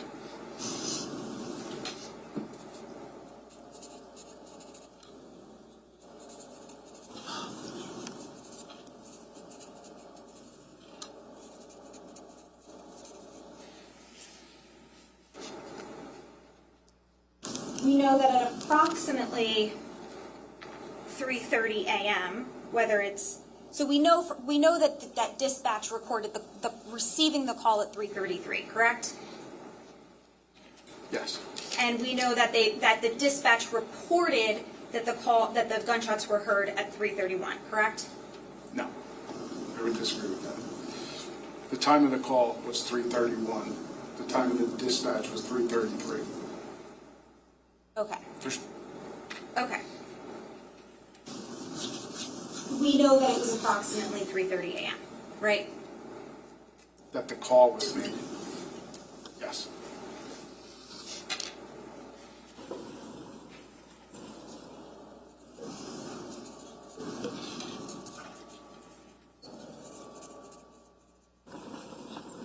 Well, that's the call, but the gunshots, I would put, if you're building the timeline, I would do 3:26 for the time of the gunshots, because that's what time Mr. Kapoor estimated he heard the gunshots. So, Mr. Kapoor reported that he heard the gunshots 1 minute later, correct? That's actually what he reported. That he heard the gunshots and then called 1 minute later. That's what he said. I believe in Detective Mahoney's report, he says that he heard them at 3:26. Okay. He said he heard them at 3:26, right? And called 1 minute later at 3:27, correct? No, I believe he told me when I talked to him that he laid down and kind of thought about it for a minute or two and then called. Sorry, did you spoke to Dennis Kapoor personally? Yes, Or are but- you relying on Detective Mahoney's notes? No, both. I met with Mr. Kapoor during trial prep, which I did the report on. Okay, that was recently, right? Yes. Okay. Can we agree that memories are better closer in time to the event than they are present day? And we're talking about a 7-year time period? Yes, and I believe in Detective Mahoney's report that was taken that time, it was 3:26. Yes. And he reports that he heard them at 3:26 and called a minute later at 3:27, correct? That's what he reported to Mahoney 7 years ago. I don't know. I believe he said he heard them at 3:26, laid down for a couple minutes, and then called. The time of the call was 3:31. Time of the dispatch was 3:33.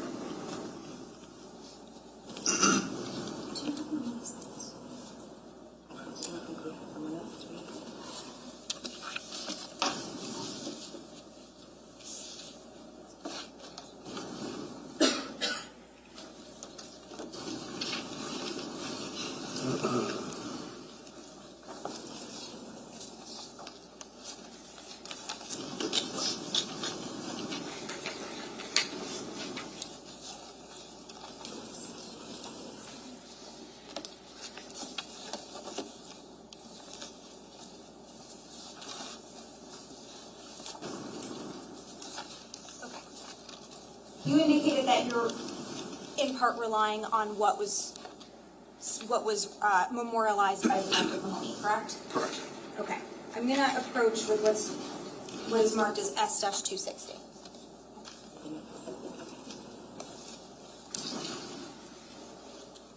I'm just gonna show you this. If you wanna read here and there. 326 heard shots, called 911, 327, a minute later. Okay, you read it out loud. Yes. But basically, he says he heard them at 326 and he called a minute later at 327. Right? Yes. Okay. So he reported a minute later. But dispatch received a call at 3:31, like you just testified to, correct? Correct. So if he's mistaken and a minute later is 3:31 and 3:33, then that is a plausible timeline, right? And I'm not saying that is the timeline, but that would make sense, right? Objection.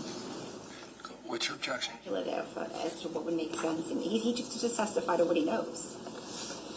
You can only testify as to what he knows. I mean, I think it's clear to the jurors at this point in time that he's saying that he called at 3:26 and it was 1 minute later.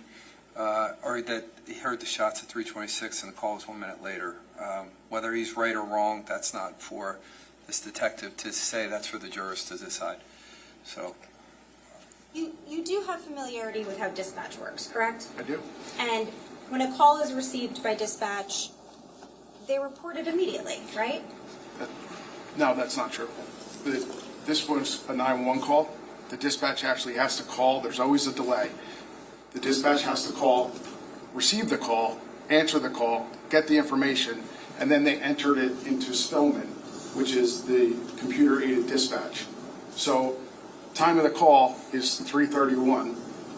The time they generate the call in Spillman, which is the CAD system, is 3:33. Right. Because somebody has to call, answer, talk to them, get the information, then enter the screen. Okay, let me clarify. When I say immediately, I mean within a minute or two, right? For sure, yes. Okay. What I mean to say is dispatch isn't receiving the call at 3:20 and waiting 10 minutes to relay it, right? It's going to be that's their job, right? To relay the information as efficiently as possible because it could be an emergency and people are relying on them, right? Of course. Okay. So regardless of whether it was 3:26 or 3:27 or 3:31 or 3:33, can we agree it was approximately 3:30 a.m.? If it makes you feel better, I can write 3:27 possibly as well, okay? For the gunshots. I would put 3:26, but okay. No problem. Sometime between 3:26 and 3:31, there's gunshots. Yes. Okay? Now, at 3:42 is when the Verizon fiber optic line or the Verizon Fios optical network terminal goes out, correct? 3:43 is the last alert. 3:42, I believe, if you look at it closely, it's like 3:42 and 50-something seconds. It's hard to read, but yes.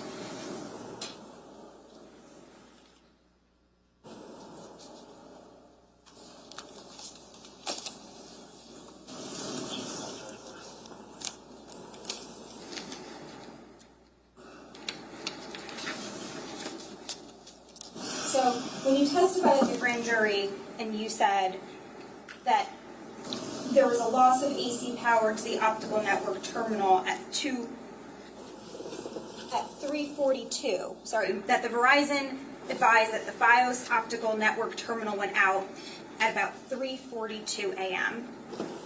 When you testified to that, are you disagreeing with that, or is that Said correct? about 3:43. Okay.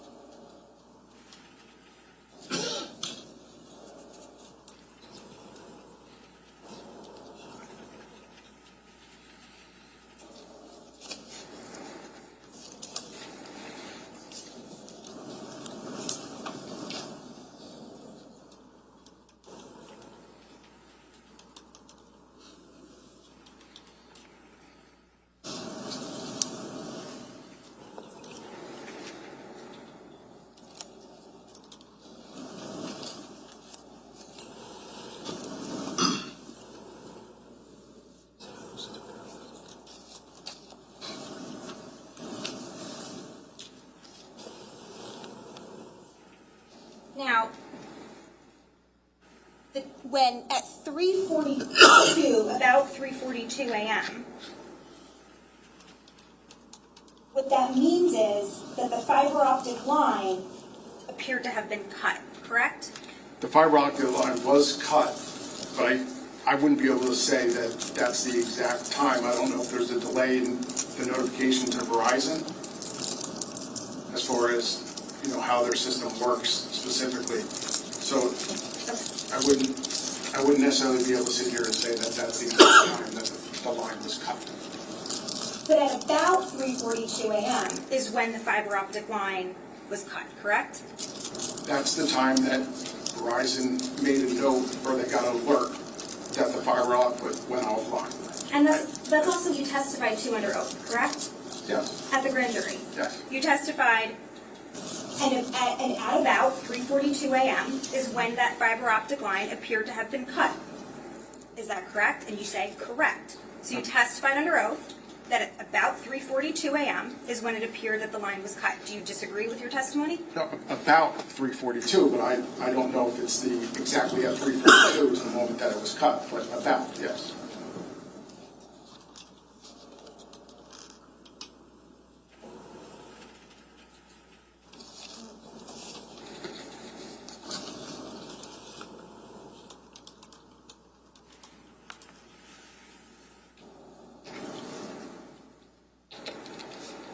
And you said it was like 3:52 and closer to 3:53 or something. Did you testify to that? No. So at 3:48 is when the vehicle leaves the area of Willowbrook, correct? Approximately, yes.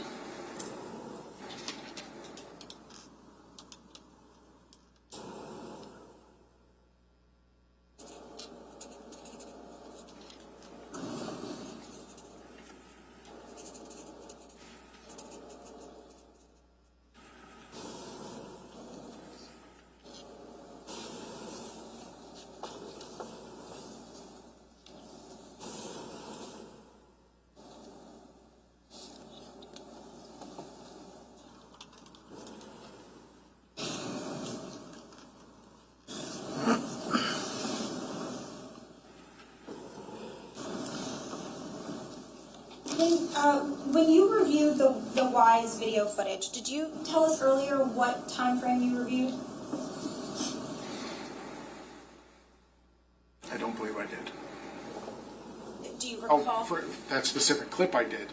But you're talking in general? In general, what did you review starting at like 2 a.m., that relevant time frame? I did. Do you recall hearing at 2:15 a.m. that there was a car alarm going off? On the garage cam? Yes. I do not recall hearing that.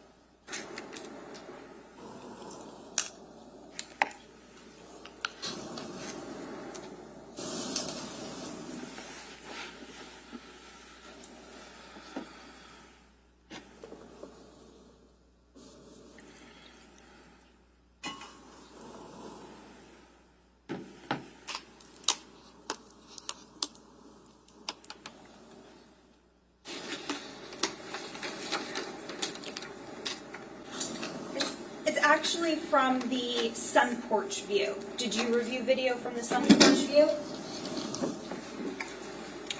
I did, but I don't recall specifically the times that I did.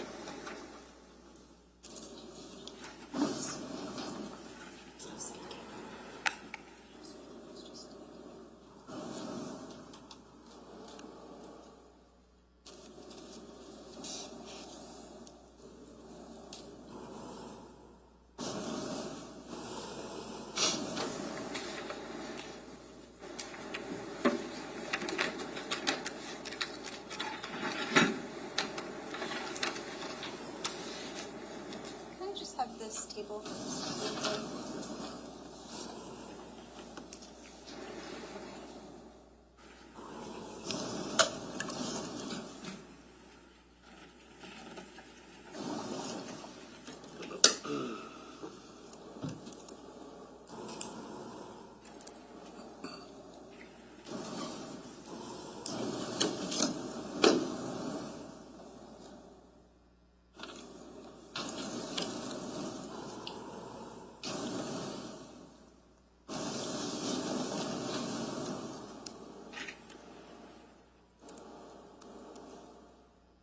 Volume all the way up.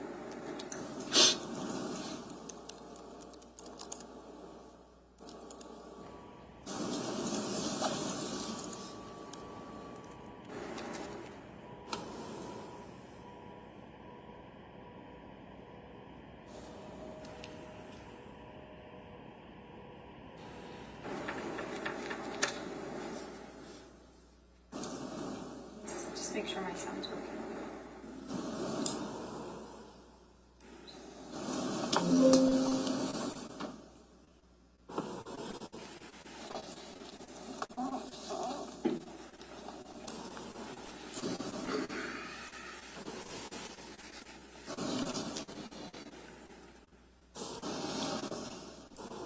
It's difficult to hear, but let's see if we can hear it. I'll play it first and then if we can hear it on the timestamp.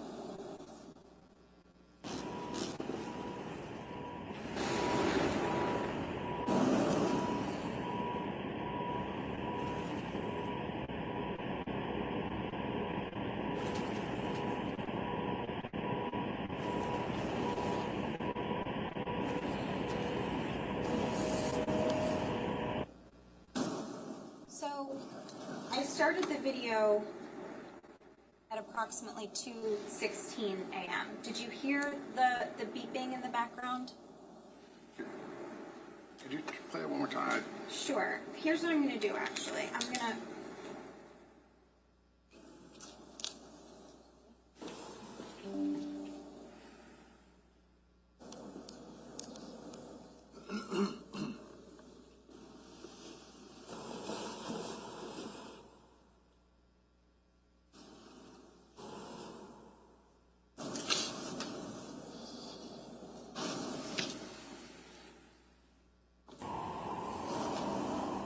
Okay, so I'm going to start this video, and this one starts at 2:15, okay? And I'm just going to play this. Okay.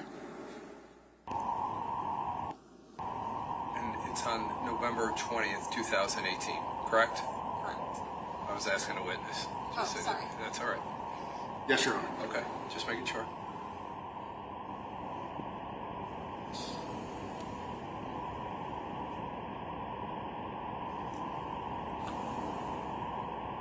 Okay. We don't hear it in this video. You don't hear anything, do you? I did not hear it. Okay, so now I'm going to compare that to the next video, all right? Okay. So that's at 2:15.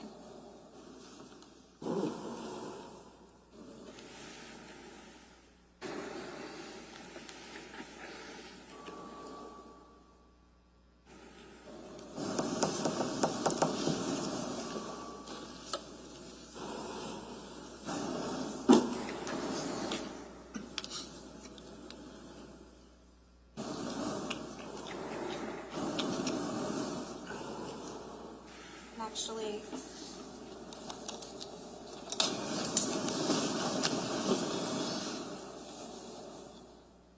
so I'm at 2:15:52, okay? I'm going to press play.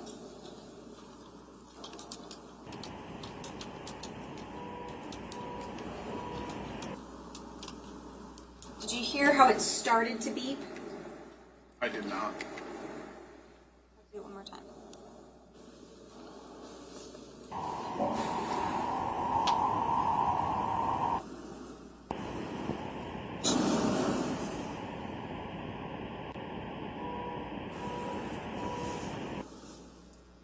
And then I'll play the next clip, which you can hear it.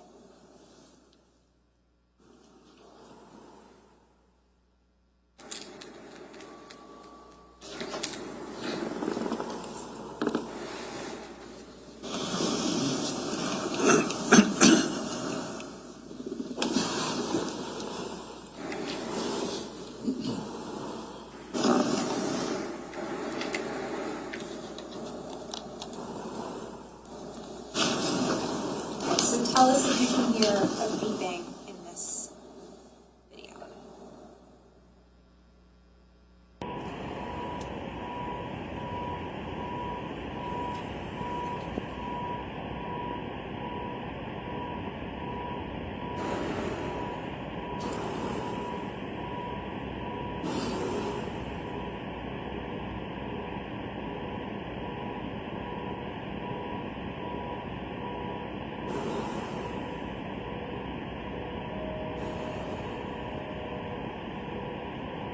And then I think it appears to stop. Did you hear that? I heard it. I mean, I vaguely heard a noise, but I wouldn't say that was a car alarm. Okay. Do you agree that it was, the original clip at 2:15 was fairly silent, and then we heard some sort of beeping at approximately 2:16? I heard a noise. I wouldn't even classify it as a beeping. I barely heard a noise. Okay. Did you hear something? I heard a noise, but Okay. You heard a noise, but you didn't hear a noise prior to that, right? I heard a noise at that time. Okay. And is this anything that you, at the time that you were watching these videos and investigating, was it something that caught your attention or that you did anything to investigate further? I could barely hear it now, so I wouldn't even have heard it before. All right. So now. So if I could have the first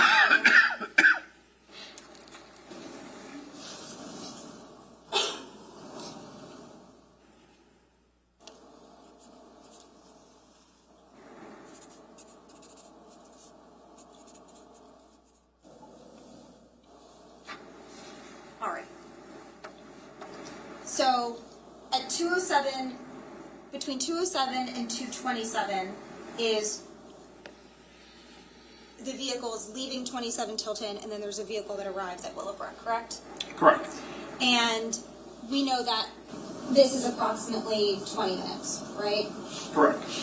And then at from 2:35 to 2:51 is when there's someone outside of the garage area going back and forth from the direction of the electrical meter and the generator, and they're going back and forth, right? Correct.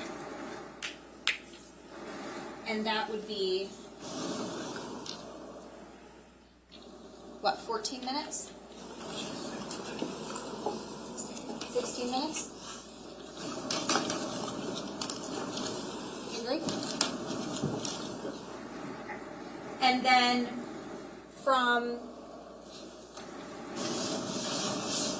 2:52 until the last text message,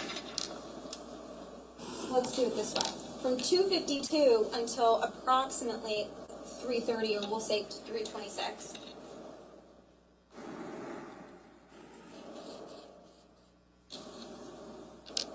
How long is that? So you're asking me from, I'm sorry, one more time, from when to when? From 2:52 until approximately 3:30 a.m., or if you prefer, 3:26. 38 minutes or 34 minutes?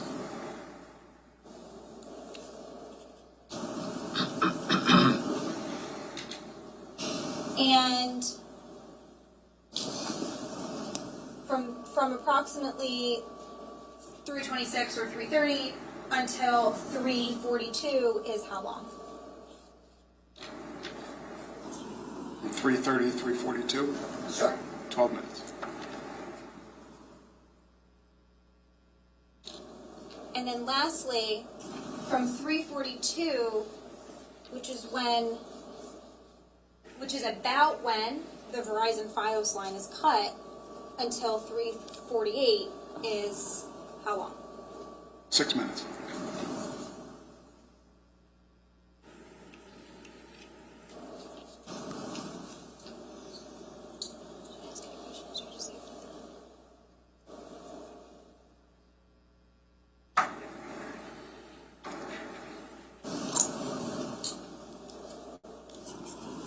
Okay, so we agree on this timeline, correct?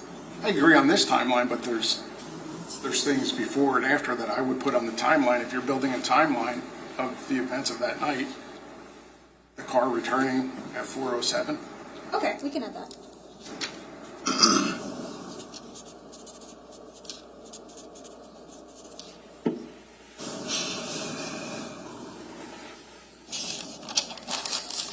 And that's, what? I would add additional stuff to it as well.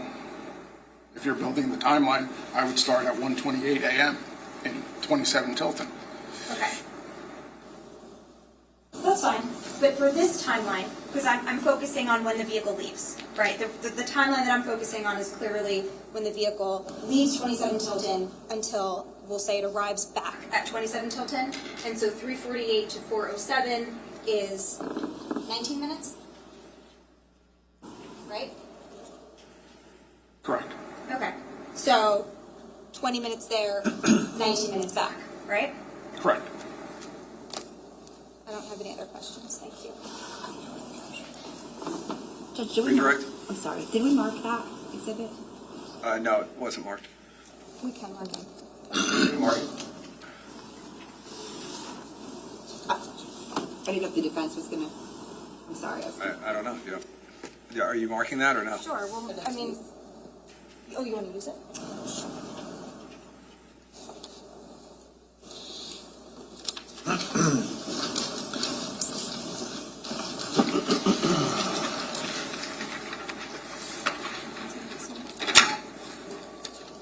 We're marking it. Can we mark it as a photo and screen grab it on the Elmo? Oh, it's the back of, I don't want to mark. yeah, that's a good idea. Perhaps we just, You want to take a Capture it. screenshot of that?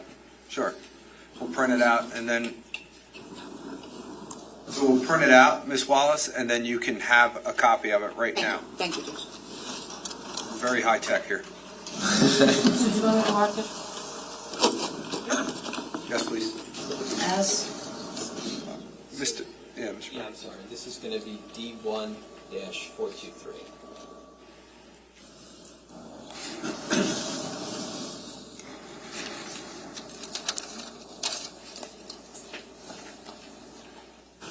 And on our next break, we'll make a copy of it so both sides have it. But Ms. Wallace, you'll have it for now, at least, whatever you want to do. Thank you.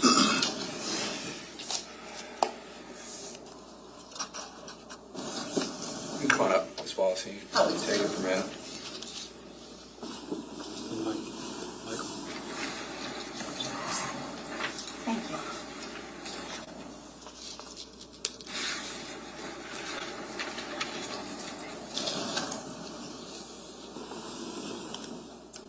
Detective, we just looked at D1-423, right? Yes. And this is quote-unquote timeline, I guess, that you were testifying about. Yes. Would you say that the timeline actually starts at about 3:50 p.m. on November 19th of 2018? Right.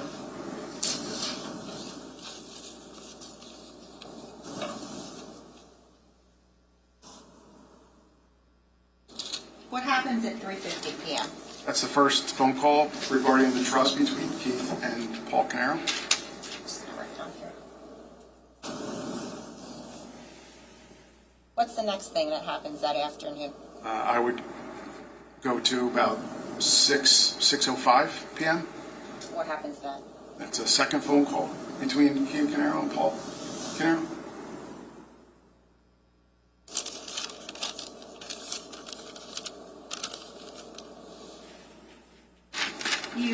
Did you have the opportunity to look at the defendant's cell phone extraction, I did. specifically at device events? Yes. Did something significant happen at 1:27 a.m. in terms of his phone? Yes. And what is that? The screen power's off and it was plugged in.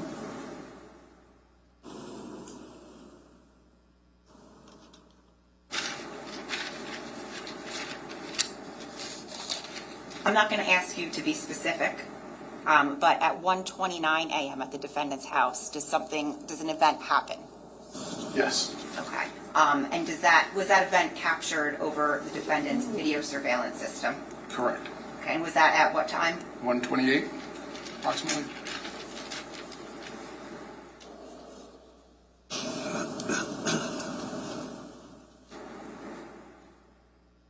Specifically at that time, do certain cameras stop working? Yes. Okay. At 1:31 a.m., what happens at the defendant's house?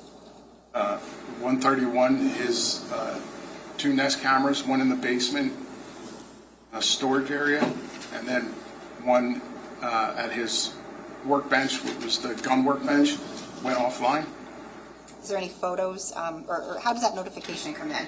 via email. Was there any Okay. photos in relation to that? I'm sorry? Did any photos come in? You don't have to tell me what it is, but was that an email notification with a photo? There was. Okay.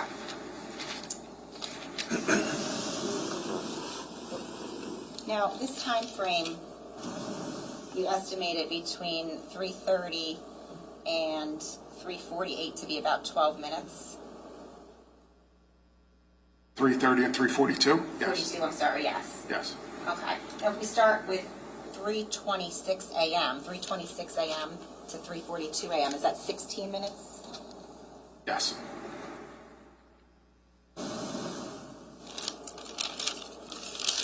Does something significant happen at 4:54 a.m. in regard to the defendant's cell phone and his device events? It unplugs and powers, the screen powers on.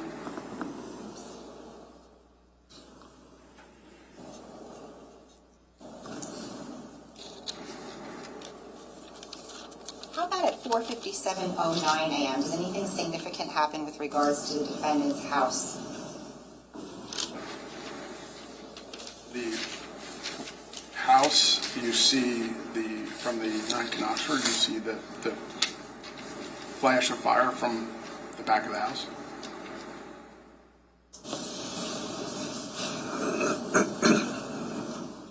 Was there an alert at 4:59 a.m. to the Ocean Township Police Department?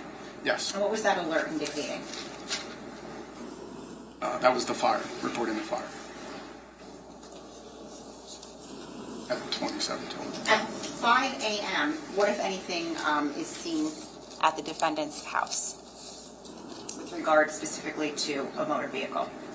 That's when the Porsche Cayenne backs out of the driveway.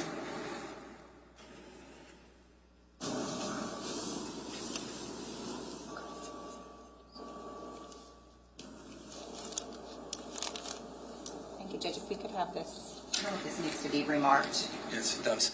So we'll remark that so the defense has their exhibit and the state can add to it. What's your last exhibit for the state?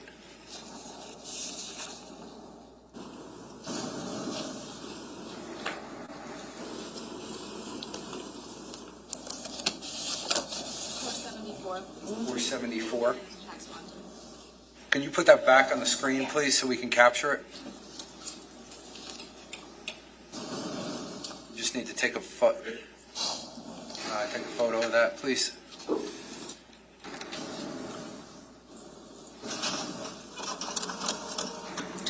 Last alone, I don't know if you heard it. So this, as an S exhibit, is 474, correct? 474. And you can have a copy of that if you need it. Yes, please. We'll make sure you get it. Ms. Wallace, go ahead. You can continue.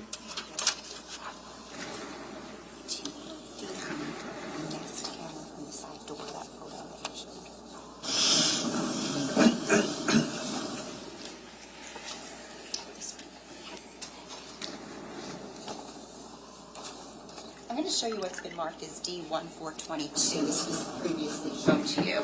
Yes. What is that? This is an alert notification from West to Keith Caneiro's Gmail account. It was received at 3:02 a.m.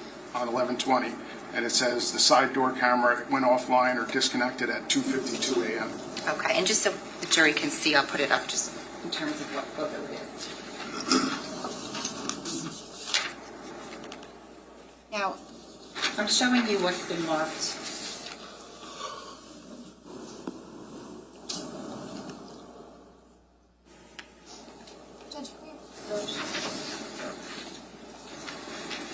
Can you turn the lights back on for me, please?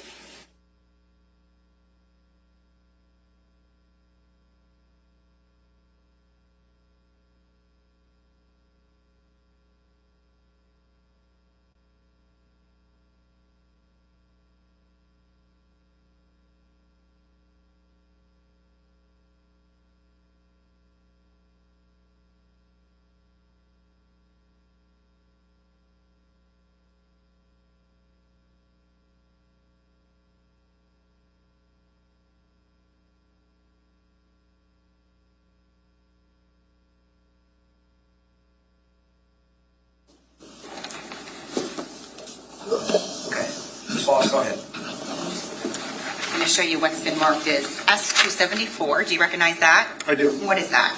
That's an email notification from Ness to Paul Caneiro's email indicating that his cameras went offline at 1:31 at the area of his gun workbench.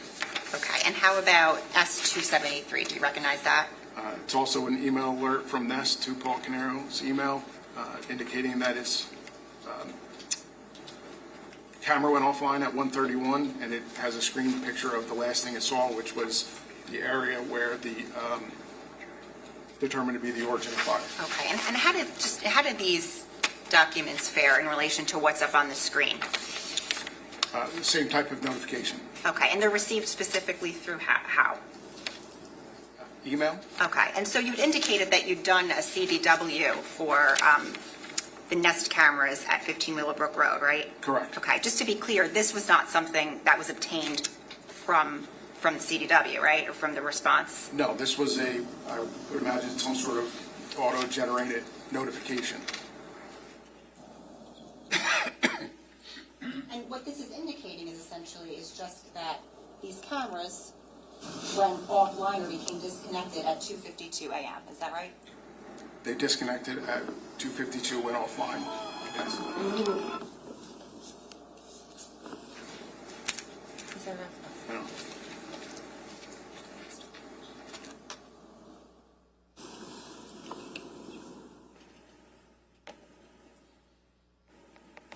I have nothing further. Any recalls? Just briefly. Okay.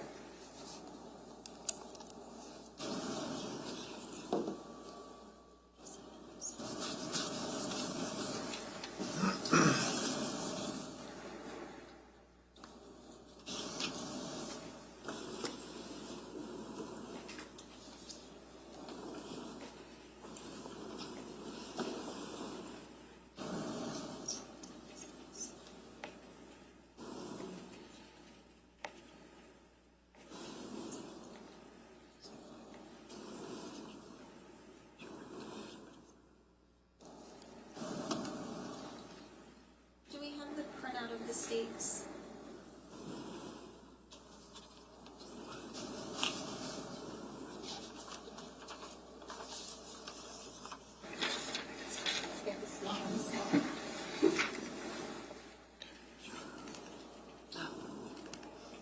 It's a little small now, but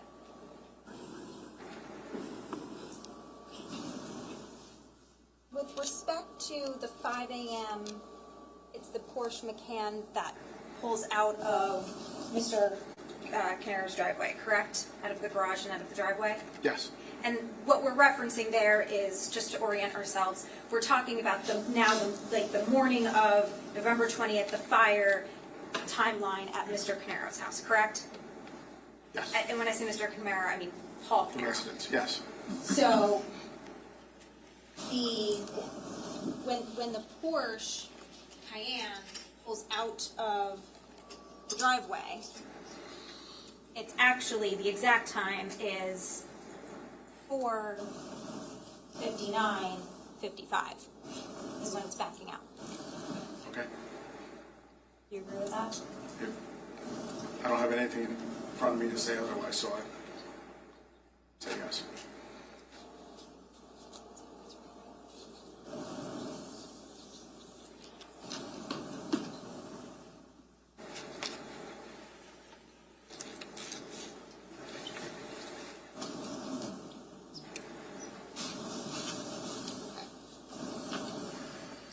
So, it's 4:59:55 is the Porsche backing out of the garage, meaning driving onto the street, right? Yes. And that's with, and then we know that Mr. Caneiro and his family go into that car, right? Yes. And at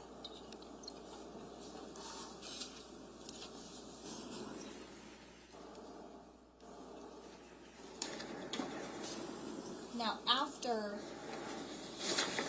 the car backs out,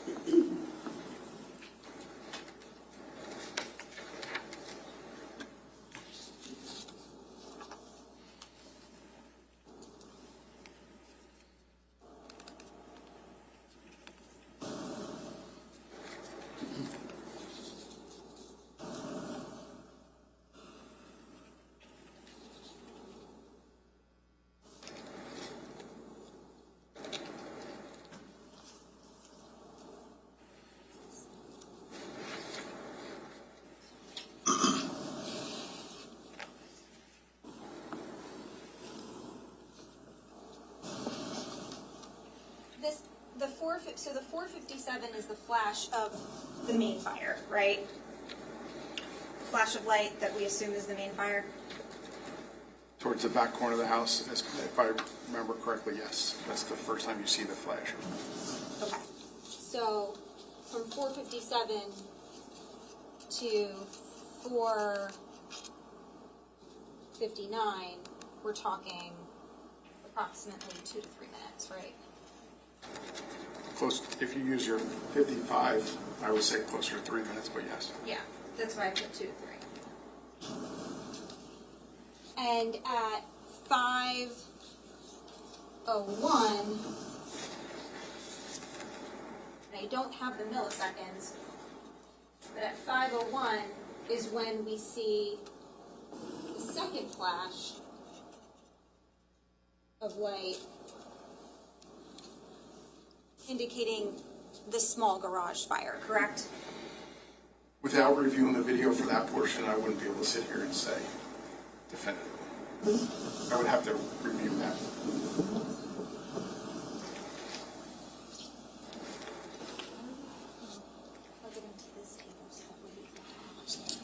The judge will stipulate that it's after, a little after 5:01. Testimony's been clear. Okay. Okay, So we stipulate to the 501. It's shortly after 5:01, but we'll stipulate to the testimony. Okay.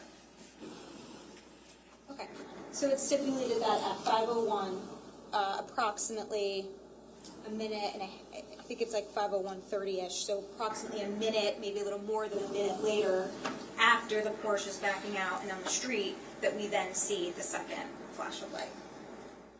Yes. Now, the prosecutor asked you a bunch of questions about... Ms. Vassalone, I don't mean to stop you. Can you put that back so we can capture it? Oh, sorry, yes. And we're gonna take your D exhibit now, and we're just gonna add a .1 to it, so it's gonna be D1 423.1. I apologize, you go ahead.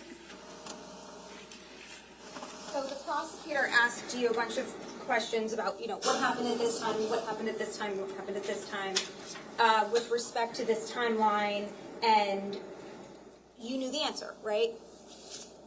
I did. You knew exactly what time Paul Caneiro's phone was plugged in, right? Yes. And what time it was unplugged, right? Yes. You knew exactly what time there was cameras online and offline, correct? Yes. And you knew exactly what time there was a flash of light and things of that nature. Yes. But you don't know what is in the rest of Elisa Caneiro's phone, and you don't know anything about Corey Caneiro. It's argumentative. You don't have any information about Corey Caneiro. Well, I do have information. I'll be more Answer your question. You did ask him the question. Well, he's in the middle of answering it now, so go ahead. When you say I don't have any information, I have information on him. I've talked to him, I've interviewed him, so I do have information on him. Yes. Okay.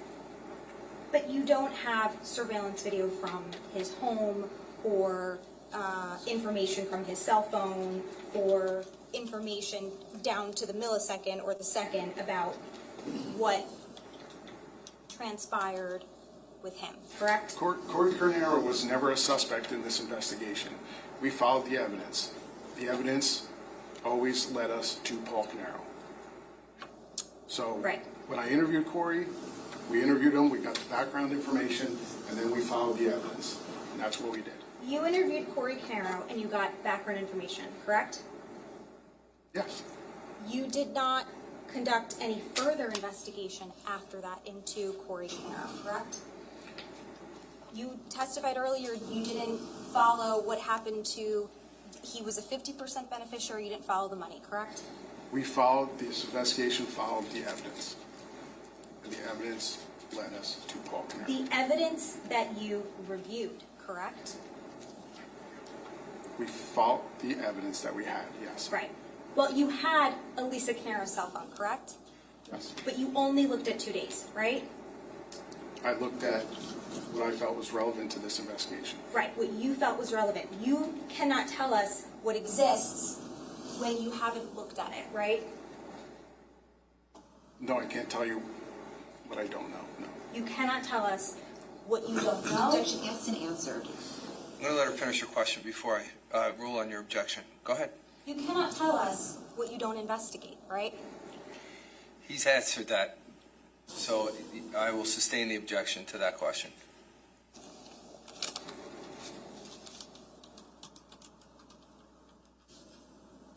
You don't know what you don't know.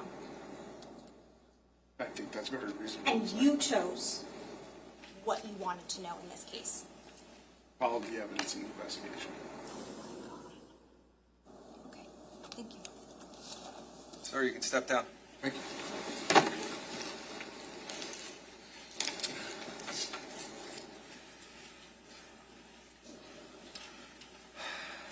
I'm starting to get a little anxiety. I'll tell you why. I'm going to lose control of you guys now for the weekend. You guys going to take care of me? Are you sure you're not going to discuss this case at all? You're not going to do any research? We're moving along at a good pace. I want you to know that. Let me just leave it at that, but I'm telling you that we're moving at a good pace. So that should give you some good ideas. With that being said, we're off tomorrow. Obviously, the weekend is off. You can come here if you want to sit in the parking lot, but we're not here. And then you'll be back here on Monday morning at 8 a.m. Then we're going to start back up. For sure, be prepared for Monday, Tuesday, Wednesday, and then I'll let you know how later in the week goes. But for sure, you know that Monday, Tuesday, Wednesday, we're definitely going, okay? Have a great weekend. Be safe. I hope we don't get this other snowstorm. And I'll talk to everyone soon. Thank you.